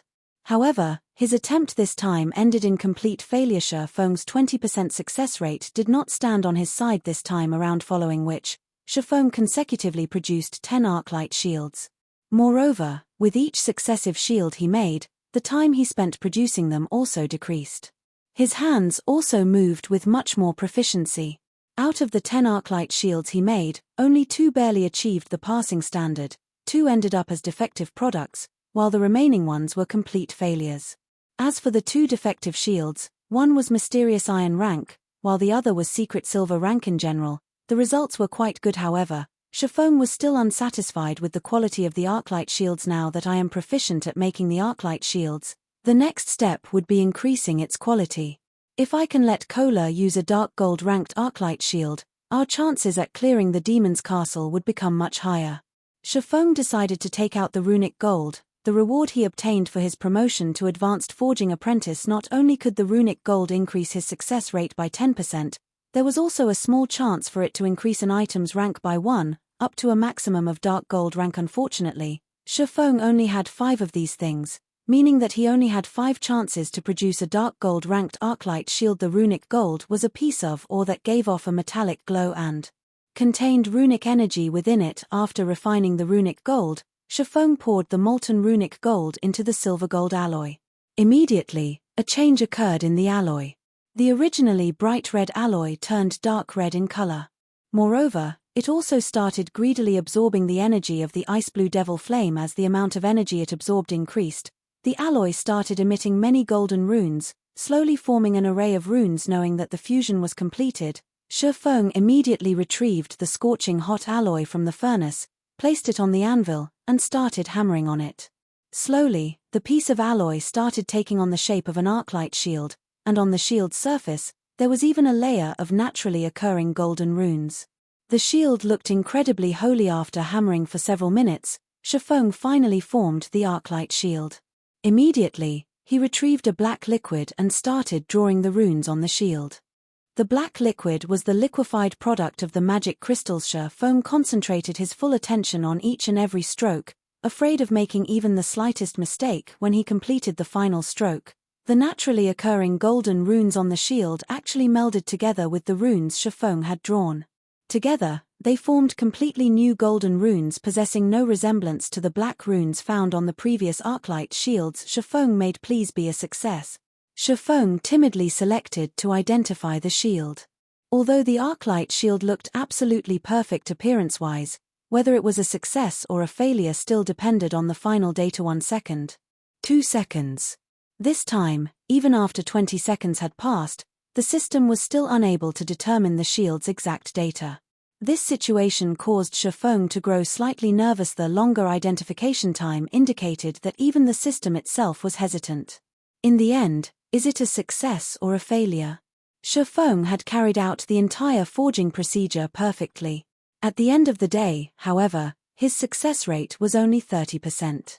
Oftentimes, when the identification process took longer than usual, there was a higher chance that the result was a failure. Finally, after 30 seconds passed, the system returned the identification result. System Arclight Guard has been successfully forged.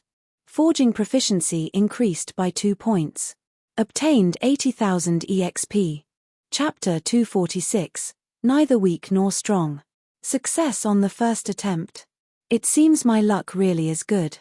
Shifeng revealed a faint smile when he heard the system notification sound. Along with the Arclight shield's promotion to dark gold rank, a change occurred to its name as well. Shifeng then started inspecting the silver-colored, crescent-shaped shield that was placed on the ironweave felt.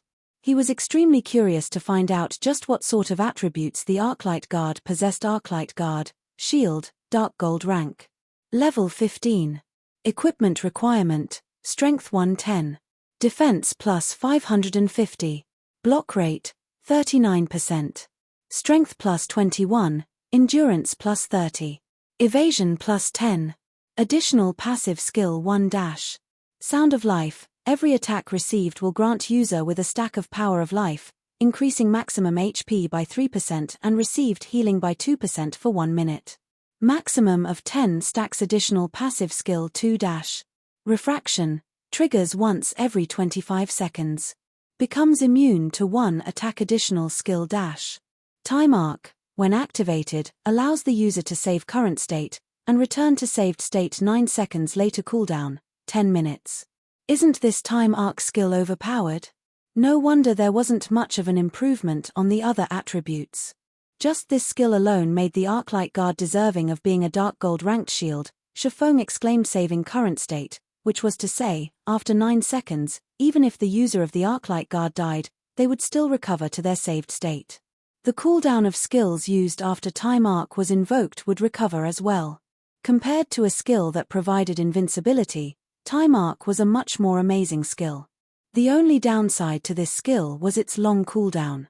However, when taking into consideration the heaven-defying effect of this skill, a 10-minute cooldown was considerably short. If the cooldown of this skill was any shorter, then the Arclight Guard would no longer be just a dark gold ranked shield, but an epic ranked shield instead. Although Shifeng had already made 1 Arclight Guard, he was still not satisfied. He wished to make even more Arclight Guards. Deciding so, he used up the remaining 4 pieces of runic gold when forging the Arclight shields. However, the results were horrible. Out of his 4 attempts, 2 were complete failures. They did not even achieve bronze rank. As for the remaining 2 Arclight shields, one achieved secret silver rank, while the other achieved fine gold rank. However, such a success rate was already very good. He had used a total of 5 runic gold to forge the Arclight shields. Among them, 1 had achieved dark gold rank, 1 had achieved fine gold rank, and 1 had achieved secret silver rank. Out of the 3 shields, Shifeng would naturally save the dark gold ranked Arclight Guard for Cola's use. With the Arclight Guard, they would have no problems raiding the level 15, 20-man team dungeon, the Demon's Castle. Just as Shifeng thought of carrying on with forging Arclight shields, someone knocked on the door of the forging room. Come in. When the door to the forging room opened, a golden-haired beauty walked in. This person was none other than Shifeng's assistant. Anna, Your Excellency, an adventurer named Aqua Rose wishes to meet you. She says she has an appointment with you, and she is currently waiting in the meeting room on the 3rd floor. Anna said respectfully. All right, I'll be there in a minute. Shifeng nodded his head. Shifeng had similarly guessed that Aqua Rose should arrive right about now. After all, teleportation occurred instantaneously. Aqua Rose only needed to gather her subordinates, explain to them the situation, and make some future plans. Inside the meeting room on the third floor, Aqua Rose and her 100+ subordinates were seated around the room, having a small discussion about matters relating to Shifeng. These players all had relatively high levels. The lowest out of all of them was level 13, while the others were level 14. Even if placed inside a first-rate guild, all these players would be considered elite members. These players were all Aqua Rose's most trusted aides before they had arrived here. They hadn't dared to imagine that there would actually be someone willing to spend 300 gold coins to bring them to this place. If the organization this person belonged to wasn't extremely rich, then this person was just insane. However, after they discovered that Shifeng actually had a connection with such a large trading firm, their thoughts immediately changed. Not only did Shifeng manage to achieve something that no other guild had achieved, his fame in the entire Star Moon Kingdom could already be described as the sun in midday. It was especially true for the recently popular basic mana armor kit. This was an item that plenty of guilds could only dream of having if they could be a part of the power Shifeng belonged to. Then couldn't every one of them obtain their very own basic mana armor kit? This was definitely a treatment that no other first-rate guild could provide. Big Sis Aqua, just who is that Black Flame? Is he in the upper management of a super guild? A female swordsman curiously asked. Aqua Rose shook her head, a bitter smile on her face as she replied, I don't know, either. He has always been very mysterious. However, I believe that we will be able to find out his true identity today. In truth, Aqua Rose was also interested in finding out the truth. However, now that they were going to join the power Black Flame belonged to, Black Flame would have no need to hide the truth from them. They could finally take a look at the giant hidden behind Shifeng. Sorry to keep all of you waiting. The moment Shifeng walked into the meeting room, everyone inside immediately fell silent. Everyone present stood up as they looked at Shifeng, deep veneration in their eyes. They were like interviewees standing up to welcome their interviewer. Some were nervous, while some were excited. After leaving Twilight Echo, they were like homeless little birds. Although they wished to soar higher into the sky, they did not possess a home they could return to. Feelings of helplessness and disappointment constantly filled their minds as they wondered what sort of future awaited them. However, the situation was different now. They would be joining an even greater family now. At this moment, these ex-members of Twilight Echo rejoiced over the fact that they had chosen to leave Twilight Echo together with Aqua Rose, praising themselves for making a wise decision. After all, a bright future had already opened its doors to them. I am the one who should be sorry for making Master Black Flame wait for us for so long. Aqua Rose apologized. Since we will be companions in the future, stop referring me as Master this or Master that. Just call me Black Flame. Shifeng could sense the cautiousness behind Aqua Rose and everyone else's actions. However, this was to be expected. I have only asked you all to come here so that I can invite everyone into the guild first. Later on, Miss Aqua can freely decide how you all wish to develop yourselves. I won't set any restrictions for you. Right, here is a copy of the White River City Guidebook. After you are done reading it, you should be able to familiarize yourself with White River City, Miss Aqua. Saying so, Shifeng sent a copy of the luxury version White River City Guidebook to Aqua Rose. Simultaneously, he had sent everyone present a guild invitation. Zero Wing? What is this guild? Why is it only a one-star guild? Wasn't it supposed to be some sort of hidden power? Everyone entered a daze for a long time after they received Shifeng's guild invitation. Ignoring the fact that they had never even heard of such a guild, just having status of a one-star guild showed how weak Zero Wing was. The reason being, even third-rate guilds at this stage of the game were three-star guilds, not to mention first-rate guilds. After taking a look at the member count of the guild, everyone was further dumbfounded. Before they had joined, this guild only had 9 members. What kind of guild was this? Zero Wing was the weakest guild they had seen so far, second to none. Even Aqua Rose herself was shocked by this revelation. The current situation was completely different from what she had imagined it to be. She had thought Shifeng would be bringing her to meet the many great characters of this guild, allowing her to get a grasp on the frightening background of the guild. Yet, the truth that Shifeng revealed had far exceeded her expectations. The reason being, The influence of this guild could literally be determined in a single glance. You all must be very disappointed to find out that my guild is actually so weak, right? Shifeng looked at everyone's crestfallen expressions. Suddenly, he said in a cold voice, "Let me give it to you straight. This is Zero Wing. It is neither weak, nor strong. It is merely a home that you can stay in. As for how others are going to view us, it will depend on your own performances." Chapter 247, Seizing the Ranking List. Although they felt that what Shifeng said was logical, their disappointment still did not decrease by the slightest out of everyone present. Only Aqua Rose's fighting spirit truly ignited. She was the only one who truly understood the meaning of Shifeng's word strength that depended on oneself rather than others. The best example for this was Shifeng, who stood right before them. His guild was clearly very weak. Yet, he managed to achieve many things that not even many first-rate guilds and even super guilds could. As a result, he made everyone believe that there was a mysterious power secretly supporting him from behind. However, what was the reality of the matter? By depending on only himself, Shifeng had created a miracle. He had even overwhelmed everyone back at the Blackwing auction, causing a sensation. Since Shifeng was capable of such feats, why couldn't she do so as well?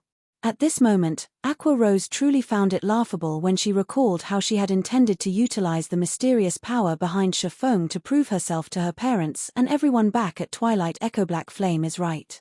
How powerful a guild is not important. How powerful we are, ourselves, is the crucial point. Since we have joined Zero Wing, let us be the ones to change how others view Zero Wing, Aqua Rose explained loudly. In complete agreement with Shifeng's opinion, everyone fell silent at Aqua Rose's words, but a fiery fighting spirit could be seen growing in their eyes. That was right. They had originally intended to start from the very beginning. Now that they had a wealthy tycoon like Shifeng supporting them, what more should they be afraid of? A guild's development mainly relied on financial resources. The remaining factors would be the presence of experts to lead the guild in raiding team dungeons and completing epic quests that were impossible to complete. They would definitely turn Zero Wing into the #1 guild in White River City. At this moment, Shifeng sent Firedance and the others a message. "You can start now." Immediately, Shifeng received a reply. "Understood." After seeing this message, Shifeng's gaze shifted towards everyone present in the meeting room. He then announced loudly, "I know that some of you still have some worries, so I'll give you all a little surprise. I'll let you all get a better understanding of just what Zero Wing is." A better understanding of Zero Wing? Does this guild still have any secrets? Everyone grew confused at Shifeng's words. Everything about this guild was clear in one glance, so what secrets could there possibly be? The only thing that could possibly be a secret was the guild's frightening financial resources. With such a large fortune, they should have no problems getting their hands on the various welfare benefits that players would receive upon joining a guild. Moreover, Black Flame was the publicly acknowledged chief forger of Starmoon Kingdom. In the future, guild members would have no lack of weapons and equipment to use. However, this shouldn't count as a secret, right? Everyone can take a look at White River City's ranking list now, Shifeng said softly. Ranking list? Everyone promptly called out the ranking list to take a look. Is there something wrong with the ranking list? I remember that when I came to White River City, the top player on the ranking list was Lone Tyrant. At that time, he was only at level 15. How did he suddenly become level 19? Did the system make a mistake? No, that's not right. Look at the player ID. It's not Lone Tyrant.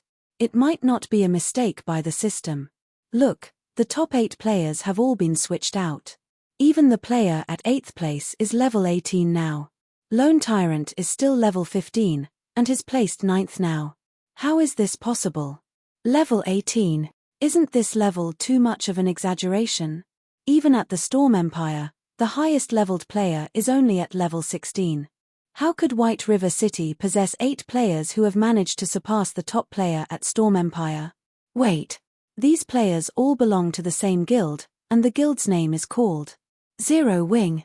Everyone was dumbfounded when they discovered the changes in the ranking list. They trembled, not daring to believe their own eyes. These 8 players were actually their guild members. However, everyone's hearts were filled with questions. If Zero Wing had 8 such powerful experts, Why did the guild remain unknown to the public even until now? This was simply unimaginable. This is the strength of Zero Wing. At this moment, Aqua Rose started renewing her evaluation of Shifeng and this guild. Although Zero Wing was small, it was a gathering of experts' wealth, manpower, and finally, fame. As things were, Zero Wing possessed the foundation necessary to become a large guild. As long as they managed the guild benefits they offered properly, Zero Wing could easily become a large guild within a short period of time. It was no wonder Shifeng looked so confident. Meanwhile, as Aqua Rose and her subordinates were reeling over their new discovery, the entire White River City had already been thrown into an uproar. Lone Tyrant, who had been monopolizing the first position on White River City's ranking list all this time, had actually been kicked off by someone else. Moreover, he wasn't just kicked off by a single person, but by 8. The sudden appearance of these 8 players made Lone Tyrant's previous glory look like a joke. It was as if these 8 players had merely been giving in to Lone Tyrant before, just like how an adult would indulge a little child. Now, however, they were no longer letting Lone Tyrant have his way. Otherwise, how would they explain this situation where 8 players had instantly taken away the top 8 spots on the ranking list? There was only one possible explanation: they had constantly been hiding their levels. These people are inhuman. Crap. The first place is level 19, and even the 8th place is level 18. I've only managed to hit level 13 after working so hard. Are they trying to make me despair? God, carry me, please. What kind of backing does this Zero Wing have? Aren't they a little too amazing? Is some major power planning to set up a stronghold in White River City? Many players within the White River City region were stirred up by this incident. The top 8 positions on the ranking list were actually taken over by a single guild. One could just imagine how powerful this guild was. Even Ouroboros, the number 1 guild in White River City, was not as powerful. Many independent players had started making inquiries into just what kind of guild Zero Wing was. There were even some independent players who had directly asked how they could join Zero Wing on the public forums. After all, with such leveling monsters in the guild, wouldn't they too be able to level up like a rocket if they joined? Suddenly, Zero Wing had become the hottest topic for every player in White River City, and many had expressed their willingness to join such a guild. Although independent players went into raptures over Zero Wing, the various large guilds, on the other hand, were having a headache over it. They held nothing back at investigating this new guild that suddenly popped up and also the top 8 players on the ranking list. However, the information they received made Zero Wing look even more mysterious, as they failed to find out even who the guild leader of Zero Wing was. The only thing they knew was that Fire Dance had once occupied the first place on the White River City ranking list. In addition, the other 7 players had also once been among the top 10 of the ranking list. Meanwhile, all 8 of these players shared a common point: all 8 of these players had vanished from the public eye for quite some time now. Previously, everyone had assumed that they had gone silent because they were overtaken on the list. However, the reality of the matter was that these players had intentionally hidden themselves simply to avoid discovery until now. Can someone tell me what is going on here?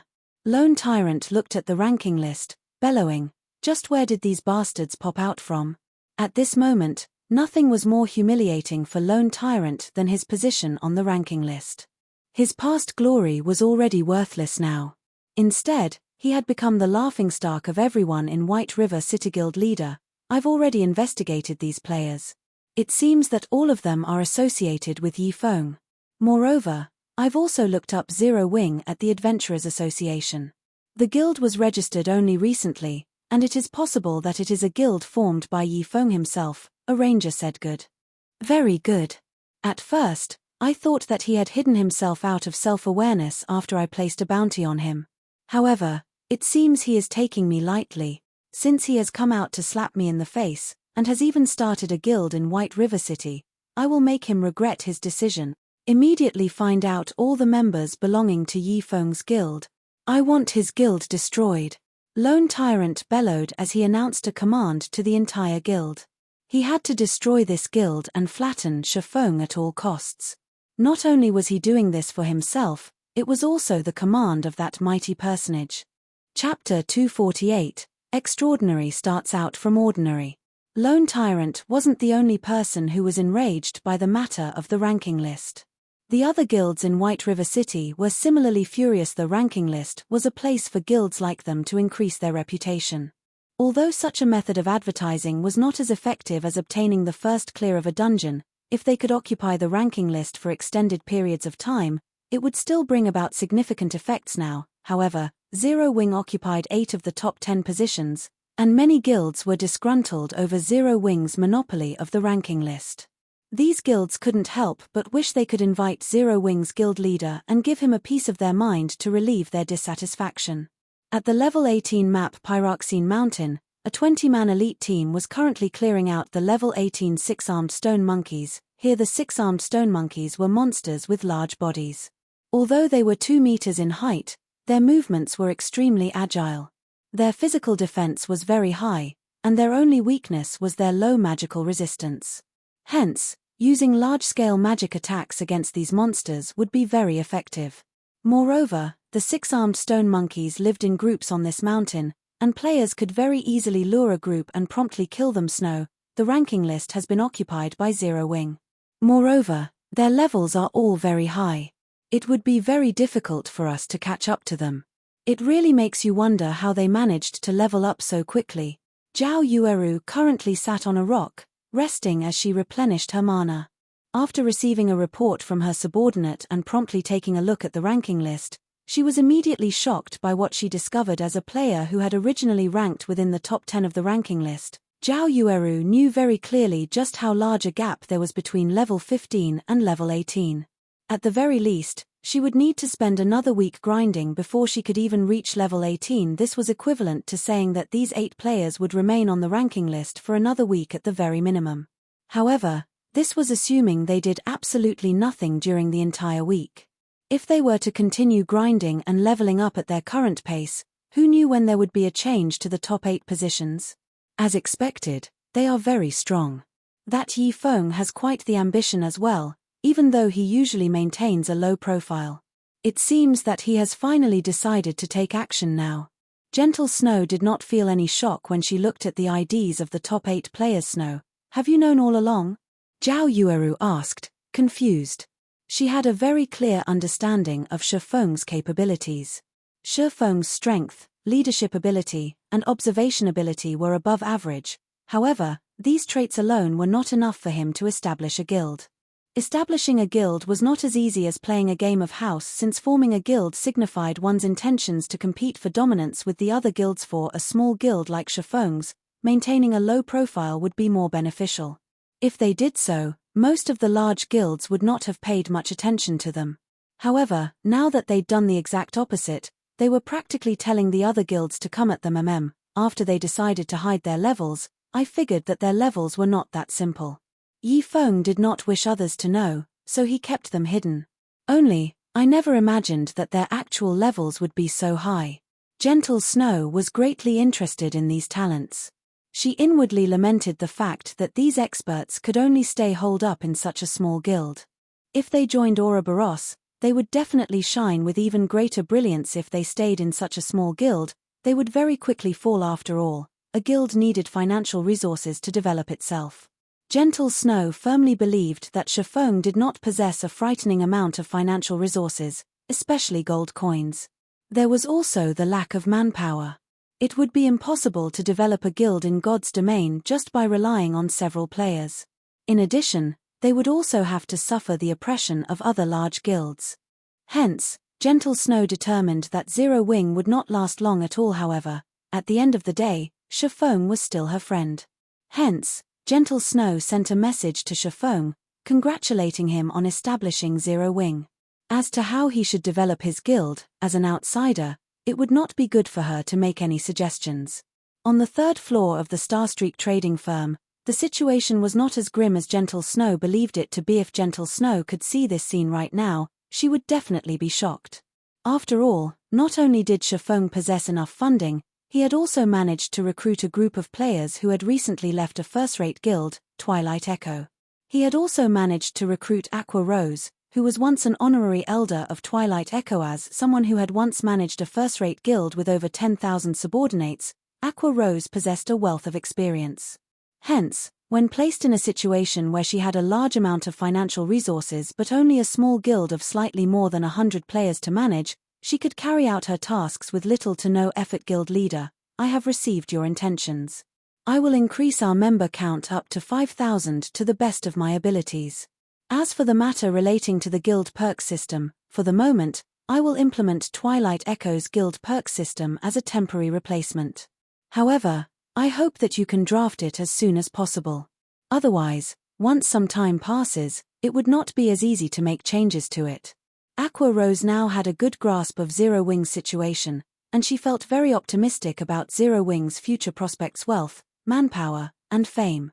With all three things together, it would be very easy for them to recruit a large batch of new members. Then, I'll have to trouble Miss Aqua with this matter. Plans could never keep up with change. Based on his original estimates, it would still have been a long time before he established his own guild. However, with the sudden addition of Aqua Rose, Chiffon could not afford to wait any longer.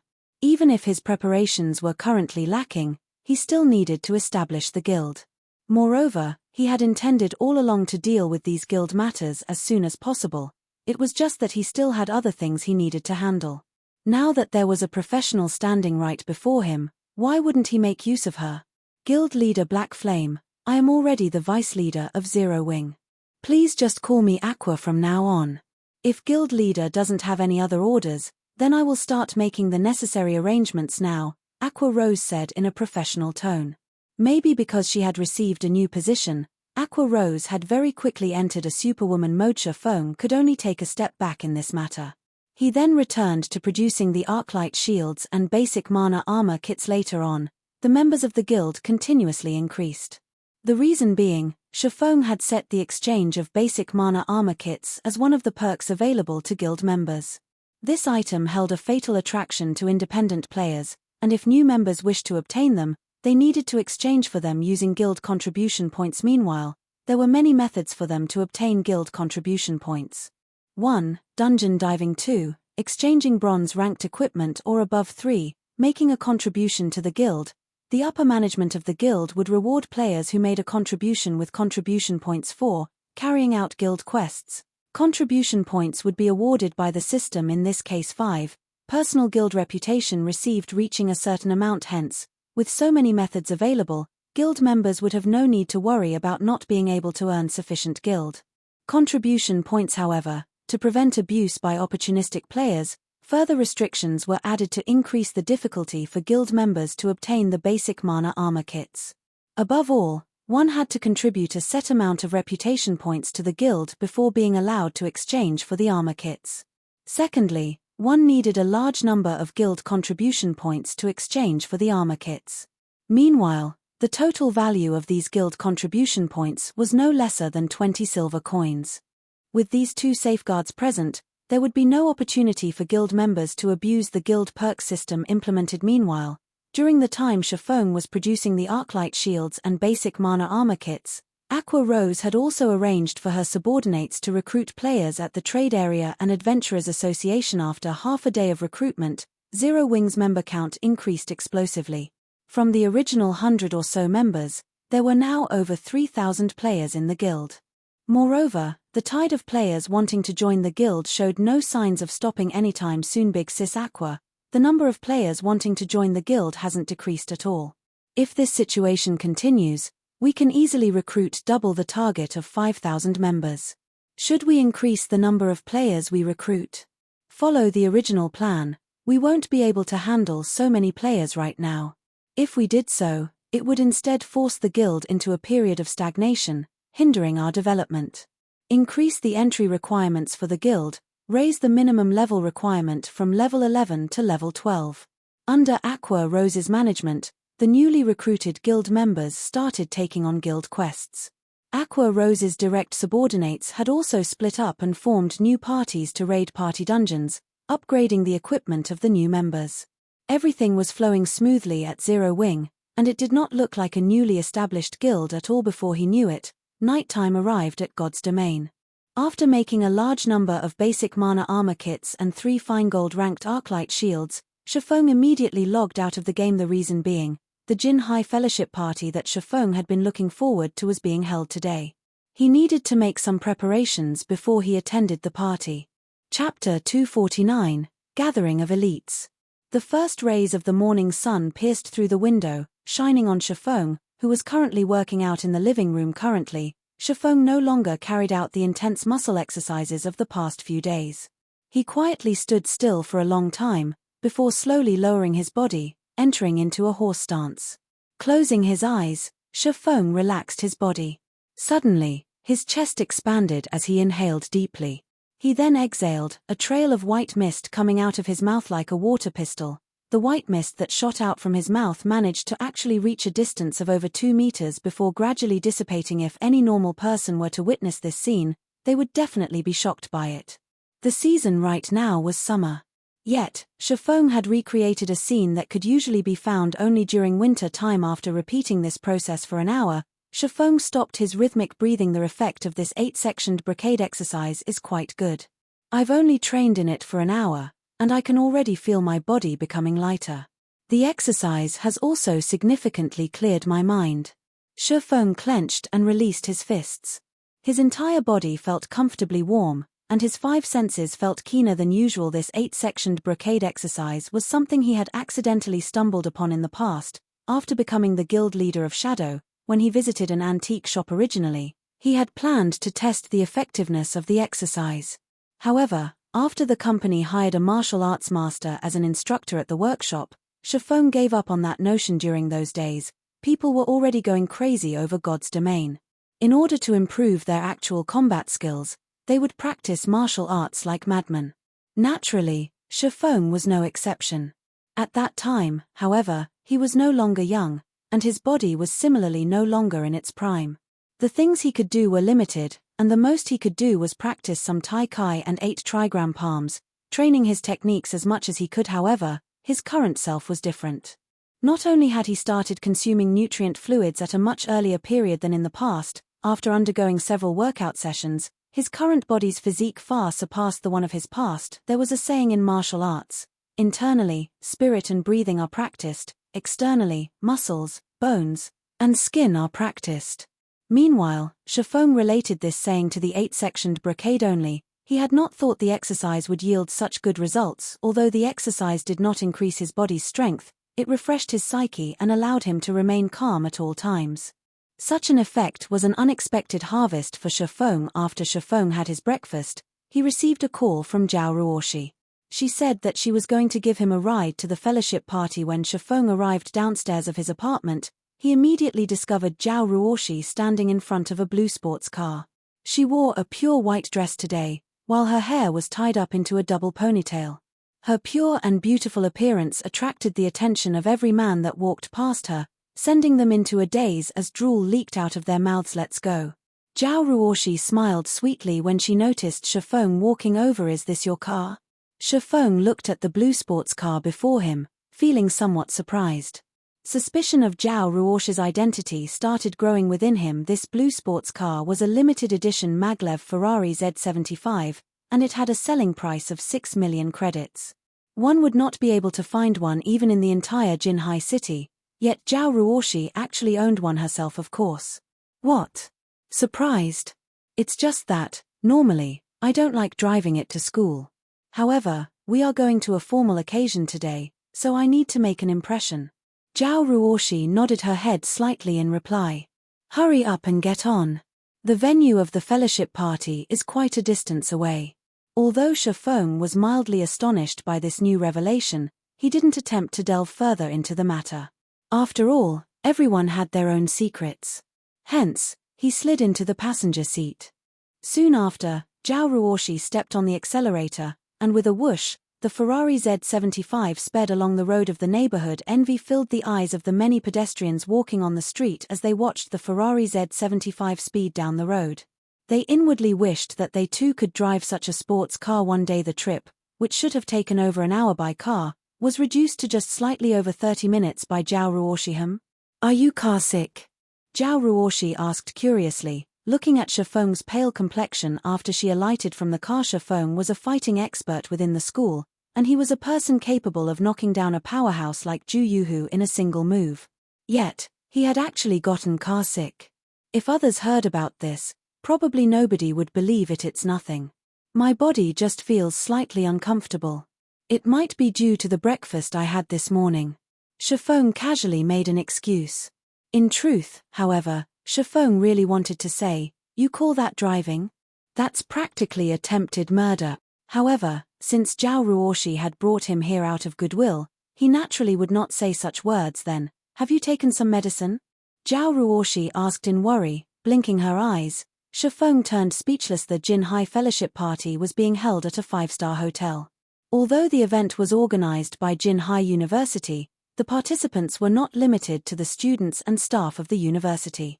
Other universities and elites of society would also be participating in this event, and it would not be an exaggeration to call this fellowship party a gathering of elites. The Jin High Fellowship Party was an annual event held in Jin High City. Even though plenty of people wished to participate in this event, not everyone received the chance to actually do so. Moreover, the fellowship party held today was unlike any other before it. Aside from having invited personages that participated in Jin High City's fighting competition, the event organizers had also invited many experts from gaming workshops this time around. As to why they would decide to invite such gaming experts, it was mainly due to the growing popularity of God's domain. People could already see the limitless potential of God's domain. Hence, many wished to form a good relationship in advance with these gaming experts. The decision of the event organizers was undeniably the correct one to make, because several years from now, every single gaming expert that participated in this fellowship party would grow to become a famous celebrity in Jin High City. Just as Zhao Ruoshi and Shifeng were about to enter the hotel, Shifeng was unexpectedly blocked by the security guard at the door. "I'm sorry, sir, but your name is not on the list of invited guests. You cannot enter this place," the tall and robust security guard leader said in a cold voice, looking at Shifeng with a sharp gaze. This security guard leader was a former member of the Special Forces, and he had experienced multiple battlefields before. The murderous intent he radiated could scare most of the people he met, and others usually did not dare to look directly at him. If a normal person was the focus of the stare of this security guard leader, their hearts would immediately palpitate with fear as they redirected their gaze somewhere else. Yet, even after receiving this security guard's glare, Shifeng's expression still remained as placid as before, his lack of reaction confusing this security guard greatly. "That's not possible. I registered Shifeng myself. Can you check again?" Zhao Ruoshi's brows wrinkled. She had personally gone to the student council at the university, and had directly handed 2 persons' worth of participation fees to the student council president. How was it possible that she was registered, while Shifeng was not? The security guard captain scanned Shifeng once more. In the end, the results he got still showed him as unknown and that he was not allowed entry. To make sure that nothing was wrong with the machine, he tried it on other people as well, and the results showed that nothing was wrong with the machine. "That's not right. I registered both of us together. I'll contact Hiyotsu. Something must have gone wrong somewhere. I'll get him to fix it immediately." Zhao Ruoshi said, "Sorry, but I have to do things according to the rules. Anyone not registered is not allowed to enter. Impromptu registrations are not acceptable, either. These are the rules," the security guard captain said coldly. "Who is the person responsible here?" Zhao Ruoshi asked angrily. Shifeng was someone she had personally invited. Now that Shifeng was barred entry, how could she not get angry? "Miss, please stop making things difficult for me. This is how the rules have always been. I can't change it just because of one person." The security guard captain could not help but soften his tone when he discerned that Zhao Ruoshi's identity was not simple. At this moment, several people walked out from the hotel. One of them was none other than the person Zhao Ruoshi was looking for, the president of the student council, Hiyotsu. Walking beside him were people Shifeng were familiar with, Ling Feilong, Zhu Yuhu, and Qin Shu. Meanwhile, it was Shifeng's first time to meet the student council president, Hiyotsu. The person in question had a stout body and round face, and his voice when he spoke was extremely gentle.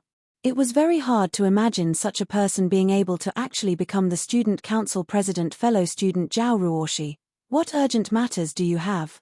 Why are you looking for me so frantically?"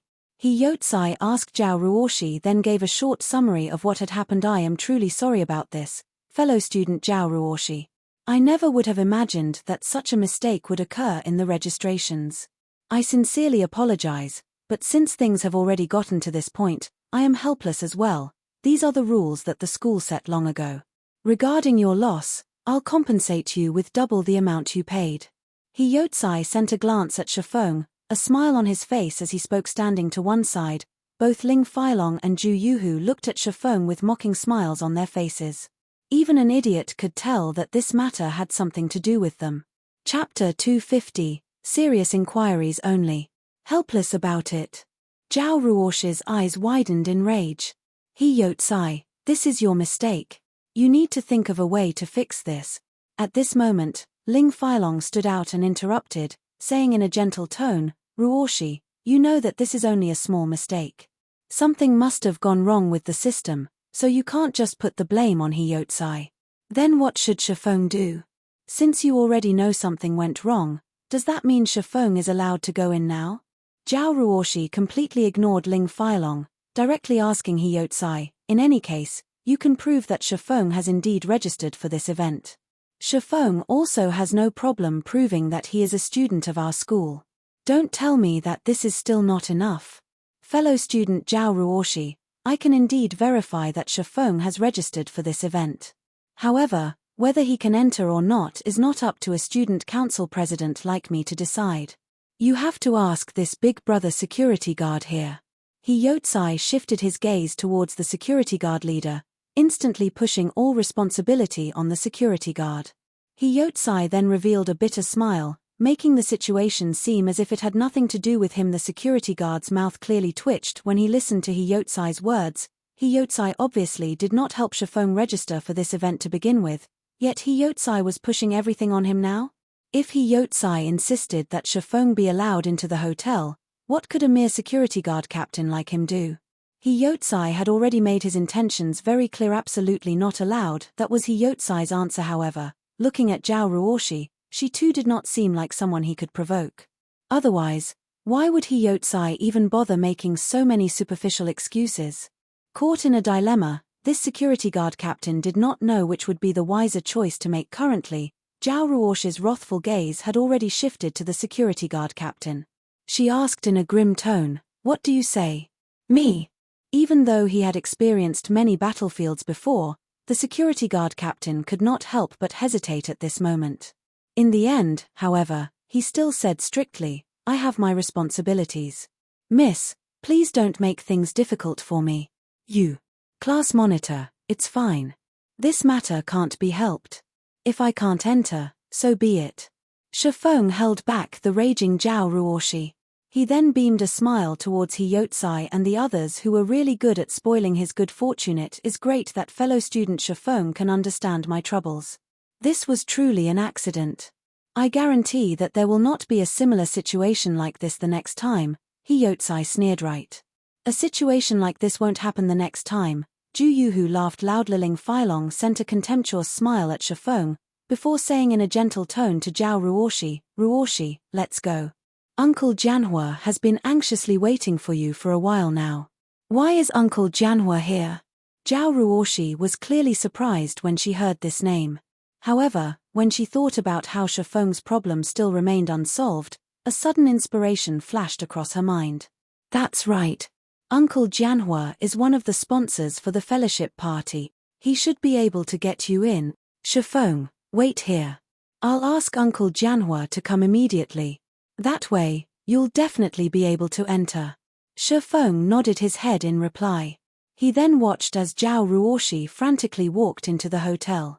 In the next instant, however, Shifeng noticed Ling Feilong sending a cold smile his way. Shifeng felt a bad premonition at this sight. Seeing that Zhao Ruoshi had left, He Yotsai revealed a mocking smile as he said, "Fellow student Shifeng, please return from whence you came. This fellowship party is not fit for someone like you." He then told the security guard leader, "Remember, he is not allowed to set even a foot in this building. Otherwise, you can just pack up and leave." "Understood." Finished speaking, He Yotsai and the others walked back into the hotel, their laughter filling the air as they left. The security guard then fixed his gaze at Shifeng. As long as Shifeng dared come near this building, he would personally chase him out. However, Shifeng did not react in anger. On the contrary, he was feeling extraordinarily calm right now. "If you don't want me to go in, then so be it. In any case, I don't have to actually be in the party to do what I came to do." Shifeng turned around and left, The corner of his lips raised slightly. The Jin High Fellowship party held at this time was the perfect chance for him to recruit new members for his guild. If he were to miss it, who knew how long he would have to wait before another such chance arrived? The reason why a small guild like Shadow could survive in God's domain was mainly due to the group of people they had recruited at this event. This group of people had helped Shadow endure its hardest times. Otherwise, with the little manpower Shadow possessed, there was no way they could avoid annexation by a large guild. Although Zero Wing already had a powerhouse like Aqua Rose and also a group of elite players in its midst, a guild could never have an excess of powerhouses and elite players since he was not allowed to recruit inside the event venue. It should be fine if he did it outside, right? Hence, Shifeng visited a nearby printing shop. Soon after, he set up a large sign a short distance away from the venue of the Fellowship Party. Zero Wing Guild recruiting new members. Serious inquiries only. Although the color of the words on the sign was monochrome and looked somewhat shabby, it still clearly conveyed the meaning Shifeng wanted. As to whether or not others would recognize the sign for what it was, Shifeng was not worried about that one little bit. After all, Zero Wing's fame was not limited to just White River City, but the entire Star Moon Kingdom. On the official forums of the Star Moon Kingdom, Zero Wing's popularity had long since gone off the charts, not to mention having 8 players occupying the top positions on the ranking list. The levels of these players had even exceeded everyone's imaginations. The lowest leveled player among them was level 18. This was a level that elicited awe in others. Even when ranked throughout the entire Star Moon Kingdom, these 8 players would still be the top 8 players. Not to mention a first-rate guild. Even an apex first-rate guild could not achieve such a feat. How could people not yearn to join such a guild? Hence, many independent players wished they could join Zero Wing. There were even thousands of threads posted on the forums by independent players, all of them expressing their intentions to join Zero Wing. However, Zero Wing only recruited members at White River City, so not everyone could actually join the guild. Shortly after the sign was raised, it had already started attracting attention. Little how, look at that sign. It's actually Zero Wing recruiting members. Zero Wing Guild? How is that possible? That guild is very mysterious. I heard that the strength of the 8 great experts of that guild is several times more amazing than even the experts of first-rate guilds. How could they be recruiting members at this place? If it really is Zero Wing recruiting, I will definitely be the first one to apply. The passers-by who noticed this sign immediately started a discussion among themselves. After all, Zero Wing was simply too famous right now. They could only be described with words such as mysterious and strong. Meanwhile, in one of the lounges on the 10th floor of the hotel was an old man dressed in luxurious clothing. Although the man was already in his 50s, he had a keenness that belied his age, his sharp gaze capable of seeing through people's hearts. This person was none other than Zhao Jianhua's second uncle. Why have you come here today? Zhao Ruoshi smiled sweetly at this old man after entering the room. Zhao Jianhua was the younger brother of Zhao Ruoshi's father. He was also one of the board members of the Zhao group. However, Zhao Jianhua did not have any children of his own, so he had always loved Zhao Ruoshi dearly as if she were his own daughter, treating her like the most delicate flower in the world. Of course, I am here to take a look at you. You're always staying at school recently, not bothering to even pay a visit back home, Zhao Jianhua replied with a doting smile. Second uncle, you're one of the sponsors for this get-together, right? I have a friend who wishes to join this event as well. Could you let him in? Zhao Ruoshi said sweetly, grabbing and shaking Zhao Jianhua's arm. Are you referring to that Shifeng? Zhao Jianhua's brows wrinkled, his expression sinking immediately. How did you know, second uncle? Zhao Ruoshi asked curiously. I was the one who arranged for him to be barred from entering. He is merely a mediocre person that came from an ordinary family. You shouldn't associate with such a person. You are the Zhao Group's successor, an elite standing at the very top of the pyramid of society. Others will gossip about you if they learn that you are associating with this kind of person. I am very clear about people like this Shifeng. People like him will do whatever it takes to get ahead, and there is no limit to the amount of flattery he'll spout. He does not like you at all. He simply covets the assets of the Zhao Group. I definitely won't allow him to continue tricking you. As for Shifeng's side of things, I will speak with him personally. Chapter 251, Great Trees Are Good for Shade. Zhao Ruoshi was silent for a long time after receiving Zhao Jianhua's lecture. Zhao Ruoshi never would have thought that her second uncle, who had always pampered her to the extreme, would say such words to her. Moreover, he had described Shifeng as such an ugly person. There was clearly a serious misunderstanding here. Someone had definitely worked on him. Second uncle, whom did you hear this from? Zhao Ruoshi did not immediately refute Zhao Jianhua. Instead, she wanted to find out just what was going on right now. It isn't important who told me about it. Ruoshi, in the future, you are not allowed to associate with people like Shifeng anymore. This is also elder brother's wish. Zhao Ruoshi had already been corrupted by Shifeng, and nothing he said would actually change her mind. Hence, he needed to take decisive measures to end their relationship once and for all. Afterwards, he would approach Shifeng and have him completely distance himself from Zhao Ruoshi. Meanwhile, Zhao Ruoshi found herself stuck between laughter and tears. She knew that her second uncle was saying these things for her own good. However, she and Shifeng clearly weren't in the kind of relationship her second uncle thought they were in. They were merely classmates. Yet, judging from her second uncle's words, it sounded as if she and Shifeng's relationship had already reached the point where they were inseparable lovers joined together at the hip. Zhao Ruoshi couldn't help but laugh as she said, "Second uncle, since when did you start providing cover for someone? Let me guess, this person must be Ling Feilong, right?" "That's right. It is indeed Ling Feilong." Since Zhao Ruoshi had already guessed correctly, Zhao Jianhua did not contradict her. Instead, he straightforwardly argued, "Shifeng is only a nobody. On the other hand, I feel that this child, Feilong, is not bad. Not only does he look good, he is also ambitious and possesses great skills in fighting. Nowadays, the popularity of God's domain has already reached never-before-seen heights, and I hear that Feilong Brat is even in the upper echelon of the Shadow Guild. He also has a very good insight towards the future.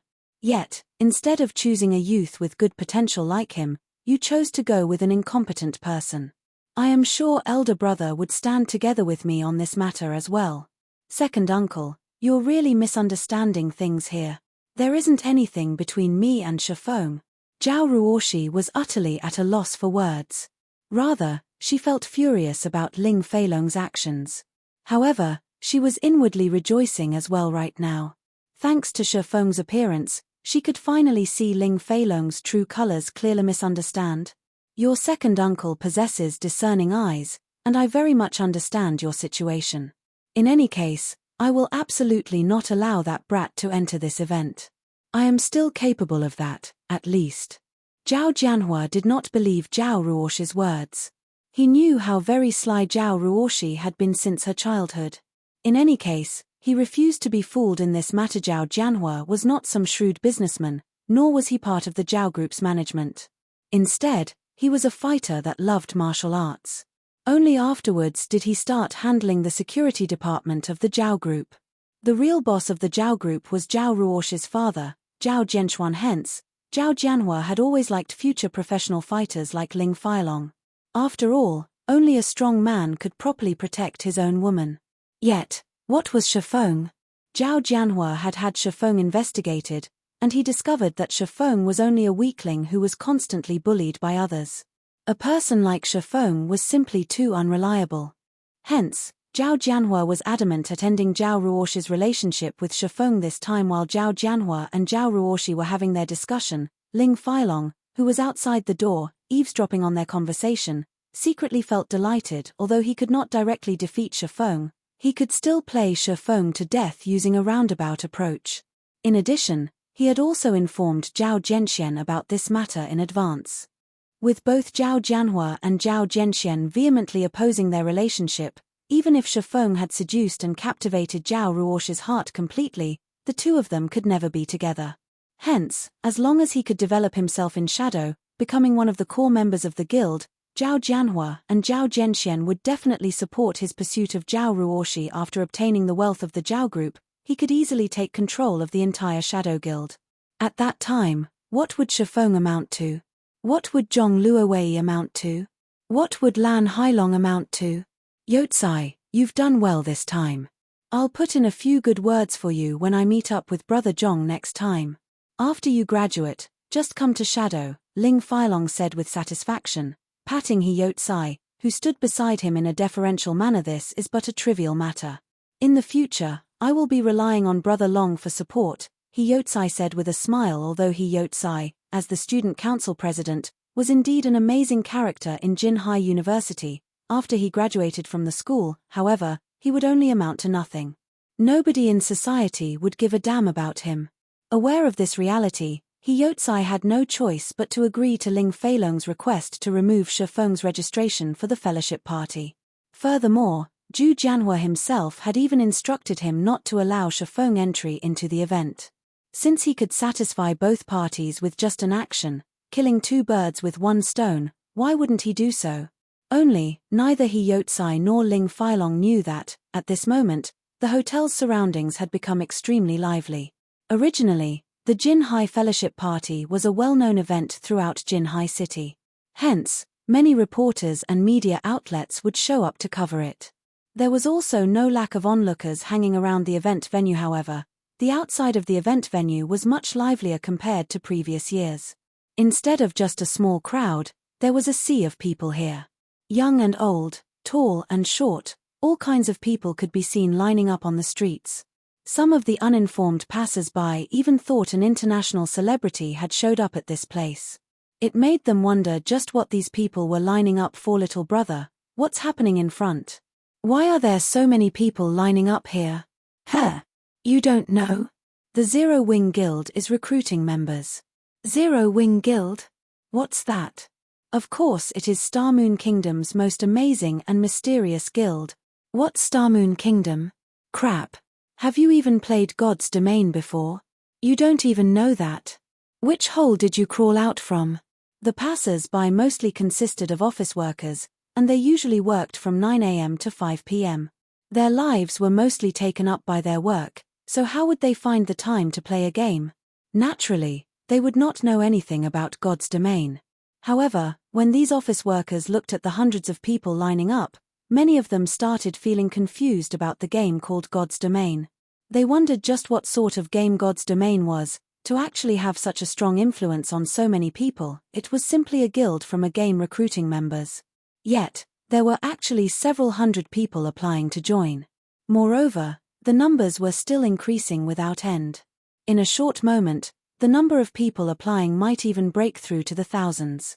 However, the most unfathomable thing was that even the reporters from television stations were running over to carry out a live broadcast on this situation. Just what sort of situation was this? Isn't it just membership recruitment for a guild in a game?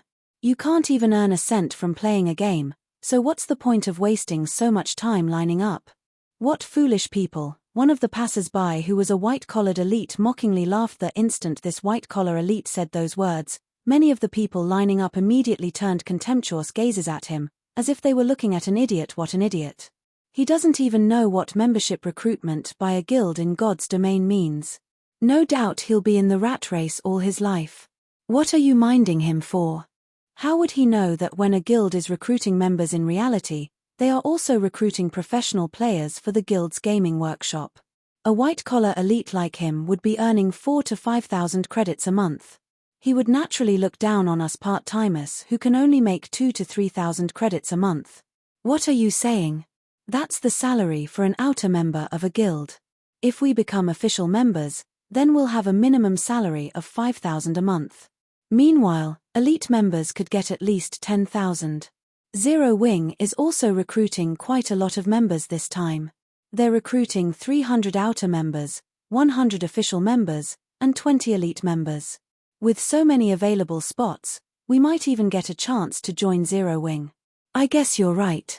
I also hear that core members get a base salary of 50,000 credits. I wonder just how much the 8 great experts of Zero Wing are earning each month. I hear that their salaries are over 10 million. Previously, there had been a financial corporation that offered them an astronomical amount of 8 million, yet, none of the 8 experts had even reacted to it. Zero Wing's wealth is simply unimaginable.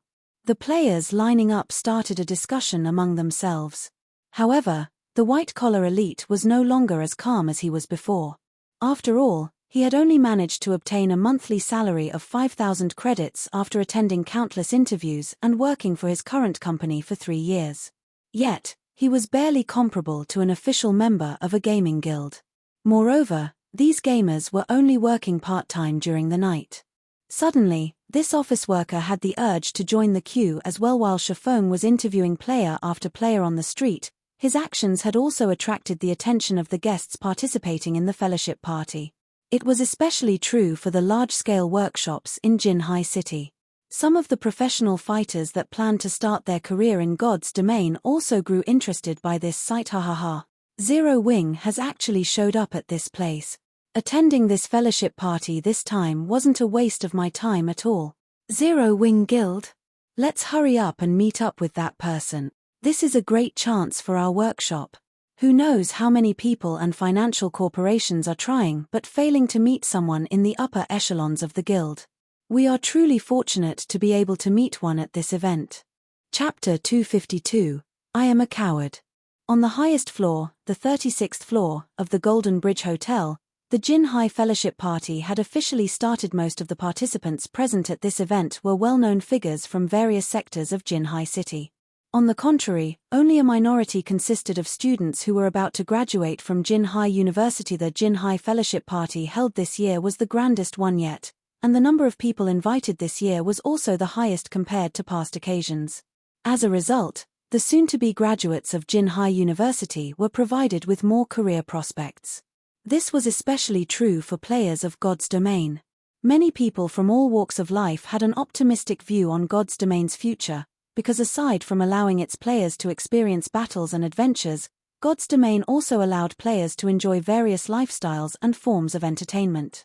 The array of activities one could experience in God's domain was much more abundant than in the real world, and this aspect of the game allowed many corporations in the real world to integrate and develop themselves in the game. Currently, there was an energetic old man in his 60s, who wore a white tunic, sitting at a corner of the event venue. Meanwhile, surrounding the old man were some of the most influential and powerful figures of Jinhai City. Zhao Ruosh's second uncle, Zhao Jianhua, was seated among these powerful personages as well. Are they not here yet? The old man in the white tunic suddenly asked He Yotsai, who stood beside him. They've already arrived, but He Yotsai's expression faltered as he hesitated on his words. The elderly man before him was both the headmaster and chairman of Jinhai University, Xu Wenqing, and he was a very influential man in Jinhai City. The reason being, under Xu Wenqing's tutelage, many students had graduated from Jinhai University with outstanding achievements, and such a contribution made Xu Wenqing a well-known and well-respected character in the various sectors of Jinhai City. Xu Wenqing's influence was so great that he could easily send Jinhai City into an uproar with his words alone. Speak, Xu Wenqing suddenly said in a cold voice. They're outside right now. He Yotsai answered feebly, the sudden pressure making the knees of an inexperienced youth like him go weak. Since they're already outside, why aren't they coming in? Xu Wenqing questioned. Don't tell me they want this decrepit old man to invite them in? Who do they think they are? They actually want Elder Xu to invite them in? Do they think that, just because they're good at playing a game, they can disregard us? Zhao Jianhua angrily said. You few, go take a look at the situation and call them up. Tell them that I said so. Xu Wenqing felt that something was amiss after light contemplation.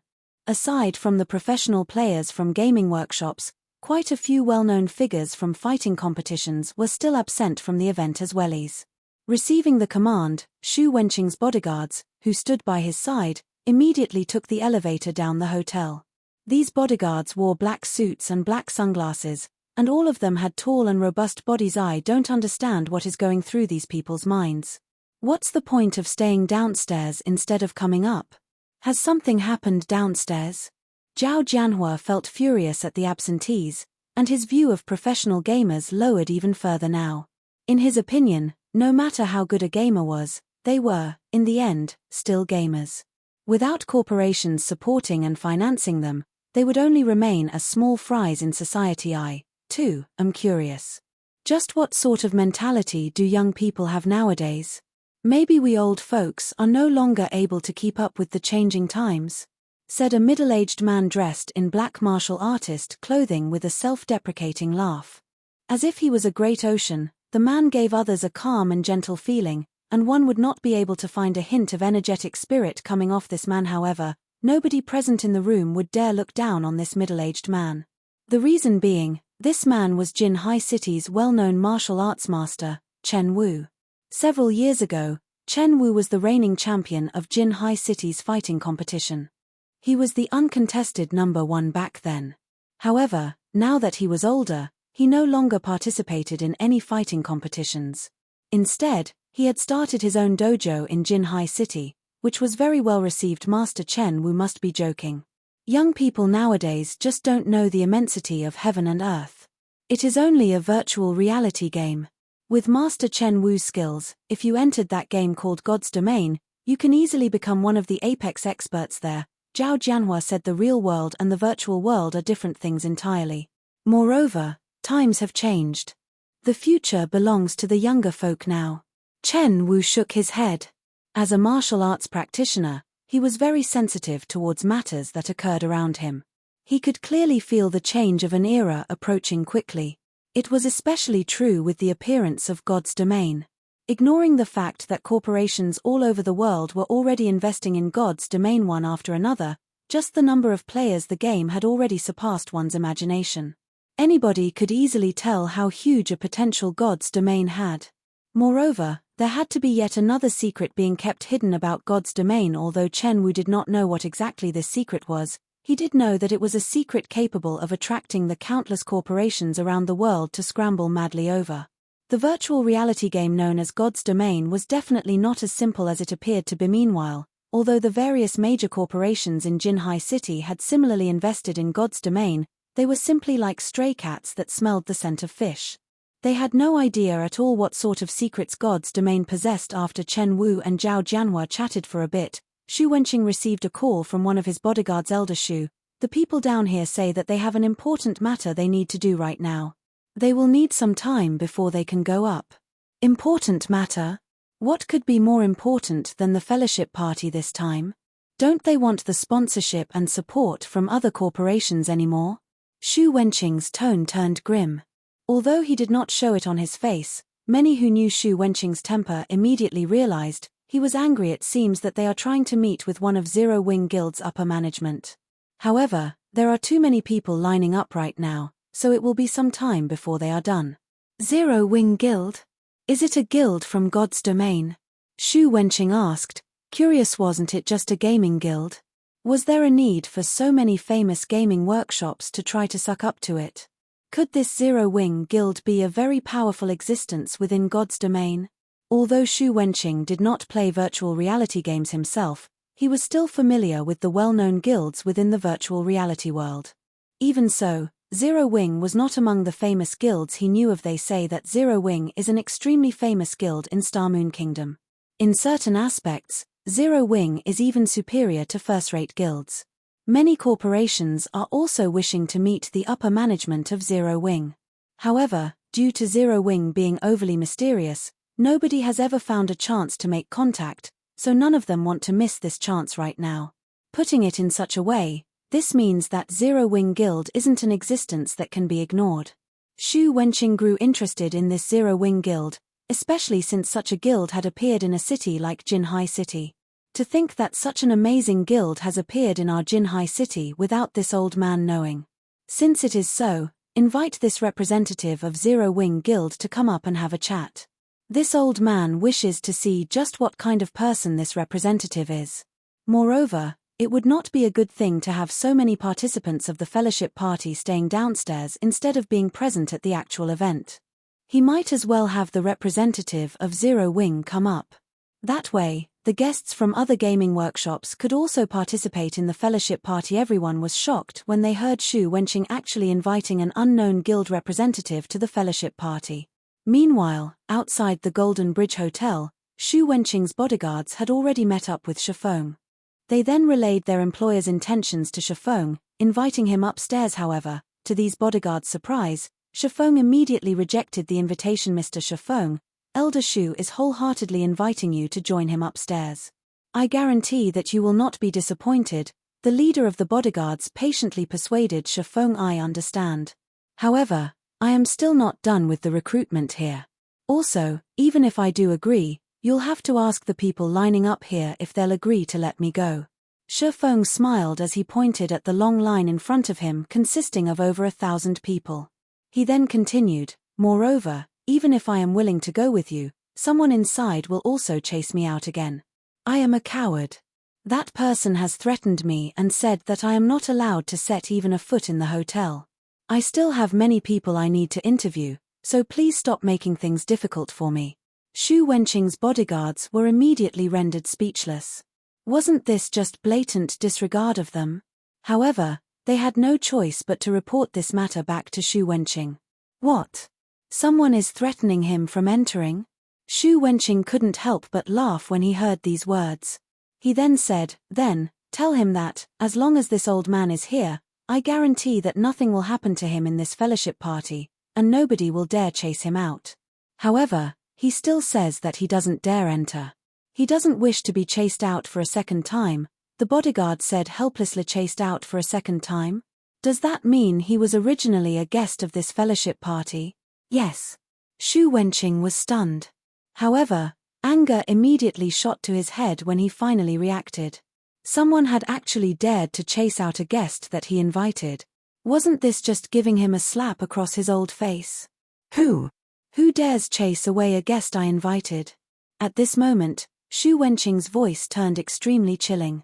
Although he was not a martial artist himself, the pressure he emitted caused many of those present to become fearful. The bodyguard trembled as he slowly said, "He Yotsai." Chapter 253, 5 Demon Generals. Good. Very good. Although Xu Wenqing was smiling, the tone he spoke with was as chilling as the winter cold at this moment. Even an idiot could tell that Xu Wenqing was furious due to the conversation being held over the phone. Nobody but Xu Wenqing himself could hear what his bodyguard had said. However, based on the words Xu Wenqing had spoken, the people around him knew that someone had done something to badly anger Xu Wenqing. Where a matter such as chasing away an invited guest was concerned, neither Chen Wu nor Zhao Jianhua had such courage to do so, as doing so was equivalent to giving Xu Wenqing a slap across his face. Everyone valued their prestige. Since this person had dared give Xu Wenqing a slap, then this person shouldn't expect Xu Wenqing to welcome it with a smile. At this moment, Zhao Jianhua, Chen Wu, and everyone else started feeling pity for the person that angered Xu Wenqing. This was practically bearding the lion in its den, a truly suicidal action. However, they were also very curious about the person that dared to chase away an invited guest. They wanted to know just who this daring person was. "He Yotsai, come over here." Xu Wenqing looked at He Yotsai, who was cluelessly standing at one side confused. He Yotsai thought Xu Wenqing had some orders for him to carry out, failing to notice that Xu Wenqing's chilling intent was directed at him. "Go downstairs and invite that person up here. If he isn't willing to come up, then you don't have to come back, either," Xu Wenqing said coldly. "Headmaster, this..." He Yotsai was utterly confused about the meaning of Xu Wenqing's words. "You'll naturally understand after you go downstairs." Xu Wenqing sent a glance at the bodyguard beside him. The bodyguard intuitively understood Xu Wenqing's intentions, and he immediately grabbed He Yotsai and dragged him towards the elevator. "Headmaster Xu, there must be a misunderstanding somewhere. I really didn't do something like that," He Yotsai shouted in a panic, the fat on his body jiggling. Even if he was given 100 lives, he would never dare kick out an invited guest. He was merely a student of Jinhai University, and nobody among the invited guests was someone he could afford to offend. If he had to name someone that he had really driven away, then the only person that came to mind would be Shi Feng. However, Shi Feng was simply a student that was not worth mentioning. He was not an invited guest at all. No matter how He Yotsai looked at this situation, Shi Feng would not be related to it in any way. "This brat sure has guts," Zhao Jianhua said in an ambiguous tone. It was unknown whether he was actually praising He Yotsai or disparaging him. However, everyone else was in full agreement with Zhao Jianhua's words. The bystanders could clearly tell that this incident was caused by He Yotsai. This incident had truly given them a shock. He Yotsai was merely a student council president, an insignificant existence, yet he had actually dared to recklessly abuse the little power he was given. If He Yotsai did not deal with this matter perfectly, then his best option to save himself was to pack up and leave Jinhai City. Otherwise, only a tragic end awaited him. Meanwhile, Zero Wing's recruitment location had already become the most eye-catching sight on this street. Before he knew it, Shi Feng had recruited many new people for his guild. Some well-known workshops in Jinhai City were even included among them. The members of these workshops were all relatively skilled. However, since they didn't have a top-tier expert leading them, they had a difficult time obtaining good equipment in God's domain, the reason being, a majority of the high-quality equipment could only be obtained from a dungeon, while a minority came from field bosses. However, to a guildless workshop, field bosses were simply an unattainable dream. This situation resulted in the workshops having a hard time making money in God's domain. Hence, many of these workshops wished to join a guild, a powerful guild, in particular. If they had a top-tier expert guiding them, dungeon diving would become a much easier endeavor. Moreover, compared to groping in the dark by themselves, they could improve themselves with much greater efficiency by learning techniques from the said expert. Meanwhile, the Zero Wing Guild was undeniably the best option available in Jinhai City for these guildless workshops. Currently, none of the guilds in Jinhai City had officially become a rated guild in the past. If Shadow had not spent a humongous sum of money to annex a large number of workshops and recruited some new members with great potential, it would have had no way to quickly become a third-rate guild. In such a situation, Shadow would have also fallen in the competition over White River City. As this was the brutality of God's domain, the 5 demon generals have yet to show up even now. Could they be uninterested in joining Zero Wing? Shifeng had already interviewed several hundreds of people. However, not a single one of the 5 demon generals were actually among those hundreds of people in the past. The 5 demon generals were the most powerful experts in Shadow. If their growth had not been limited by Shadow, they might have been promoted to a Tier 4 class or above. These 5 people also played an indispensable role in aiding Shadow in obtaining the 10 city-states. One could even say that Shifeng's main goal in attending this fellowship party was to recruit these 5 people. Don't tell me they're afraid of taking the interview. Shifeng felt that there was a very high possibility of such a thing happening. After all, the current 5 demon generals were obscure existences right now, nobodies in God's domain. If they concluded that they would not be accepted into Zero Wing, they would naturally avoid taking the interview altogether, saving themselves the humiliation when they got rejected. Thinking up to this point, Shifeng felt troubled. It was very possible for these 5 people to be inside the fellowship party right now. Yet, he had no way of entering the actual event venue. So, how should he go about recruiting those 5? Just as Shifeng was feeling distressed over this matter, Hiyotsuai came walking over. Why is it you? Hiyotsuai was immediately dumbfounded when he discovered the person he had been sent to invite actually turned out to be Shifeng. In Hiyotsuai's opinion, Shifeng was simply an ordinary student. His and Shu Wenqing's statuses were worlds apart from each other, and it was impossible for Shu Wenqing to actually send a personal invitation to Shifeng. Yet, the impossible had actually happened now. Meanwhile, Shifeng couldn't help but shift his gaze to Hiyotsuai. Suddenly, he asked with a smile, "President He, what brings you here? Don't tell me you wish to chase me away from this street as well? This is a misunderstanding, a misunderstanding. Fellow student Shifeng, how could I possibly dare to chase you away? All of this is simply a misunderstanding. Previously, due to an error to the system, your information was not properly registered. However, everything is fine now. Fellow student Shifeng, you can now participate in the fellowship party as well." Hiyotsuai said with a fawning smile. President He, I am a very cowardly person. Previously, you yourself, President He, had said that, as long as I dare set even a single foot in the hotel, you would immediately chase me out. I truly do not dare provoke a personage such as you. I also feel quite comfortable staying here. If you don't have any other matters, then, please return to your event. I am still very busy right now. Shifeng smiled, shifting his attention away from Hiyotsuai. Hearing Shifeng's words, Hiyotsuai's face instantly paled. Even an idiot could make out the meaning behind Shifeng's words. You chased me away without any hesitation before. Yet, now, you wish to invite me back. Do you think it's possible that I will agree? Hiyotsuai really wished to say it's possible. Hiyotsuai was merely a student council president. Now that Shu Wenqing had already spoken, if Hiyotsuai did not deal with this matter properly, his future would be over. Moreover, with Shu Wenqing's horrific reach, Hiyotsuai did not even dare to think about having a future. Noticing Shu Wenqing's bodyguard coldly looking at him, Hiyotsuai's body shuddered with fear. Immediately, he did something that shocked even Shifeng himself. Hiyotsuai immediately knelt before Shifeng, hugging Shifeng's thigh as he cried like a little girl, saying, "Fellow student Shifeng. No. Brother Feng. I was the one in the wrong. I have eyes but failed to recognize Mount Taishan too. I am deserving of death. How could I have been so blind to actually listen to the words of that bastard, Ling Feilong? Brother Feng, I apologize to you. Please. If it can help cool your temper, please beat me up as much as you wish. As long as Brother Feng is willing to go upstairs with me." Shifeng wasn't the only one shocked by He Yotsai's actions. Even the bystanders were dumbfounded by this scene. Did he really think he was invincible just because he was shameless? Chapter 254, The Young Will Surpass the Old. As expected, it was Ling Feilong plotting behind the scenes. In truth, Shifeng did not pay any attention to an insignificant character like He Yotsai. He only wished to find out who was trying to make trouble for him. Since he was able to ascertain that it was indeed Ling Feilong playing tricks on him, he no longer had any use for He Yotsai. Right, save your crocodile tears. I'll go up with you. However, my requirement is for you to clearly repeat the words you just said to Headmaster Shu.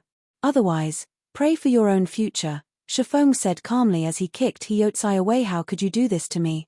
Instantly, He Yotsai recovered his previous smiling appearance, making it look as if none of the embarrassing scene from before had actually happened. However, there was a hint of hatred hidden beneath his eyes as he looked at Shifeng. He Yotsai had already embarrassed Shu Wenqing. If he told Shu Wenqing of this matter, then he would be adding Ling Feilong to the list of people he had offended. Moreover, Ling Feilong was supported by Zhao Jianhua, who was an even more frightening existence. Even if Shu Wenqing were to forgive him, Ling Feilong and Zhao Jianhua would definitely not let him off. A wolf in front, and a tiger behind. Even if he did not lose his life, his future would be ruined. Shifeng was simply too cruel for wanting him to do such a thing. Why can't I do such a thing? I am only asking you to tell the truth. Now, tell me, what is your decision? Shifeng smiled calmly, completely ignoring the poisonous glare He Yotsai was sending him. What comes around, goes around. After some contemplation, He Yotsai took a few deep breaths before coming to a decision. He then shifted his eyes towards Shifeng, a malicious glint in his eyes as he said, "I can agree to your demands, however, you must allow me to join Zero Wing. It seems that you still aren't clear about your current situation. You wish to discuss conditions with me?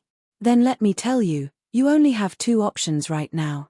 You either speak or don't. In my personal opinion, it's best that you speak the truth. At the very least, you will earn the pardon of Headmaster Shu." Shifeng then raised his brows, stating, "My patience is limited. I will give you 3 seconds to consider." "All right. I'll speak." He Yotsai quickly made his choice. Compared to Ling Feilong and Zhao Jianhua, he was even more afraid of Shu Wenqing. After all, Shu Wenqing's influence was simply too extensive. Soon after, Shifeng followed He Yotsai and Shu Wenqing's bodyguard into the hotel and took the elevator up to the 36th floor. Shifeng's arrival at the event venue immediately attracted a majority of the participants' attention due to Shu Wenqing's rage. Many of the guests present had already found out about the incident concerning Shifeng. They were very curious to see just what sort of person warranted a personal invitation from Shu Wenqing himself. Under the bodyguard's lead, Shifeng and He Yotsai arrived before Shu Wenqing when an ordinary youth in black sportswear appeared before them. Everyone couldn't help but widen their eyes. They started attentively evaluating Shifeng, intent on discerning the secrets hidden behind Shifeng's ordinary appearance. To their disappointment, however, be it Shifeng's attire or aura, both were similarly plain and ordinary. "Shifeng? Why are you here?" Ling Feilong couldn't help but grow astonished. Originally, he had intended to use this fellowship party to form a deeper connection with Zhao Jianhua. However, he never imagined that Shifeng could actually make it into the event. The current situation went far beyond his expectations. Everything has an exception to it, isn't that so? Shifeng replied with a smile. "Shifeng, it's great that you made it. Originally, I planned to go down and look for you, but it seems that won't be necessary now," Zhao Ruoshi said excitedly when she saw the new arrival was Shifeng. Were it not for Zhao Jianhua holding her back, preventing her from leaving, she would have long since left this boring fellowship party. Sitting beside Zhao Ruoshi, Zhao Jianhua immediately turned grim when he heard Zhao Ruoshi's words.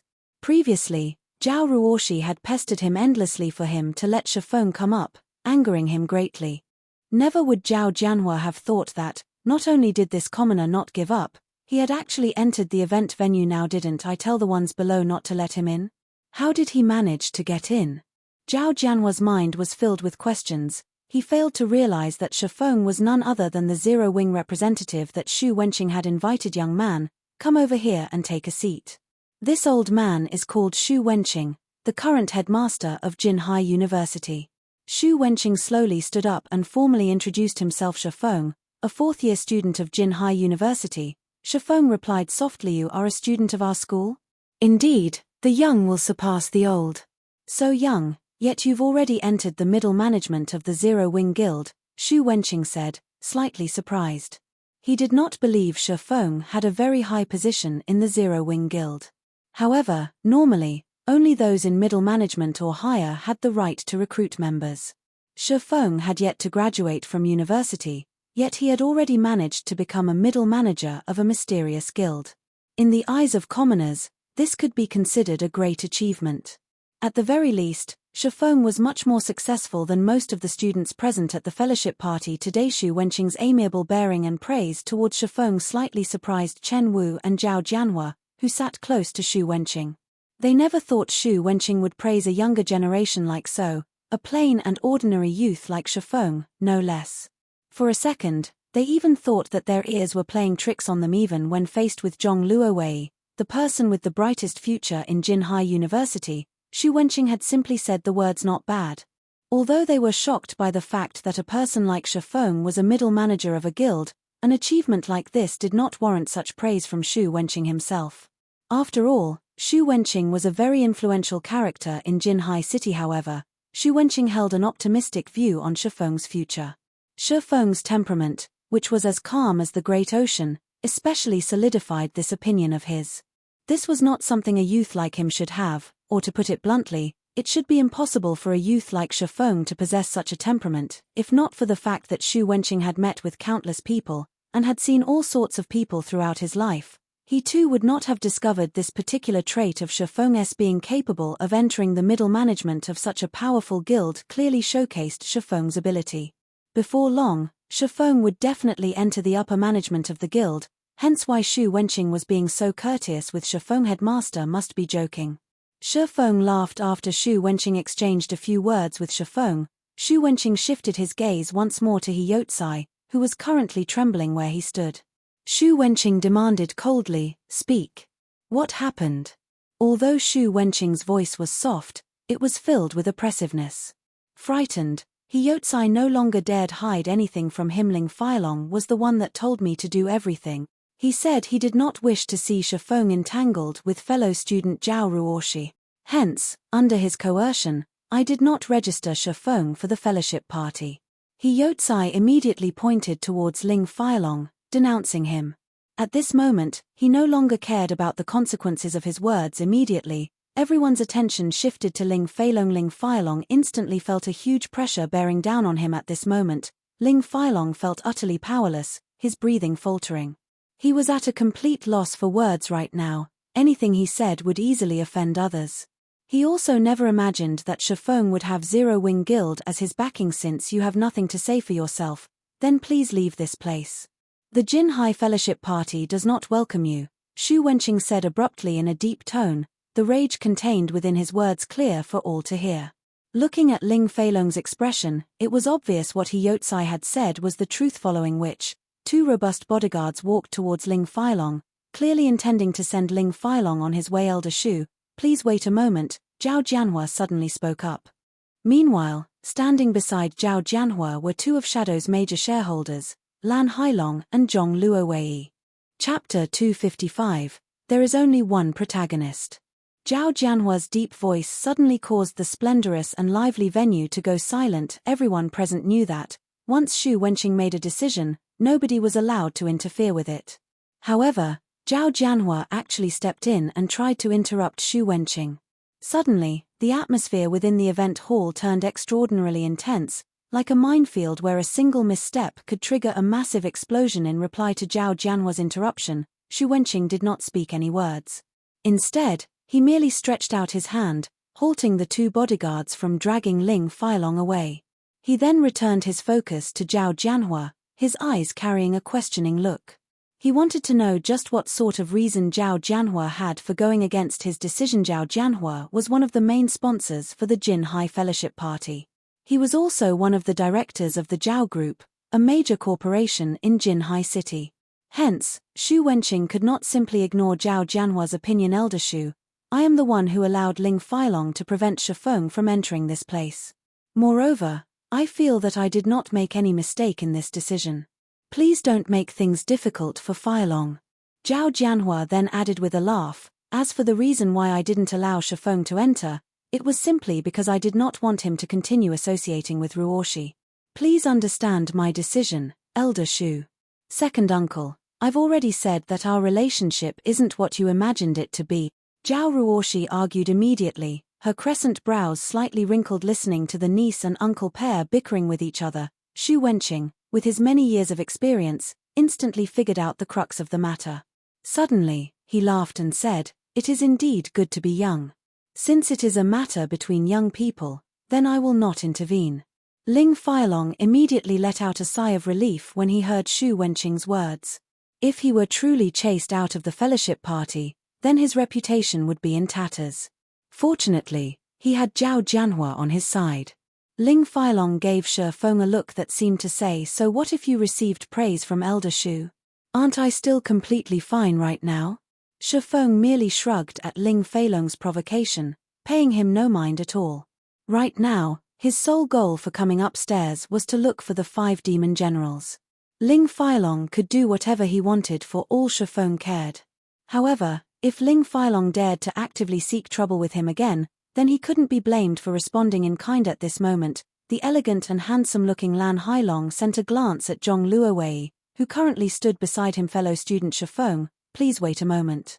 Zhong Luowei stepped forward, hurrying to Shifeng as he shouted, "I have been looking forward to meeting with Zero Wing for a long time now. I never would have thought I would get the chance to do so at this fellowship party. I hear that Zero Wing has plenty of experts, and each and every one of them has extraordinary skills. Fellow student Shifeng, as a middle manager of Zero Wing, I believe that you must definitely be skilled. Hence, I wish to seek some pointers from you. We can also take it as an entertainment for this fellowship party. I wonder, what is fellow student Shifeng's opinion on this matter?" Hearing Zhong Luowei's suggestion, glints flashed through Xu Wenqing's, Zhao Jianhua's, Chen Wu's, and everyone else's eyes. They felt that it was a good suggestion. However, they still chose to remain silent as this was a matter for the younger generation. It wouldn't be good for old folks like them to intervene among those who showed interest in Zhong Luowei's suggestion. Zhao Jianhua was the most eager for it to take place. Zhao Jianhua knew very well how amazing Zhong Luowei was. After all, even a martial arts master like Chen Wu looked favorably upon Zhong Luowei. Within a few years, Zhong Luowei would definitely become the fighting champion of Jin High City. Meanwhile, if Shifeng embarrassed himself in front of Ruoshi right now, at the very minimum, he could make Zhao Ruoshi understand how ordinary Shifeng actually was. Once she knew that they were people of 2 different worlds, she might even decide to give up on her relationship with Shifeng. Is this going to be a martial arts competition? Excellent. To think that I'll get the chance to witness Jin High University's champion fighter exchanging moves with an expert from Zero Wing. The money I paid to join this fellowship party is totally worth it.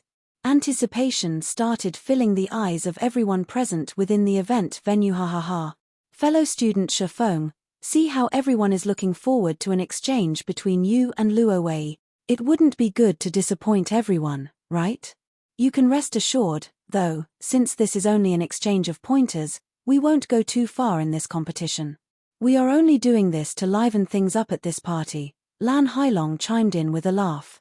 He continued, "I am also a board member of Shadow, and in regard to a guild as powerful as Zero Wing, I had always wanted to learn a thing or two from you all. I wish to take a look at the gap between us so that I can turn Shadow into a guild that would not lose out to Zero Wing. I hope fellow student Shifeng will not refuse this competition." The shrewd Lan Hailong was very good with his words. He had made the simple competition between Zhong Luowei and Shifeng sound as if it were a competition between Shadow and Zero Wing. Lan Hailong was clearly intending to use Zero Wing to raise Shadow's status originally, the protagonist for the Fellowship Party should have been Shadow Guild. However, that role had been hijacked by Shifeng midway, and now Zero Wing had become the protagonist of the event. Moreover, Shifeng had also managed to recruit plenty of new members with good potential. Lan Hailong and Zhong Luowei naturally couldn't stomach such a scene occurring right before their eyes. Hence, they thought of using Shifeng as a stepping stone. That way, Shadow's fame at this event would instantly surpass Zero Wing. Moreover, Lan Hailong's plans weren't limited to just this one point. He also intended to publicize Shifeng's loss, allowing everyone, both inside and outside of God's domain, to know that an expert from Zero Wing had lost badly to a player from Shadow. At that time, Shadow's reputation would not lose out to Zero Wing by one little bit. As for Shifeng himself, he would definitely be expelled from Zero Wing after turning the guild into a laughingstock. This could be considered Lan Hailong's revenge on Shifeng for stealing Shadow's limelight at this event also. Now that the event had become so lively, with so many people cheering and calling out Shifeng's name, Shifeng would not have an easy time declining the competition request. How could you say such a thing? Zhao Ruoshi asked, dissatisfaction in her tone. Shifeng is a gaming expert, not some fighting expert. What point would there be for the two of them to have a match with each other? Immediately, many people among the audience came to a realization. Although Shifeng was amazing inside a game, that did not mean he would be equally amazing at fighting in real life. Even if Zhong Luowei defeated him, that did not prove that Zhong Luowei was strong inside the game. Fellow student Zhao Ruoshi, you must be joking. God's Domain is a virtual reality game, and every aspect of the game is extremely realistic. I believe that anyone who has experienced combat in God's Domain would know this. Although being good at fighting in real life does not necessarily make someone good at the game, the same cannot be said for the opposite. If one is good at the game, then it shows that they are equally skilled at fighting in real life. In fact, I know just how amazing fellow student Shifeng is. After all, he was able to defeat Zhu Yuhu, the student who placed third in Jinhai University's fighting competition. With such strength, it would be a pity for the two of them to not compete against each other. Lan Hailong smiled calmly. Contrary to his words, he had absolute confidence in Zhong Luowei obtaining victory. As for Shifeng, although he was relatively powerful himself, he was definitely not a match for Zhong Luowei. The reason being, Zhong Luowei had already reached the standards of a professional. He was on an entirely different level when compared to Zhu Yuhu. What? That Zhu Yuhu was actually defeated by Shifeng? No wonder he managed to become a middle manager of Zero Wing. As expected, Zero Wing is powerful. Many of those present in the event hall was shocked by this revelation, their anticipation towards the competition between Shifeng and Zhong Luowei growing even more intense. It seems that I really can't underestimate young people. To think that he would choose to keep himself hidden despite possessing such skills. It is truly rare for a youngster like him to have such a humble heart, Xu Wenqing commented, his evaluation of Shifeng rising even higher now. With such a temperament, his future achievements would definitely be extraordinary. Chief Zhao, don't you think your requirements are a little too high? You should just let the younger folk handle themselves. It wouldn't be right for us older generations to constantly stick a hand into their matters. It can't be true, right? He managed to defeat Zhu Yuhu with a small body like that. Zhao Jianhua looked at Shifeng suspiciously. He had a good grasp on the standards of the fighting competition held in Jinhai University. It was also the reason why he admired Ling Feilong's achievement of obtaining 9th place in the competition. All right, then. Since everyone is looking forward to it so much, how could I bear to refuse? Shifeng laughed. Lan Hailong was still as good with words as he had been in the past. Shifeng had a very clear understanding of Lan Hailong. Lan Hailong was also the cause for his decade of hard work going to waste. Shifeng remembered this point very clearly. Originally, Shifeng had not intended to seek trouble with Lan Hailong in this life. After all, those matters had all occurred in his previous life. Hence, Shifeng decided that, as long as Lan Hailong did not provoke him in this life, he couldn't care less what Lan Hailong did. Yet, Lan Hailong just had to come looking for trouble. Since it was so, Shifeng would not remain courteous with Lan Hailong. It was also a good chance for him to rid himself of past grudges. Chapter 256, Demon. The brat actually agreed. It seems he still has some courage to him. Zhao Jianhua's opinion of Shifeng changed slightly. Zhong Luowei was reputed to be a genius at fighting, and his mastery of Luo Hanquan was very high. Many professional fighters were not even his match. Meanwhile, Shifeng was only a gamer. Although his achievement of defeating Zhu Yuhu was indeed praiseworthy, when compared to Zhong Luowei, they were still on entirely different levels. Standing beside Zhao Jianhua, Zhao Ruoshi grew panicked. Why is this Shifeng acting so foolishly? Zhao Ruoshi was inwardly speechless at Shifeng's decision. Lan Hailong merely flattered him a little, yet is already acting so cocky. Doesn't he know that Zhong Luowei is a real martial arts expert? Meanwhile, Ling Feilong stood at a distance, sneering at Shifeng. He had personally witnessed Shifeng's fight with Zhu Yuhu, so he knew Shifeng was pretty skilled as well. However, he still had a long way to go before he was Zhong Luowei's match.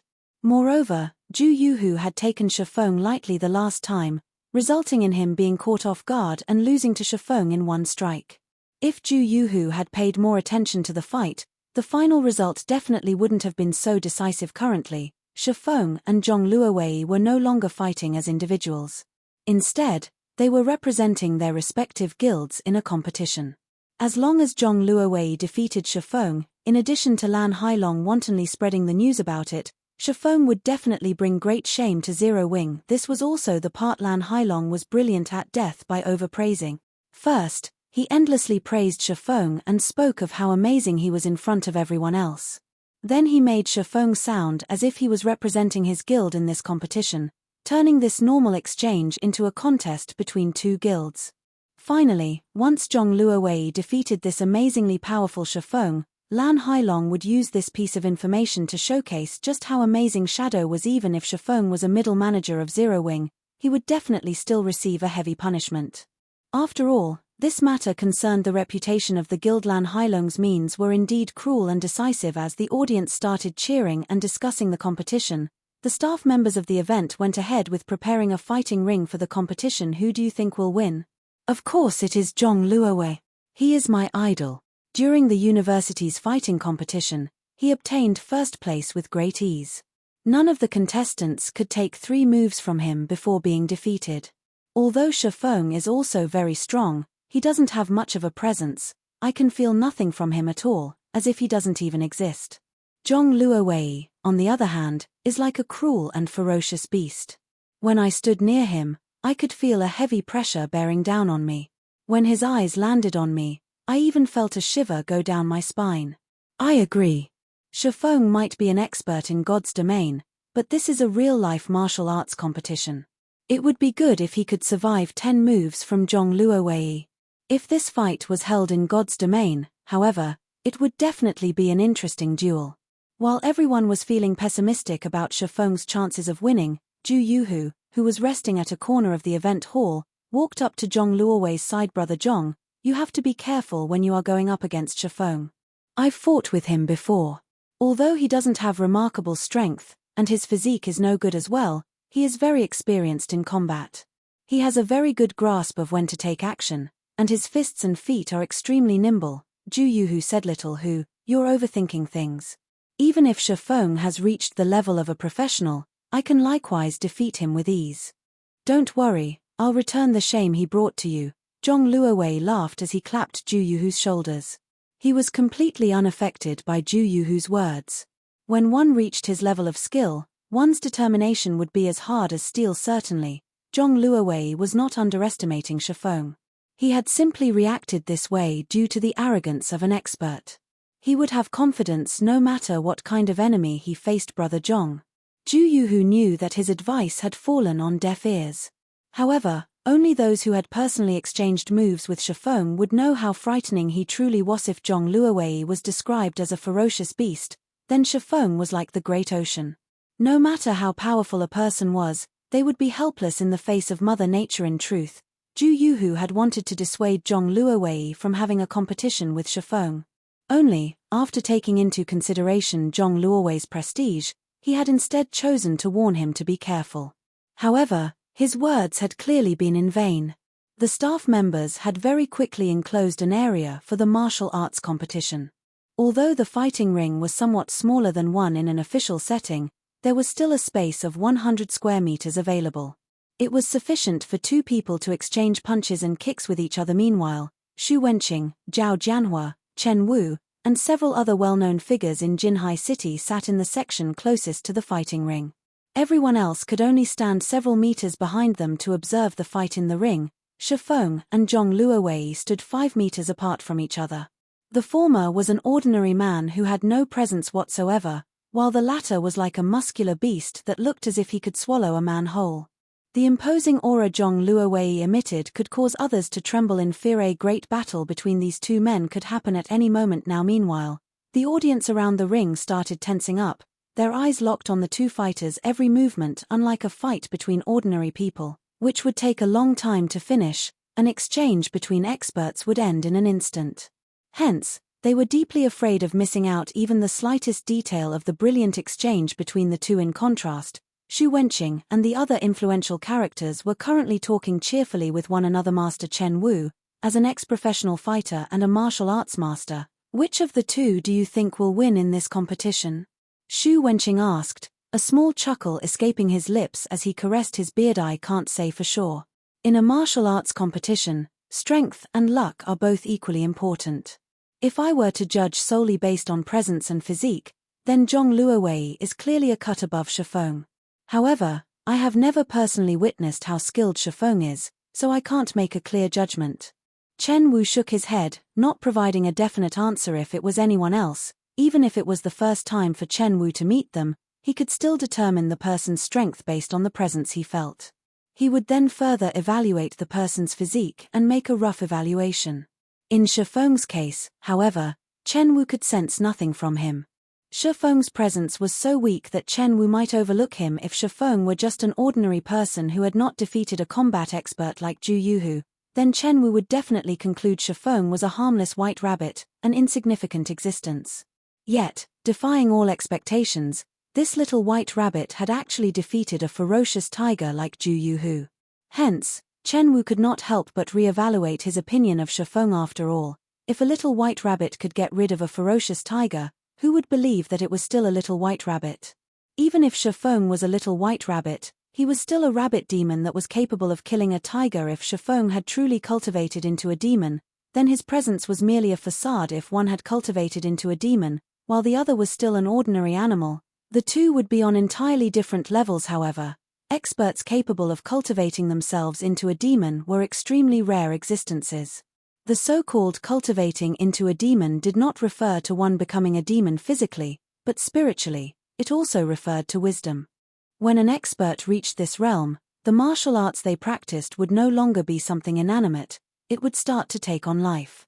However, a youth like Shifeng should not be capable of reaching such a realm yet. Hence, Chen Wu could not determine Shifeng's degree of master. Master Chen Wu, how can your keen eyes fail to make a judgment? Both Shifeng and Zhong Luowei are just youngsters.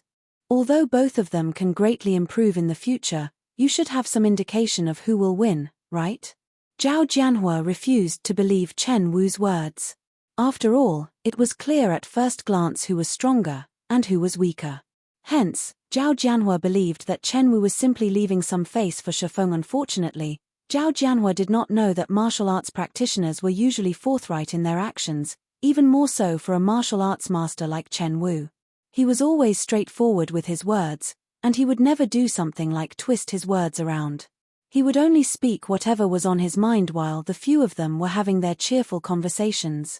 The referee in the fighting ring sent a glance at both Shifeng and Zhong Luowei, before abruptly swiping his hand down between the two fighters. Immediately, he shouted, "Begin." Chapter 257, Extraordinary. The moment the referee gave the signal, Zhong Luowei took action and immediately charged at Shifeng. However, Zhong Luowei did not rush forth like a normal person would, as attacking in a straight line would be too plain and predictable.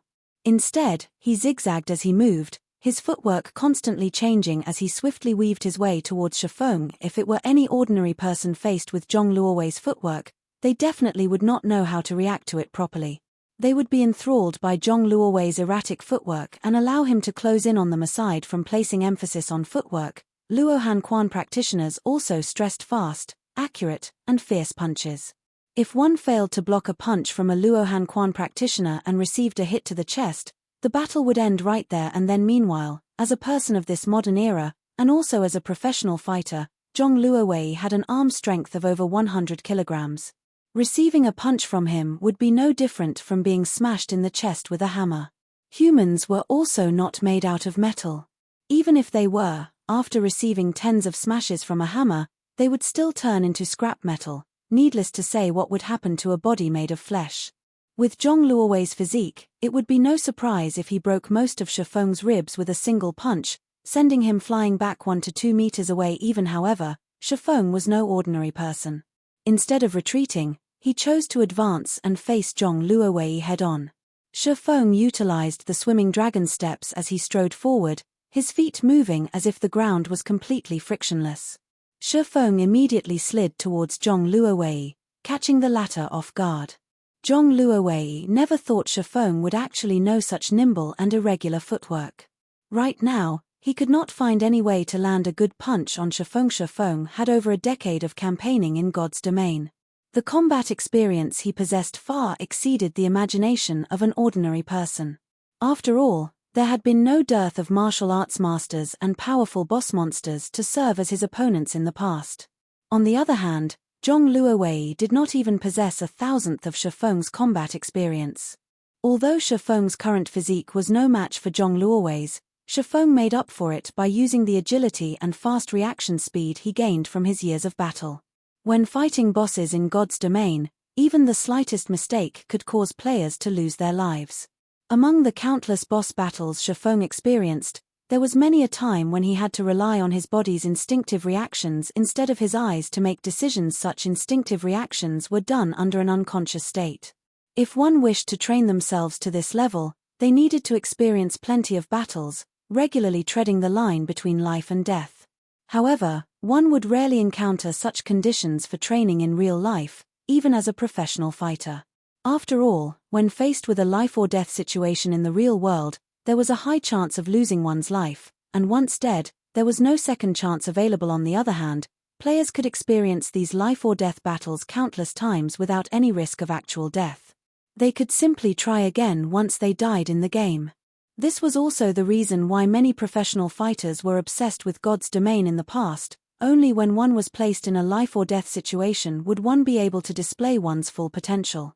As long as they survived the battle, the insight they received from the battle could greatly increase their strength. Why did so many experts in the real world train at precipices? It was to experience the feeling of having their life hanging by a thread. They wanted to use the threat of death to stimulate their innate potential. However, taking such a course was extremely dangerous. Normally, only experts dared to do such a thing. If ordinary people tried it, 10 out of 10, they would lose their lives. Meanwhile, when a player died in battle in God's domain, they could just revive with an intact body. An expert in 100 battles. After experiencing 100 battles, even an ordinary person could become a combat expert. Meanwhile, in regard to the countless battles Shifeng had experienced in the past, even an idiot could become a demon. Not to mention, Shifeng had learned plenty of martial arts in the past. He had been a top-tier sword king in the past as well, and he had only been a thread away from being promoted to a Tier 4 Sword Emperor. The reason he could not become a Sword Emperor, however, was not because his techniques had been lacking. After all, Shifeng's combat techniques had already achieved perfection at that time, and he could easily adopt many techniques to his battles, not limiting himself to just a single style of combat. Although Zhong Luowei's footwork was nimble, Shifeng was clearly a cut above him. Be it a punch, a chop, or a hammer strike, Zhong Luowei sent fist after fist at Shifeng. Zhong Luowei's hammer strikes were especially deadly. If a bull received this strike, it would immediately fall to the ground and would not be able to recover within a short period of time. Unfortunately, every strike Zhong Luowei sent at Shifeng would always rub past the edge of his clothes. Meanwhile, Shifeng was constantly drifting around Zhong Luowei's side, revolving around him like a true dragon. No matter how Zhong Luowei tried to move, he could not escape from Shifeng's shadow. After exchanging over a dozen moves, Zhong Luowei's heart grew panicked. Never had he imagined Shifeng to be a martial arts expert as well. When Shifeng executed the swimming dragon steps, he was like a true dragon traversing the 9 heavens, advancing and retreating with ease. However, Zhong Luowei also knew that Shifeng did not dare take him head-on. Yet, if Zhong Luowei continued his successive attacks, he would sooner or later exhaust himself completely and definitely be defeated. Scram. Zhong Luowei decided to use his finishing move, Fierce Tiger, pouncing on its prey, springing at Shifeng like a hungry tiger. Shifeng immediately moved his feet, effortlessly dodging Zhong Luowei's attack. Zhong Luowei took this chance to twist his body around, planting one of his feet forward as he swung his fists around, executing twin peaks piercing the clouds at Shifeng's side. The moment Zhong Luowei's fists struck out, those close to the fighting ring could clearly hear the sound of wind whistling. If Shifeng was struck by this move, he would be either dead or crippled. Contrary to expectations, Shifeng reacted calmly and unhurriedly. He simply smiled in reply to Zhong Luowei's vicious attack.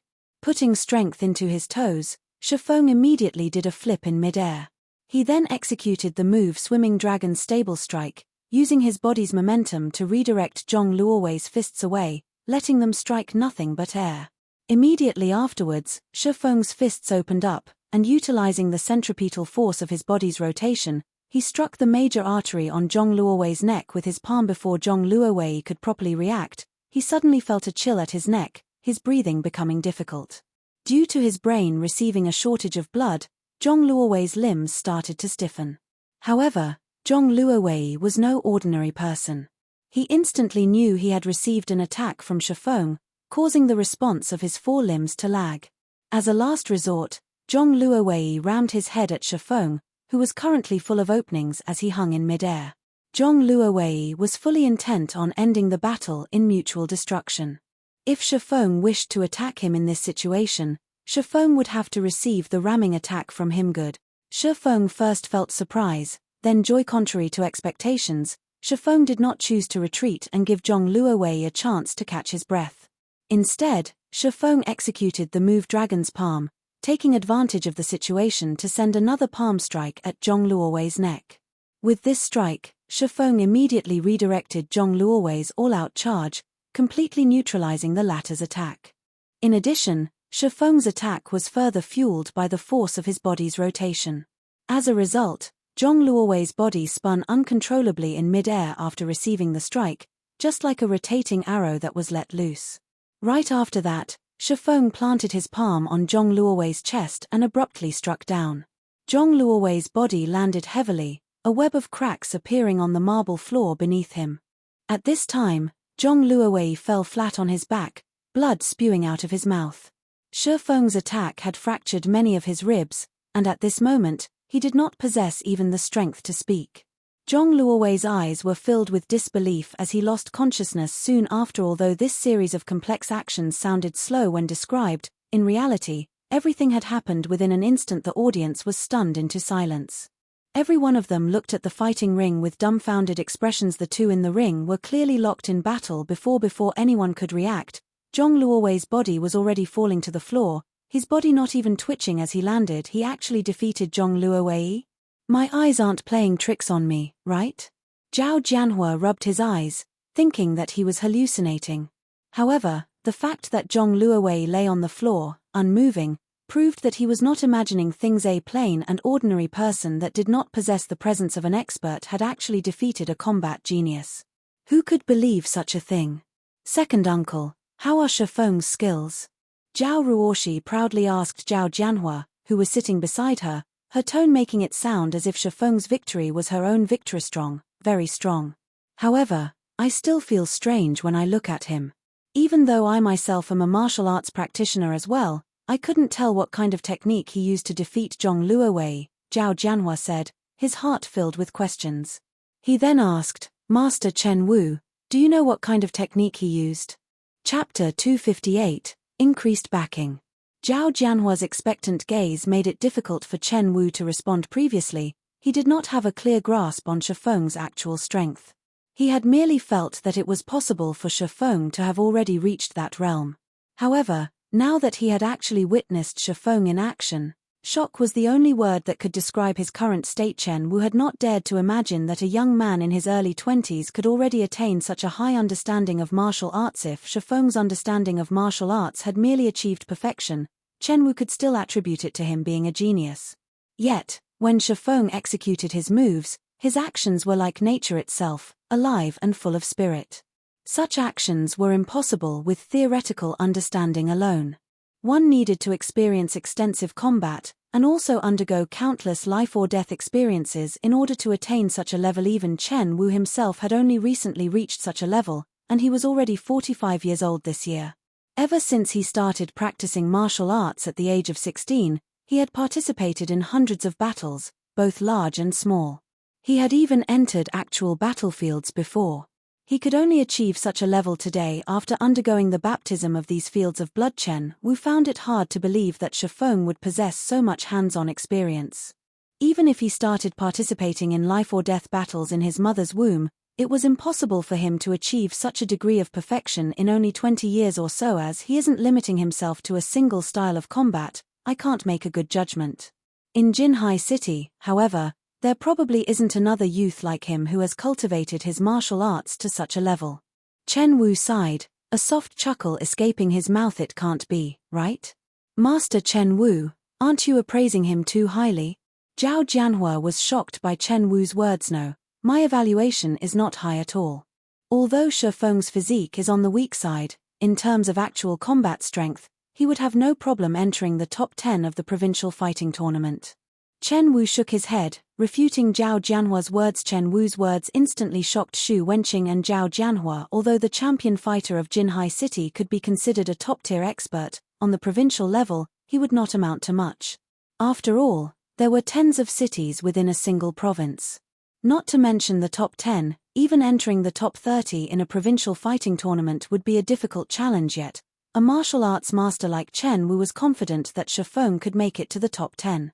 The listeners could not help but raise their evaluation of Shifeng. In the past, Chen Wu had personally entered the top 3 in a provincial tournament, so he had a very good grasp on the standards of the fighters at that level.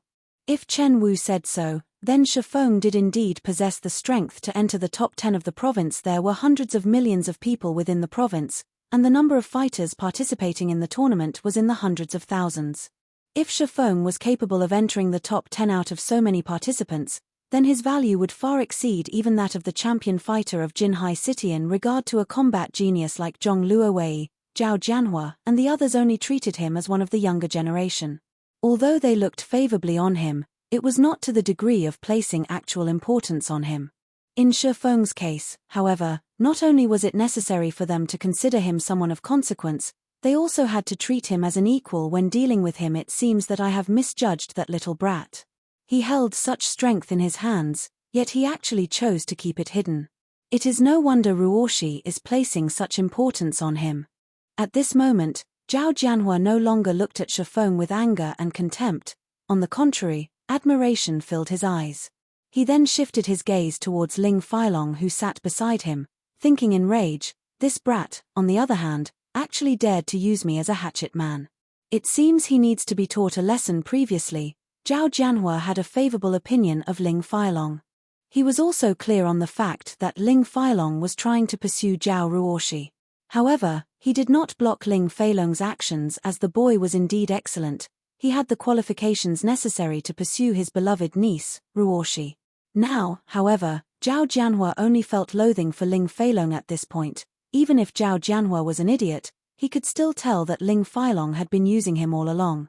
Previously, Ling Feilong had many a time commented on Shifeng's shortcomings, his family's poverty, and how Shifeng was constantly stalking Ruoshi.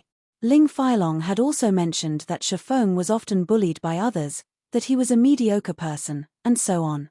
Now, however, it would seem that the situation was completely different from what Ling Feilong had made it out to being reality. Ling Feilong had no chance of being compared to Shifeng, hence why Ling Feilong slandered Shifeng, giving Zhao Jianhua a bad impression of Shifeng placing 9th in the university.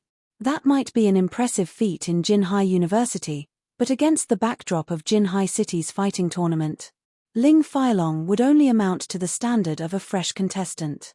Meanwhile, there were hundreds of such new contestants participating in the city's fighting tournament every year. If placed in a provincial tournament, not even a hint of Ling Feilong's shadow would be found. As it were, the gap between Ling Feilong and Shifeng was like the gap between heaven and earth. It seems that my eyes are really growing bad. Indeed, just like Elder Shu had said, Young people should be left to deal with their own matters. Zhao Jianhua no longer planned to interfere in the matters between Shifeng and Zhao Ruoshi, intending to let nature take its course. As for what the final result would look like, that would depend on Ruoshi herself. Soon after the martial arts competition ended, Shifeng had undeniably become the main protagonist of the fellowship party this time around. Many students from the university came over to greet Shifeng, hoping to form a connection with him. By contrast, although Zhong Luowei clearly lay unconscious on the floor, not a single person bothered to check up on him, not even his associate Lan Hailong. Although Shifeng had long since known about Lan Hailong's personality, he still couldn't help but sigh when he saw this scene. Such was the fickleness of human nature. However, Shifeng did not sympathize with Zhong Luowei, because Zhong Luowei was also such a person.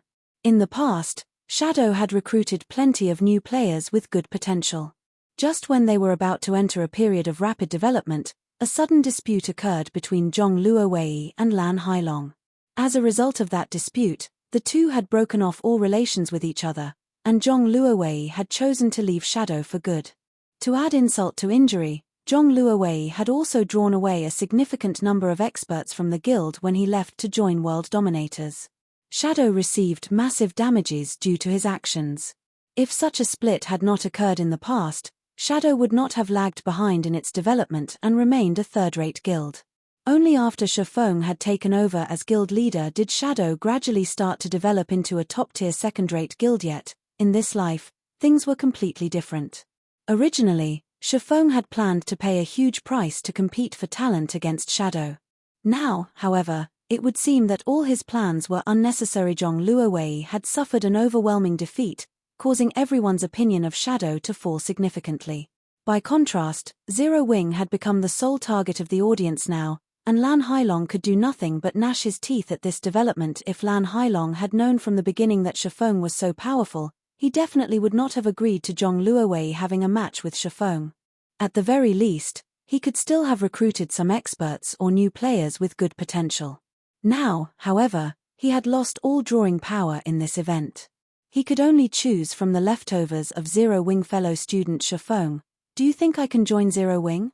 Even an outer member of the guild is fine. Hello, I am Yi Wumian, the president of Jinhai City's #1 workshop, Green Leaf. I wish to let my entire workshop join Zero Wing. I wonder if Brother Shifeng will be willing to accept us.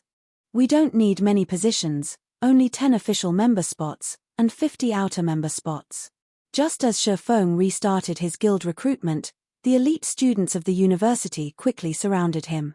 There were also plenty of workshop representatives and professional fighters trying to meet with him. Among all these requests to join his guild, the most shocking one was the request from Green Leaf Workshop. In the past, Green Leaf Workshop had completely ignored Shadow's attempts at recruiting them, and they had instead established their own guild. After doing so, they had managed to obtain the aid and sponsorship of several corporations, becoming a third-rate guild in God's domain at that time. However, the number of guilds being established in Jinhai City was growing by the day, which resulted in the dilution of available funding. If the Greenleaf Guild had not been lacking in funds at that time, without a doubt, they would have been a powerful rival for Shadow. Besides that, Shifeng had finally managed to locate the 5 demon generals of Shadow. By the time the fellowship party ended, the number of people he managed to recruit had exceeded the quota he previously set by more than 100. Just the number of potential experts he recruited had already exceeded 50 people, as well as 9 future top-tier experts. Among those 9 were the 5 demon generals, while the remaining 4 were core members of Greenleaf Workshop. After recruiting all these people, Zero Wing Workshop instantly became a huge existence in Jinhai City's virtual gaming world. Compared to other third-rate guilds, Zero Wing had a much more powerful backing now. As long as Shifeng could turn these players into the backbone of Zero Wing, he would not falter even if he had to start a war with a second-rate guild, following which, Shifeng spent the remainder of his day signing contracts with these newly recruited members. As for the management of Zero Wing Workshop, Blackie had long since dealt with it. Moreover, most of the people Shifeng recruited were originally members of other workshops, so they took no time at all to adjust themselves to a new environment. In addition, these people could also contribute significantly on the management side of things. However, Blackie was truly shocked when he found out about the amount of people Shifeng managed to recruit. The influx of over 400 people had instantly filled up Zero Wing's workplace. Suddenly, the entire workshop was much livelier, no longer as empty and quiet as before. It was a fitting atmosphere for such a large workshop. Only when night arrived did Shifeng finally arrive back home. He then cooked a casual meal for himself and downed a bottle of nutrient fluids, before starting a new day in God's domain. Also, this new day was fated to be extraordinary. Chapter 259, Surging Situation.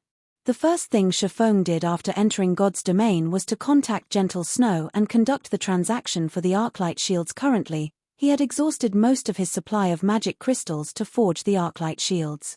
Moreover, during this period of time, the various large guilds had already started raiding the 3 level 10 large-scale team dungeons. Although the elite members of these guilds had already reached level 13 or level 14, it was still impossible for them to raid even the normal mode of the 3 large-scale team dungeons. Even though these were only level 10 dungeons, in reality, the bosses inside were not limited to just level 10. The highest leveled boss inside the normal mode dungeon reached level 13. There was nothing special about the loot of the normal mode dungeon. The best items players could get were a bunch of level 10 secret silver weapons and equipment, and also some number of materials needed by lifestyle players. However, the hard mode of the large-scale team dungeon was markedly different. The main reason why they were titled the 3 Great Dungeons was because of the fact that, along with the increase in difficulty, the levels of the monsters inside the dungeon would also increase. For the hard mode of the 3 Great Dungeons, the bosses inside were all level 15. Hence, it would not be an easy endeavor for players at this stage of the game to obtain the first clear of the 3 Great Dungeons. In addition, the loot obtainable from the hard mode of these dungeons was significantly different, as a majority of the weapons and equipment dropped were of fine gold rank. Moreover, they were growth-type weapons and equipment. They were capable of growing from level 10 to level 15. However, they were bound to players upon equipping. As for Hell mode, the bosses inside were all level 18, and the weapons and equipment they dropped were mostly dark gold rank. These items were also capable of growing from level 10 to level 18, and similarly were bound to players upon equipping. The Hell mode of the 3 Great Dungeons was also the most difficult among dungeons below level 20. After level 20, there would be new large-scale dungeons available to players within the White River City region. There were a total of 4 such dungeons, and among them, 3 were 50-man dungeons, while the remaining one was a 100-man dungeon. The difficulty of a 100-man dungeon was on an entirely different level when compared to a 50-man dungeon. The main reason being, as long as someone managed to obtain the first clear of a 100-man dungeon, the achievement would be announced to the entire God's domain. The announcement wasn't just limited to a single country. In other words, this achievement would be seen by the 2 billion players that were playing God's domain. In addition, the achievement would be recorded in the epic list of God's domain, allowing everyone in God's domain look at it. However, it was extremely difficult for players to obtain the first clear of a 100-man dungeon. Even Shifeng himself did not have a strategy to raid it. Gentle Snow pushed open the doors of one of the parlors of the Starstreak trading firm and entered the room. Gentle Snow's equipment now was quite different from the last time Shifeng had met with her. Most of the equipment she had on were of secret silver rank. Among them, the silvery white greatsword that she carried on her back was even of fine gold rank. Currently, Gentle Snow had already reached level 16. It was obvious that she had been grinding non-stop, night and day, to reach such a level. Let's hurry up and make the trade, Gentle Snow said impatiently, not bothering to even take a seat. It seems that you are in quite a hurry, Miss Snow. Did something happen? Shifeng asked curiously. This was a transaction involving fine gold ranked shields. It was definitely a matter of utmost importance. However, it seemed that Gentle Snow had an even more important matter to attend to. It's nothing much. I just heard that Darkstar has already reached the second-to-last boss of the Land of Death, so I wish to be done with this trade quickly. In a moment, I'll need to head to the Land of Death as well. Gentle Snow did not try to hide the reason for her distress. The number 1 guild in White River City was actually a step behind Darkstar, a third-rate guild, in terms of raiding one of the 3 great dungeons. How could she not feel anxious? They sure are fast. Since when did Darkstar possess such powerful experts? Shifeng felt something fishy about Darkstar first, it had annexed over 10 unrated guilds. Now, a group of experts had appeared in its ranks. Its raiding progress of the 3 great dungeons was even faster than Ouroboros's. It should be known that Ouroboros was the current #1 guild in White River City. Moreover, in order to better develop the guild in White River City, Gentle Snow had transferred over many experts stationed at Starmoon City. She had even requested for a party from the Godslaying Army to be sent to White River City, and each and every member of the Godslaying Army was a top-tier expert. Yet, even when these top-tier experts were led by great experts such as Gentle Snow and Zhao Yueru, they still were not a match for Darkstar. Each of the 3 great dungeons had 5 bosses. Meanwhile, Darkstar had already cleared up to the 4th boss, while a powerful team like Ouroboros was only at the 2nd boss. No matter how Shifeng thought about it, Darkstar's progression was simply unbelievable. The difference between second-rate guilds and first-rate guilds lay in the quality of their experts. In order to nurture these experts, first-rate guilds had spent over a decade researching and gaining experience. Meanwhile, for a guild like the Assassin's Alliance, although it was a second-rate guild, in terms of nurturing experts, it was still at the stage of accumulating experience.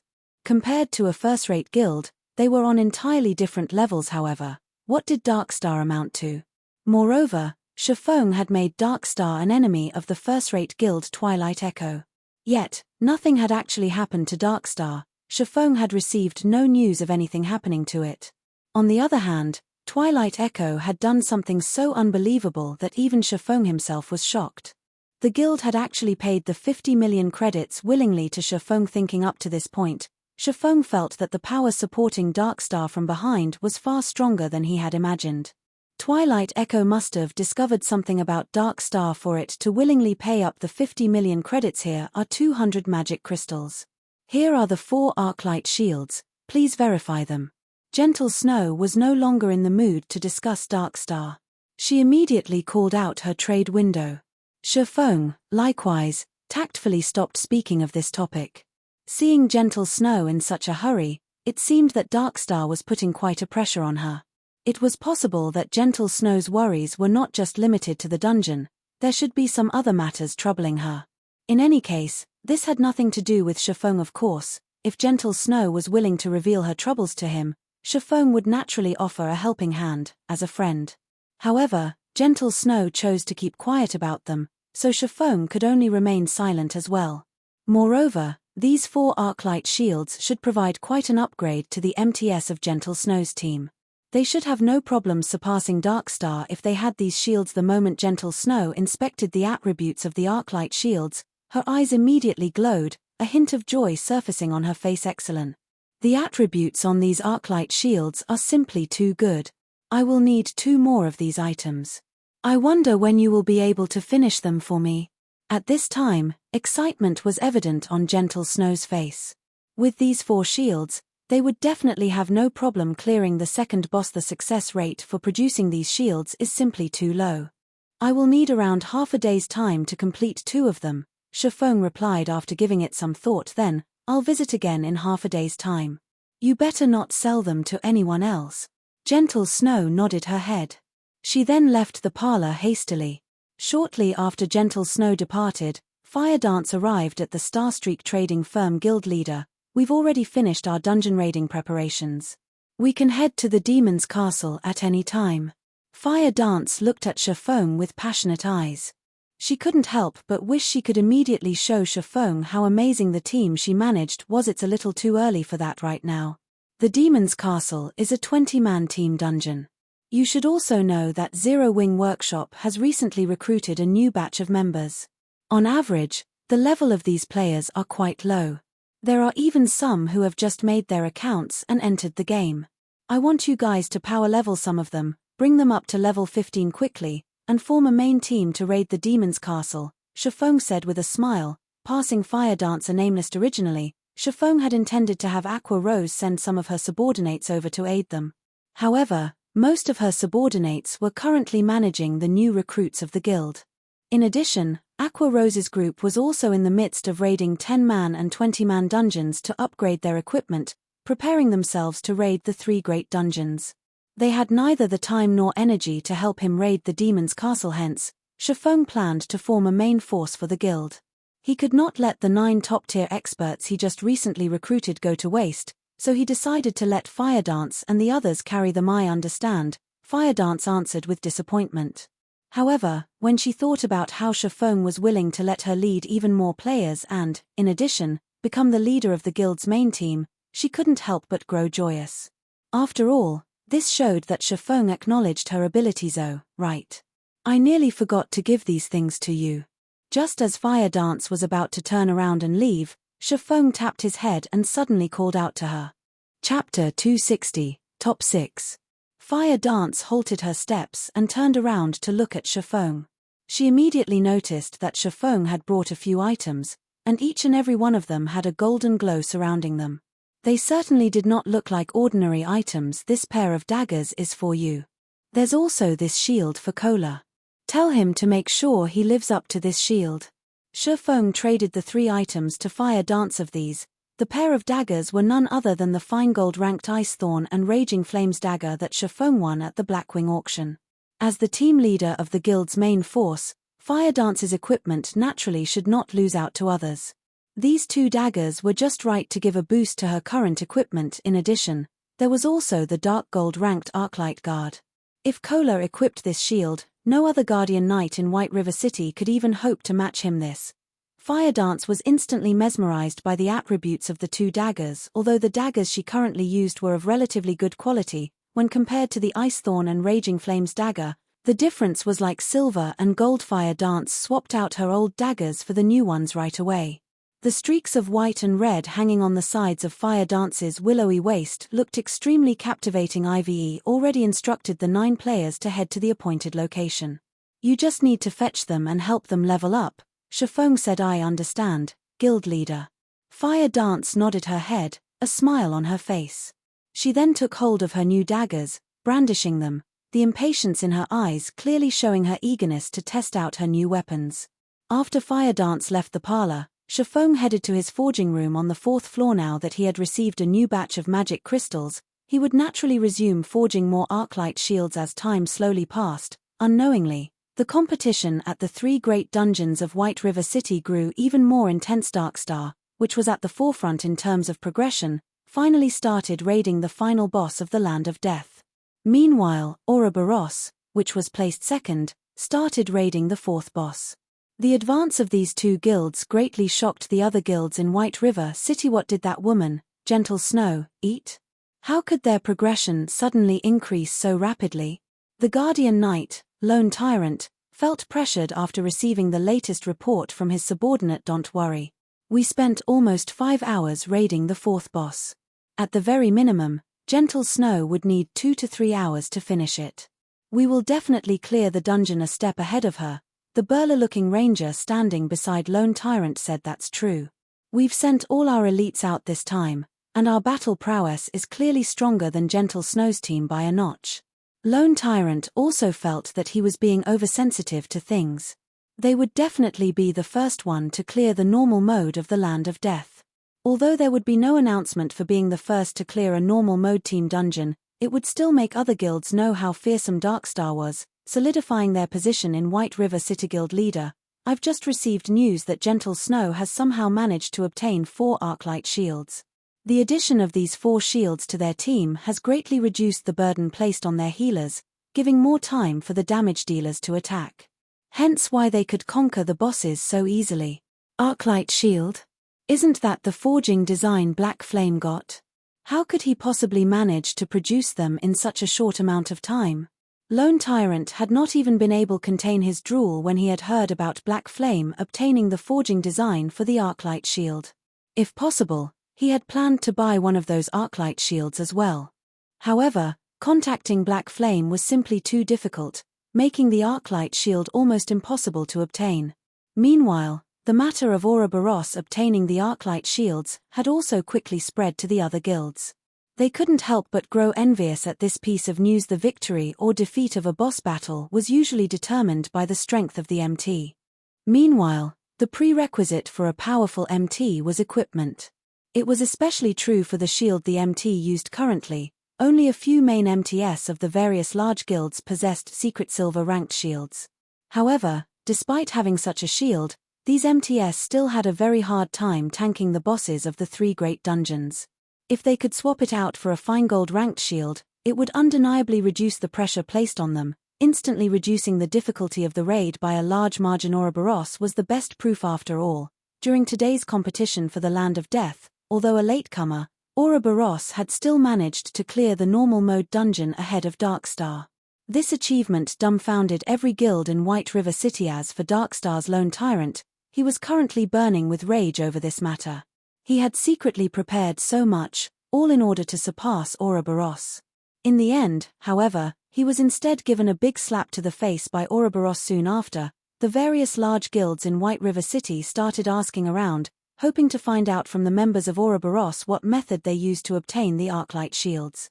Some guilds had even directly created forum posts offering several hundred thousands of credits to purchase an Arclight shield. Looking at this scene, many players felt that these guilds had gone insane. They were actually willing to spend so much money just to buy a fine gold ranked shield. However, this bottom line was, very quickly, broken by a guild 1 million credit. It was a number that inspired awe in ordinary people. Meanwhile, the goal of spending such a large sum of money was to purchase the Arclight shield. How could this piece of news not bring shock to others? At the same time, the guild offering such an insane price was none other than Darkstar. The players who discovered this matter thought the people of Darkstar were idiots with too much money in their pockets. However, when Shifeng saw Darkstar's offer, he couldn't help but inwardly praise them for their shrewdness. Aside from trying to purchase the Arclight shield, they had also made the post with the intention of directing players' attention towards Darkstar. If they truly managed to purchase the shield for 1 million credits, it would definitely become the subject of conversation for many players. This method they were using was much more effective than directly spending money to create advertisements. A million?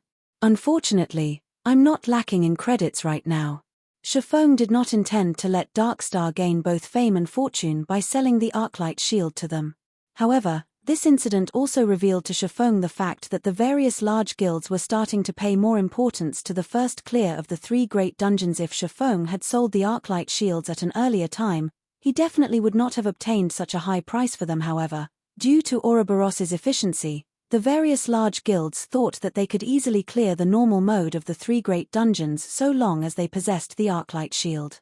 They could also have a better chance at obtaining the first clear of the 3 great dungeons. After working for half a day, Shifeng managed to produce 6 Arclight shields in total. He had also made a large number of basic mana armor kits. Out of the 6 shields he made, he stored 3 in the guild warehouse, allowing guild members to exchange for it. However, it would not be easy to exchange for these shields. After all, if sold outside, one could get at least 25 gold for it. The sight of 3 Arclight shields appearing in Zero Wing's guild warehouse brought the newly recruited members even greater hope. Despite their not being able to obtain it for themselves at the same time, Shifeng's actions nearly caused the other guilds in White River City to vomit blood in anger. After all, instead of letting the MTS of the guild use these excellent shields, Shifeng had chosen to put them on display. It was as if these Arclight shields meant nothing to Zero Wing. Just recently Zero Wing created a sensation throughout White River City. Now, its member count had already exceeded 5,000. It also had the 8 great experts holding down the fort for them. Zero Wing's strength could no longer be categorized within the levels of only second-rate or third-rate guilds. Now that Zero Wing caused another sensation in White River City, many players could not help but re-evaluate their opinion of Zero Wing. When players tried to further investigate Zero Wing, they were immediately shocked by what they found. Not only was Zero Wing home to the 8 great experts, it also had Aqua Rose, a great expert who was no weaker than the snow goddess, Gentle Snow. In addition, there was also a rumor that the leveling expert, Shifeng, was overseeing the guild. With so many experts there, Zero Wing's strength within White River City did not lose out to the 3 first-rate guilds in the slightest. Although it was weaker than the first-rate guilds in terms of dungeon raiding, it had an extremely huge potential for growth. Unwittingly, Zero Wing had become publicly acknowledged as one of the top 6 guilds in White River City. The top 6 guilds were Ouroboros, Emperor's Light, World Dominators, Darkstar, Assassin's Alliance, and Zero Wing. Among these guilds, Ouroboros, Emperor's Light, and World Dominators were all first-rate guilds, and each of them possessed very powerful backgrounds. Even if only a portion of their actual strength was stationed in White River City, Second-rate and third-rate guilds were still far from being comparable to them. Shortly after this incident, Shifeng exchanged another 2 Arclight shields with Gentle Snow. He then placed the remaining one for sale at the Starstreak trading firm. 30 gold, no negotiations. If converted to credits, one could obtain 30 gold coins simply by spending around 600,000 credits. However, it would still require some effort to fully gather 30 gold coins. Meanwhile, Shifeng had reached level 17 unawares just by forging items. Although his leveling speed was not as fast as that of Blackie and the others, who grinded on monsters on a higher level, nobody else in White River City could be a match for him. Guild leader, they're now all level 15 already. Moreover, we've also raided a few hard mode team dungeons, so their equipment are all of acceptable quality now. What should we do next? Fire Dance spoke through the communicator. Nicely done. Gather up everyone from the main team. Let's meet up at the Demon's Castle half an hour from now. Shifeng was a little surprised by Fire Dance's revelation. He never imagined that Fire Dance would bring him results so quickly. Originally, Shifeng had estimated that she would take a full day's time to complete the task. In the end, she barely took half a day to complete his request. It was completely beyond his expectations. Chapter 261, Magnificent Lineup. What? You're saying Starstreak is selling an Arclight shield right now? Are you sure about this? Lone Tyrant grew excited when he received this piece of news. Boss, how could I be mistaken? The Arclight shield is being sold at a special counter on the 2nd floor, but they're selling it for 30 gold coins. Many people were stunned by the price, and they could only drool as they looked at it. An assassin that kept watch on the Starstreak trading firm affirmed, I understand. I'll go purchase the coins we need right now. You can stop lining up for the mana armor kits for now. Go keep an eye on the Arclight shield for me. You're not allowed to take even a half step away from it. As soon as I gather enough money, I'll send someone over to buy it, Lone Tyrant said. Although 30 gold coins was not a small sum for any guild, Lone Tyrant did not hesitate as he made this decision. The reason being, Lone Tyrant knew how vital the Arclight shield was. If one wished to clear the 3 great dungeons, one must first possess a sufficiently powerful MT. Meanwhile, the best shield available to players was currently the Arclight shield. Hence, he needed to obtain it no matter what. Just as Lone Tyrant received this piece of news, the other guilds based in the 8 cities where the Starstreak trading firm had shops also received this information, because all items sold by the Starstreak trading firm were interconnected. As long as an item was sold in one of the shops of the Starstreak trading firm, the item would also appear in the 7 other shops. As a result, the competition to purchase the Arclight shield was made even more intense now. Just as the many guilds were desperately raising coins, Shifeng had already arrived in front of the Demon's Castle. The Demon's Castle was once a lord's territory. However, the lord of this place had been bewitched by a demon and turned into a demon himself, gaining tremendous power in return. The lord had then turned this place into a demon's lair. Now, the area surrounding the Demon's Castle was filled with level 15 or so demonkins. Compared to other monsters, demon-type monsters were born with very high magic resistance, and they also possessed very high magical perception. Hence, their magic attacks were very powerful. Even a normal fireball from a level 15 demonkin could take away a quarter of a level 15 berserker's total HP. If it was a skill that possessed great destructive force such as the Great Fireball or Flame Explosion, then a single attack could take away half of a level 15 berserker's total HP. To make matters worse, these demonkins never acted alone, they normally moved around in groups of 3 or 4. If a solo player met a group of these demonkins, the result would be an instant kill. Hence, players normally only came to the Demon's Castle after forming a party or a team. However, even though this was a dangerous location, many players still chose to come here as demons were greedy by nature. They were very fond of money and gemstones. In general, demon-type monsters had a much higher drop rate for money and gemstones than normal monsters. Hence, plenty of players would grind here. A tier 1 gemstone could sell for roughly 1 silver coin on the market. It was neither too cheap nor too expensive. However, many players were not willing to inlay their equipment with these gemstones. After all, gemstones were one-time use items, they would be gone once inlaid into equipment. Hence, it would be a huge waste to do so if the quality of their equipment was too poor. Generally, players would only choose to inlay gemstones into their equipment if it was of mysterious iron rank or above. However, how many players could actually get their hands on mysterious iron equipment? A majority of the players at this stage of the game were still using bronze equipment. Who would be willing to inlay gemstones into bronze equipment? Normally, players would either sell the gemstones they obtained or exchange them for items to further enhance their own strength.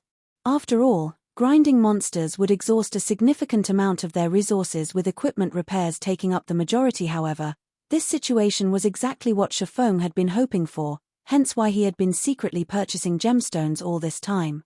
A Tier 1 gemstone only increased attributes by a trivial amount. They only increased 1 point in specific basic attributes. Even if a player inlaid every piece of equipment they wore with gemstones, they would not see any significant improvement. However, in the case of Tier 2 gemstones, it was an entirely different story. Tier 2 gemstones increased specific attributes by 2 to 3 points. If players could fully inlay all their equipment with Tier 2 gemstones, then they could obtain an additional 20 to 30 attribute points. The difference between the benefits provided by a Tier 1 gemstone and a Tier 2 gemstone was as clear as day. Such an increase was the equivalent of possessing an additional piece of equipment. Thus, the prices for Tier 2 gemstones would naturally be high. Although Tier 1 gemstones could only sell for around 1 silver, a Tier 2 gemstone could sell for at least 10 silvers. Also, Shifeng knew of a secret that nobody else knew right now. Tier 1 gemstones could be used to synthesize Tier 2 gemstones. Moreover, only 3 Tier 1 gemstones were needed to do so. In truth, this wasn't any great secret at all. As long as someone managed to clear the 3 great dungeons, the alchemy synthesis system would be unlocked for White River City. Players could then just head to an alchemist to synthesize Tier 2 gemstones. At that time, the prices of Tier 1 gemstones would abruptly soar. They would sell for at least 3 to 4 silvers for now. However, nobody but Shifeng knew of this secret. Meanwhile, Shifeng had been hoarding Tier 1 gemstones non-stop as he waited for someone to activate the alchemy synthesis system. Once that happened, he could easily earn back double or triple the original cost. However, Shifeng hoped that this time the activation of the alchemy synthesis system would come a little later. That way, he would have more time to hoard even more Tier 1 gemstones through the Starstreak trading firm. Not only could Shifeng obtain Tier 1 gemstones from White River City, he could also purchase them from 7 other cities. His current acquisition rate was much faster than before he became the manager of the Starstreak trading firm. Naturally, the longer it took for players to clear the 3 great dungeons, the more money he could earn. Guild leader, what did you call me here for all of a sudden? Aqua Rose asked in a confused tone as she arrived at the entrance of the Demon's Castle dungeon. As a 20-man level 15 team dungeon, there were very few guilds that possessed the strength to challenge this place right now. However, even if these guilds did possess the strength to do so, they would not attempt to raid this dungeon. The reason being, they were all held up by the hell mode of the level 10 team dungeons, and also the 3 great dungeons. Moreover, the level requirement for the Demon's Castle was simply too high. Also, if they were unable to clear the hard mode of the Demon's Castle, raiding it would bring little improvement to their team's equipment, making it a waste of time. It would be much better for them to place their focus on the hell mode of level 10 team dungeons. Hence, Aqua Rose felt curious as to why Shifeng would call her to this place. Of course, it is to raid the Demon's Castle, Shifeng said, chuckling. Aqua Rose was shocked by his words. Immediately, she said, Guild leader, isn't it a little too early to raid the Demon's Castle? It would be better for us to focus on raiding the level 10 hell mode team dungeons. Although our guild started slower than the others, we can still try to compete with the other guilds over the 3 great dungeons. No. Aqua, our guild will not be competing over the 3 great dungeons. Our goal is the level 20, 100-man dungeon, the Thunder Palace. So, we need to start preparing for it now. Once we're done with this raid, you should get everyone to level up as quick as possible. Don't intentionally suppress their levels. It won't be a worthwhile thing to do, Shifeng said, confidence filling his eyes as he shook his head. Aqua Rose was rendered speechless by Shifeng's words. She couldn't help but sigh as she felt pessimistic about Shifeng's whimsical thoughts. Let alone the 100-man dungeon, Thunder Palace, it was not even possible for them to obtain the first clear of the Demon's Castle. Although she believed in Shifeng's strength, the equipment of their team was simply insufficient. They're here. Shifeng looked towards a group of a dozen or so players walking over. They were none other than Fire Dance and her team. They Aqua Rose turned towards the direction Chiffon was looking at and was immediately shocked by what she saw. She discovered more than 10 players walking over, each of them looking extremely dazzling. It was especially true for the sexy beauty walking in the lead. The 2 daggers by the woman's waist were actually giving off the glow of a fine gold-ranked weapon. In addition, quite a few members of this team also possessed gorgeous-looking equipment. They all wore secret silver equipment. Although the Cursemancer of this team had hidden the special effects of his staff, judging by the delicate make of the weapon, it should be of fine gold rank at the very least. As for the team's Guardian Knight, the equipment he wore were mostly of secret silver rank, with 2 pieces of fine gold equipment mixed in. Although the Guardian Knight had likewise hidden the special effects of his shield, based on looks alone, it shouldn't be lower than secret silver rank. It was possible that not even the main force of Ouroboros could compare to this dazzling team. When Aqua Rose took a closer look at this group of players, she was surprised to discover that each and every of them sported a 6-winged emblem. They were actually members of their 0-wing. Aqua Rose's delicate mouth suddenly parted in disbelief. Guild leader, I've brought everyone here, Firedance said, walking up to Chiffon. She and the other core members of 0-wing already knew about Chiffon's secret identity. Hence, they were not confused by his appearance as Black Flamegood. Leave your teams and I'll send an invite to all of you. Chiffon nodded in reply. Chapter 262, We Are Very Strong. Aqua Rose was shocked. They are the 8 players at the top of the ranking list. Aqua Rose whispered in silence. Although she did not use any identification skills on these players, aside from the top 8 players, she could think of no other members of 0-wing that could possibly possess such excellent equipment here. Chiffon nodded his head. He then started inviting Firedance and the others into his team. There were a total of 17 players in Firedance's team. Aqua Rose had also brought along a good friend of hers, Icy Fruit. Aqua Rose had chosen her upon Chiffon's request for a healer who was level 15 or above. Chiffon had exactly 20 members in his team now. Of them, 2 were MTS. One of them was the Guardian Knight, Cola, while the other was Yi Wumian, who was a shield warrior. There were also a total of 4 healers in the team. It was a standard composition for a 20-man dungeon raiding team. Just as Chiffon was about to enter the dungeon, another team came walking over to the dungeon's entrance. The members of this team were out of the ordinary. Let alone possessing mysterious iron equipment as their lowest ranked equipment, there were also several of them with secret silver equipment. This was a sight impossible to be found in an independent team yet. Contrary to expectations, these players were not guild players but independent players. None of them wore a guild emblem on their bodies. Wore wolf, Firedance said in astonishment when she saw the slim-looking man walking over. Oh? Is it an acquaintance? Whether it was his memory of this life or his past life, Chiffon had no recollection of the man who looked to be the leader of this team. However, if these players were able to come into possession of such quality weapons and equipment, they could definitely be considered an expert team. In theory, they should not be unknown existences. Could they have stopped playing midway in the past? Chiffon inwardly wondered. Hello. We meet again, War Wolf said in greeting, looking at Firedance. After not meeting for some time, I never imagined that Miss Firedance would have joined a guild. No. In truth, we were originally members of this guild. It was only due to some complications that we did not establish the guild before, Firedance explained. Let me introduce you. This man here is our guild leader, Black Flame. What a shock. So it turns out that Your Excellency is none other than the famous chief forger of Starmoon Kingdom, Black Flame. War Wolf was somewhat taken aback by this revelation. Although he had long since known that Firedance and the others were not ordinary players, never would he have thought that their guild leader would be such a well-known character. Team leader War Wolf is the one who has left me in shock. You are actually starting to raid the level 15, 20-man team dungeon already. The teams that are capable of diving into the demon's castle at this time definitely belong to the apex of White River City.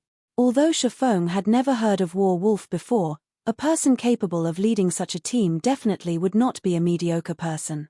Chiffon suddenly had the urge to recruit this team of players. Fortunately, we are only an independent team, and it's impossible for us to compete with those guilds over the first clear of the 3 great dungeons. So, we can only choose to come here. Since guild leader Black Flame has something to do, we won't continue bothering you. War Wolf did not possess any good feelings towards guilds, So he immediately brought his team into the dungeon after speaking a few perfunctory words. This person's attitude is really weird. The previous time we met, he was welcoming when he spoke to us. Now, he only said a few words before taking his leave. Isn't this change in attitude a little too much? Blackie said in an unhappy tone. He probably doesn't like guilds too much. Shifeng revealed a helpless smile as he looked at Wolf entering the dungeon. There were all kinds of people in God's domain, and naturally, there were bound to be some who disliked guilds. After all, most guilds usually acted in an overbearing manner. Many players just wanted to experience the world of God's domain, so they weren't all that interested in guilds. Meanwhile, many of these players who were wholeheartedly chasing after adventure were surprisingly powerful. Among them, the most famous adventurer team in the past was the Midnight Tea Party. Although there were only 20+ members in the team, not a single guild in God's domain dared to underestimate this adventurer team. Even super guilds had to draw a clear line with the Midnight Tea Party, both sides minding their own businesses. Obviously, Wolf belonged to this type of adventurer. I guess it can't be helped. Everybody has their own aspirations, Shifeng silently lamented. There sure are a lot of powerhouses in White River City. Aqua Rose was astonished to find that there were actually so many crouching tigers and hidden dragons in White River City. Soon after, Shifeng and the others had also entered the Demon's Castle.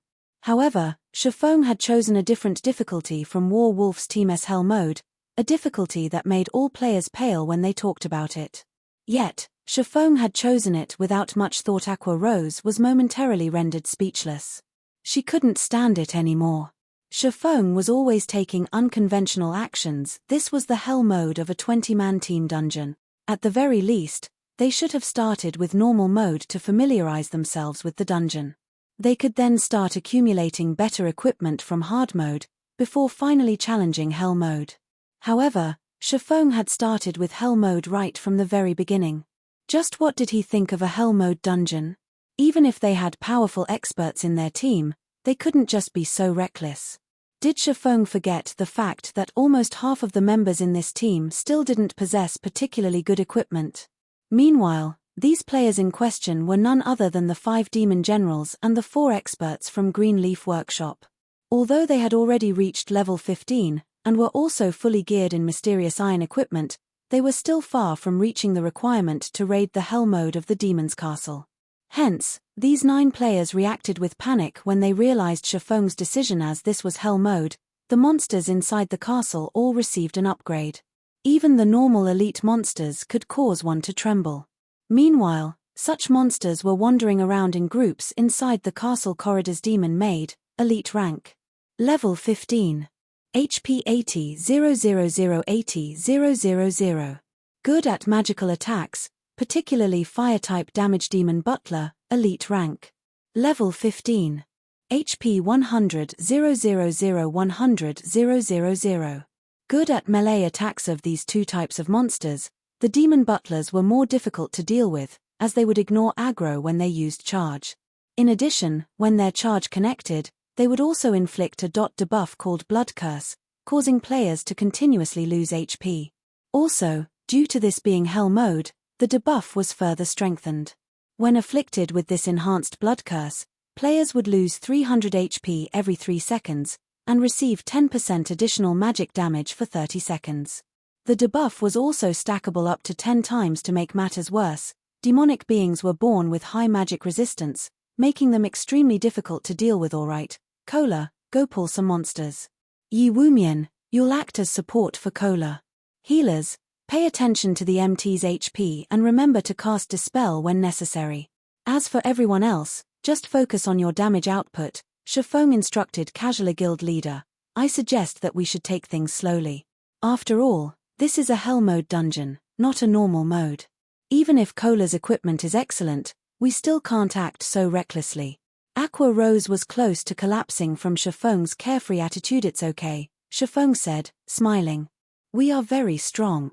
Shifeng had a clear grasp on the strength of this team, hence his carefree and confident attitude. Cola was currently level 18, and with the Arclight guard equipped, his HP had already reached 3,340 points. His defense was even a frightening 2,300 points. In terms of attributes, Not a single MT within White River City could match him. The elite monsters inside the dungeon were only at level 15. With 3 levels of suppression, these monsters could hardly harm Cola at all. Meanwhile, Cola did not hesitate in carrying out Shifeng's orders. Immediately, he rushed at a group of monsters, raising his shield and throwing it at them. In a blink of an eye, the shield struck 5 elite monsters, causing over 300 damage and placing a silenced effect on each of the monsters, preventing them from using magic for 6 seconds. Shortly after, the shield returned to Cola's hands. Before coming to this dungeon, Cola had experienced luring over 100 level 25 monsters. Of them, there had been no lack of elite monsters. Compared to those times, the few elites before him were hardly worth mentioning. These demonic monsters simply had slightly higher HP and slightly more powerful skills. All of you, come over. Cola executed Justice Roar, compelling monsters within a fixed range to attack only him. Letting out angry roars, the demon maids at a distance had no choice but to attack Cola. As if he had transformed into a steel wall, Cola fully blocked the charge of the 3 demon butlers and 4 demon maids. Cola then used the group aggro skill Devotion. As the sacred aura provided by the skill dealt holy damage, it inflicted amplified damage on the 7 demons. Every second, the 7 demons would receive 200 holy damage.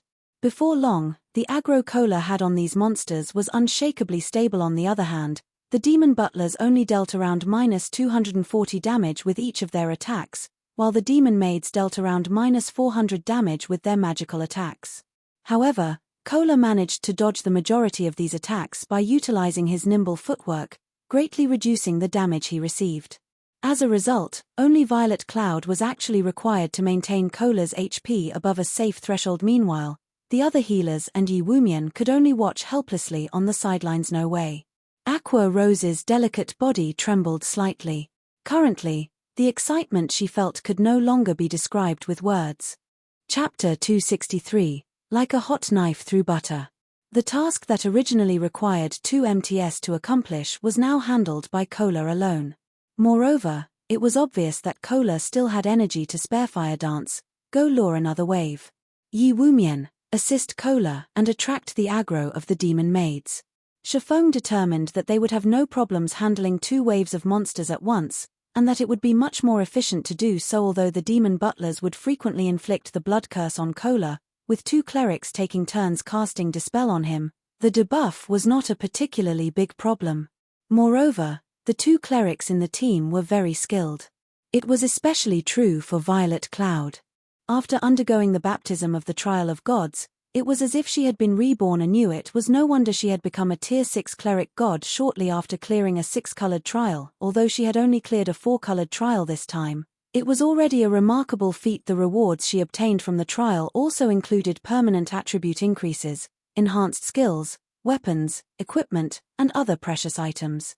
Currently, in terms of healing power, no other healer in White River City could match Violet Cloud. After Fire Dance lured another wave of monsters, Cola immediately aimed his shield at the 3 demon butlers and threw it, executing the Shield of Vengeance. The skill caused over -300 damage to the demon butlers, and their aggro instantly switched from Fire Dance to Cola. Immediately after, Yi Wumian used Flame Charge on the 4 demon maids at the back, stunning them. He then followed up with a Thunderclap, lightning flickering and electrocuting the 4 demon maids and causing close to -100 damage to them. Yi Wumian's damage was clearly much worse than Cola's. The demon maids grew furious at being attacked, and one of them shot a flame explosion at Yi Wumian right away, engulfing the shield warrior in brilliant flames. Yi Wumian had to retreat 2 steps before he could shake off the attack. His HP abruptly decreased by a large chunk as a damage of over -700 appeared above his head. Yi Wumian had a maximum HP of 2,580 points, while his defense was 1,875 points. When compared to all the other shield warriors in White River City, he could definitely be counted as a top-tier expert. After all, Yi Wumian was originally the boss of Jin High City's #1 workshop. The original equipment he used was already of good quality. In addition, Fire Dance had also helped them upgrade their equipment by raiding a few hard-mode dungeons. Currently, most of Yi Wumian's equipment were of Mysterious Iron rank, while 3 were of Secret Silver rank. The items that were of Secret Silver rank were his shield, breastplate, and leg guards. Yet, even with such equipment, his attributes were still far from being comparable to Cola Strong. When Aqua Rose witnessed the difference between Cola and Yi Wumian, she could not help but look at Cola, who was handling 10 monsters simultaneously, in shock before. When Aqua Rose watched how effortlessly Cola had lured and tanked the monsters, she had even believed for a second that they were not actually in a 20-man Hell Mode dungeon. However, now that she had witnessed Yi Wumian tanking, she immediately woke up from her stupor. This was indeed Hell Mode. Cola was simply too powerful, making the monsters look weak instead. It was no wonder Shifeng was confident enough to challenge the Hell Mode of the Demon's Castle right away. With such a powerful MT, it was not impossible for them to start from Hell Mode healers, prioritize healing Yi Wumian. Everyone else, focus your attacks and kill the demon maids first. Shifeng immediately rushed into the fray after saying so, aiming for one of the demon maids. Leave it to me, Blackie said excitedly. It was finally his turn to display his strength. He then waved his epic ranked staff, Mavis's Guard, sending a bombardment of spells at the demon maids. Blackie's firepower spoke for itself. Each one of his dark arrows caused -964 damage to the monsters, and critical hits caused -2106 damage. If the effect of his staff, Spear of Light, triggered, he could also deal around -800 additional damage. Blackie then used Hell Flame, dealing over -1000 damage every second to all targets within a 10-yard radius of the targeted location. If demons did not possess high magic resistance, the damage of this spell would have been even higher compared to Blackie. Aqua Rose's damage as an elementalist was much weaker. Every time she used Flame Explosion or Chain Explosion, she could only deal -670 damage or so. Aqua Rose felt slightly depressed at this scene. After all, she used to be an honorary elder of Twilight Echo, yet her damage was actually lower than Blackie's by over 300 points. However, Aqua Rose did not know that Blackie held an epic ranked staff in his hands. If she were to find out about it, she would definitely jump in shock. As for the other mags in the team, the damage they dealt was all above -500 or so. As for the melee players, Fire Dance stood out the most. Although she only dealt around -280 damage with her normal attacks and her skills dealt around -460 damage, her attack speed with the 2 daggers was extremely fast. When she attacked a demon maid, not only was the demon maid unable to use any spells, its HP also madly decreased. After Fire Dance accumulated 8 stars worth of energy, she immediately used Eviscerate on the demon maid, dealing over -2400 damage to the monsters. For Lonely Snow the Berserker, although his weapon was only a level 15 secret silver ranked 2-handed axe, his normal attacks still dealt over -500 damage. His attacks that achieved a critical hit dealt over -900 damage. However, when compared to an assassin, his attack rate was much lower in regard to the damage output of the 8 great experts of Zero Wing. The newly joined 5 demon generals and the 4 experts from Green Leaf Workshop had long since grown numb of it. Not to mention, the power the experts of Zero Wing showed right now was only the tip of the iceberg. Just as Aqua Rose and Icy Fruit were getting over their shock, Shifeng's damage once again blew their minds away. Shifeng looked just like the Grim Reaper when he brandished the Abyssal Blade and the Silver Lake, sweeping through the monsters like a violent tornado. Just his normal attacks alone dealt over -350 damage. However, that was not the end.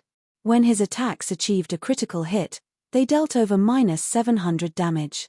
Sometimes, triple critical hits would even appear, dealing over -1000 damage in a single attack. Meanwhile, due to Shifeng's high attack rate, the chances for double critical hits were also very high. It was a very pleasing sight to behold. Shifeng then used Thundering Flash, 3 arcs of lightning passing through all the elite monsters. Instantly, damages of -510, -721, and -1020 appeared above the monsters' heads. Some of the monsters had even received critical hits, multiplying the damage they received by 2-fold, and even 3-fold immediately after. Shifeng activated Dark Violent Dance, the skill enabling him to spread 40% of the target damage towards enemies within a 12-yard cone in front of him. Every time he slashed his sword, the 14 elite monsters behind his main target would receive over -100 damage. If he executed the level 10 chop, the 14 monsters would instantly receive over -300 damage. Although Shifeng's damage was frightening, it was not his most amazing aspect. Instead, the area he excelled at the most was his perfect grasp of timing and the overall situation. As long as these elite monsters showed the slightest signs of leaving the group, he would immediately execute Thunder Flame Explosion, placing all these elite monsters into a fainted state.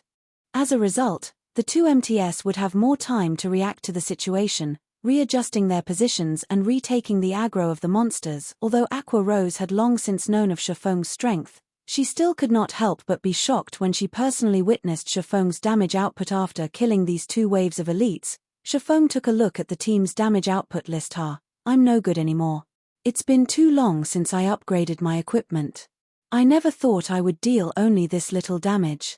Shifeng smiled bitterly. Although Shifeng's total damage ranked at the very top of the team, his damage exceeding even Blackie's. In terms of single attack output, he was far from being Blackie's match. All this time, Shifeng had been busy making money and increasing his guild's backing.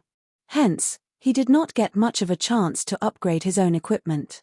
Presently, he was still using the level 10 Mysterious Iron set equipment, the Wind Extinguisher set. He only had 3 pieces of secret silver equipment on his entire person, and they were even level 10 equipment only. Shifeng depended mainly on the Abyssal Blade and his pseudo-extraordinary item, the Blazing Meteor, to produce his frightening damage. Without them, he would only rank around 5th or 6th place at best within the team. However, Shifeng's words had immediately earned him the contemptuous gazes of everyone in the team. If Shifeng, who ranked first in terms of damage output, said he was no good, then what were they supposed to be? Following which, under Shifeng's command, everyone advanced deeper into the castle, killing hundreds of elites and a dozen or so special elites. Of the latter, the demon hounds were extremely ferocious. Moreover, these demon hounds moved in groups of 4. Fortunately, Cola was capable of tanking 3 of these monsters at once, leaving the remaining one to Yi Wumian. If Cola had not been sufficiently strong, they would have definitely team-wiped naturally. The team's harvest was also bountiful. Aside from a few Tier 1 gemstones, and bronze and mysterious iron equipment, they had also obtained 2 pieces of secret silver equipment. One of them was a cloth armor chest piece for elementalists, which was promptly distributed to Aqua Rose. The other item was cloth armor shoes for clerics. As Violet Cloud already had excellent equipment, she had no need for the shoes at all. Hence, the equipment was given to the other cleric in the team. Icy Fruit. The profits of a 20-man Hell Mode team dungeon is truly high. We have obtained so many mysterious iron equipment just from the elite monsters. The special elites even drop secret silver equipment, Aqua Rose exclaimed. Just the harvest they reaped from arriving at the first boss was already comparable to the harvest of raiding a hard mode team dungeon. If they could kill 1 or 2 bosses this time, they would definitely make a huge profit. It's still too early to get excited. Save your joy for after we finish raiding this boss before us. Shifeng's pupils contracted, focusing his gaze towards the center of the arena. A tall heavy-armored knight with bloodshot eyes stood there, an aura of bloodthirst surrounding it. Knight Captain Justin Freed, demonic being, Lord rank. Level 16. HP 880 000 880 000.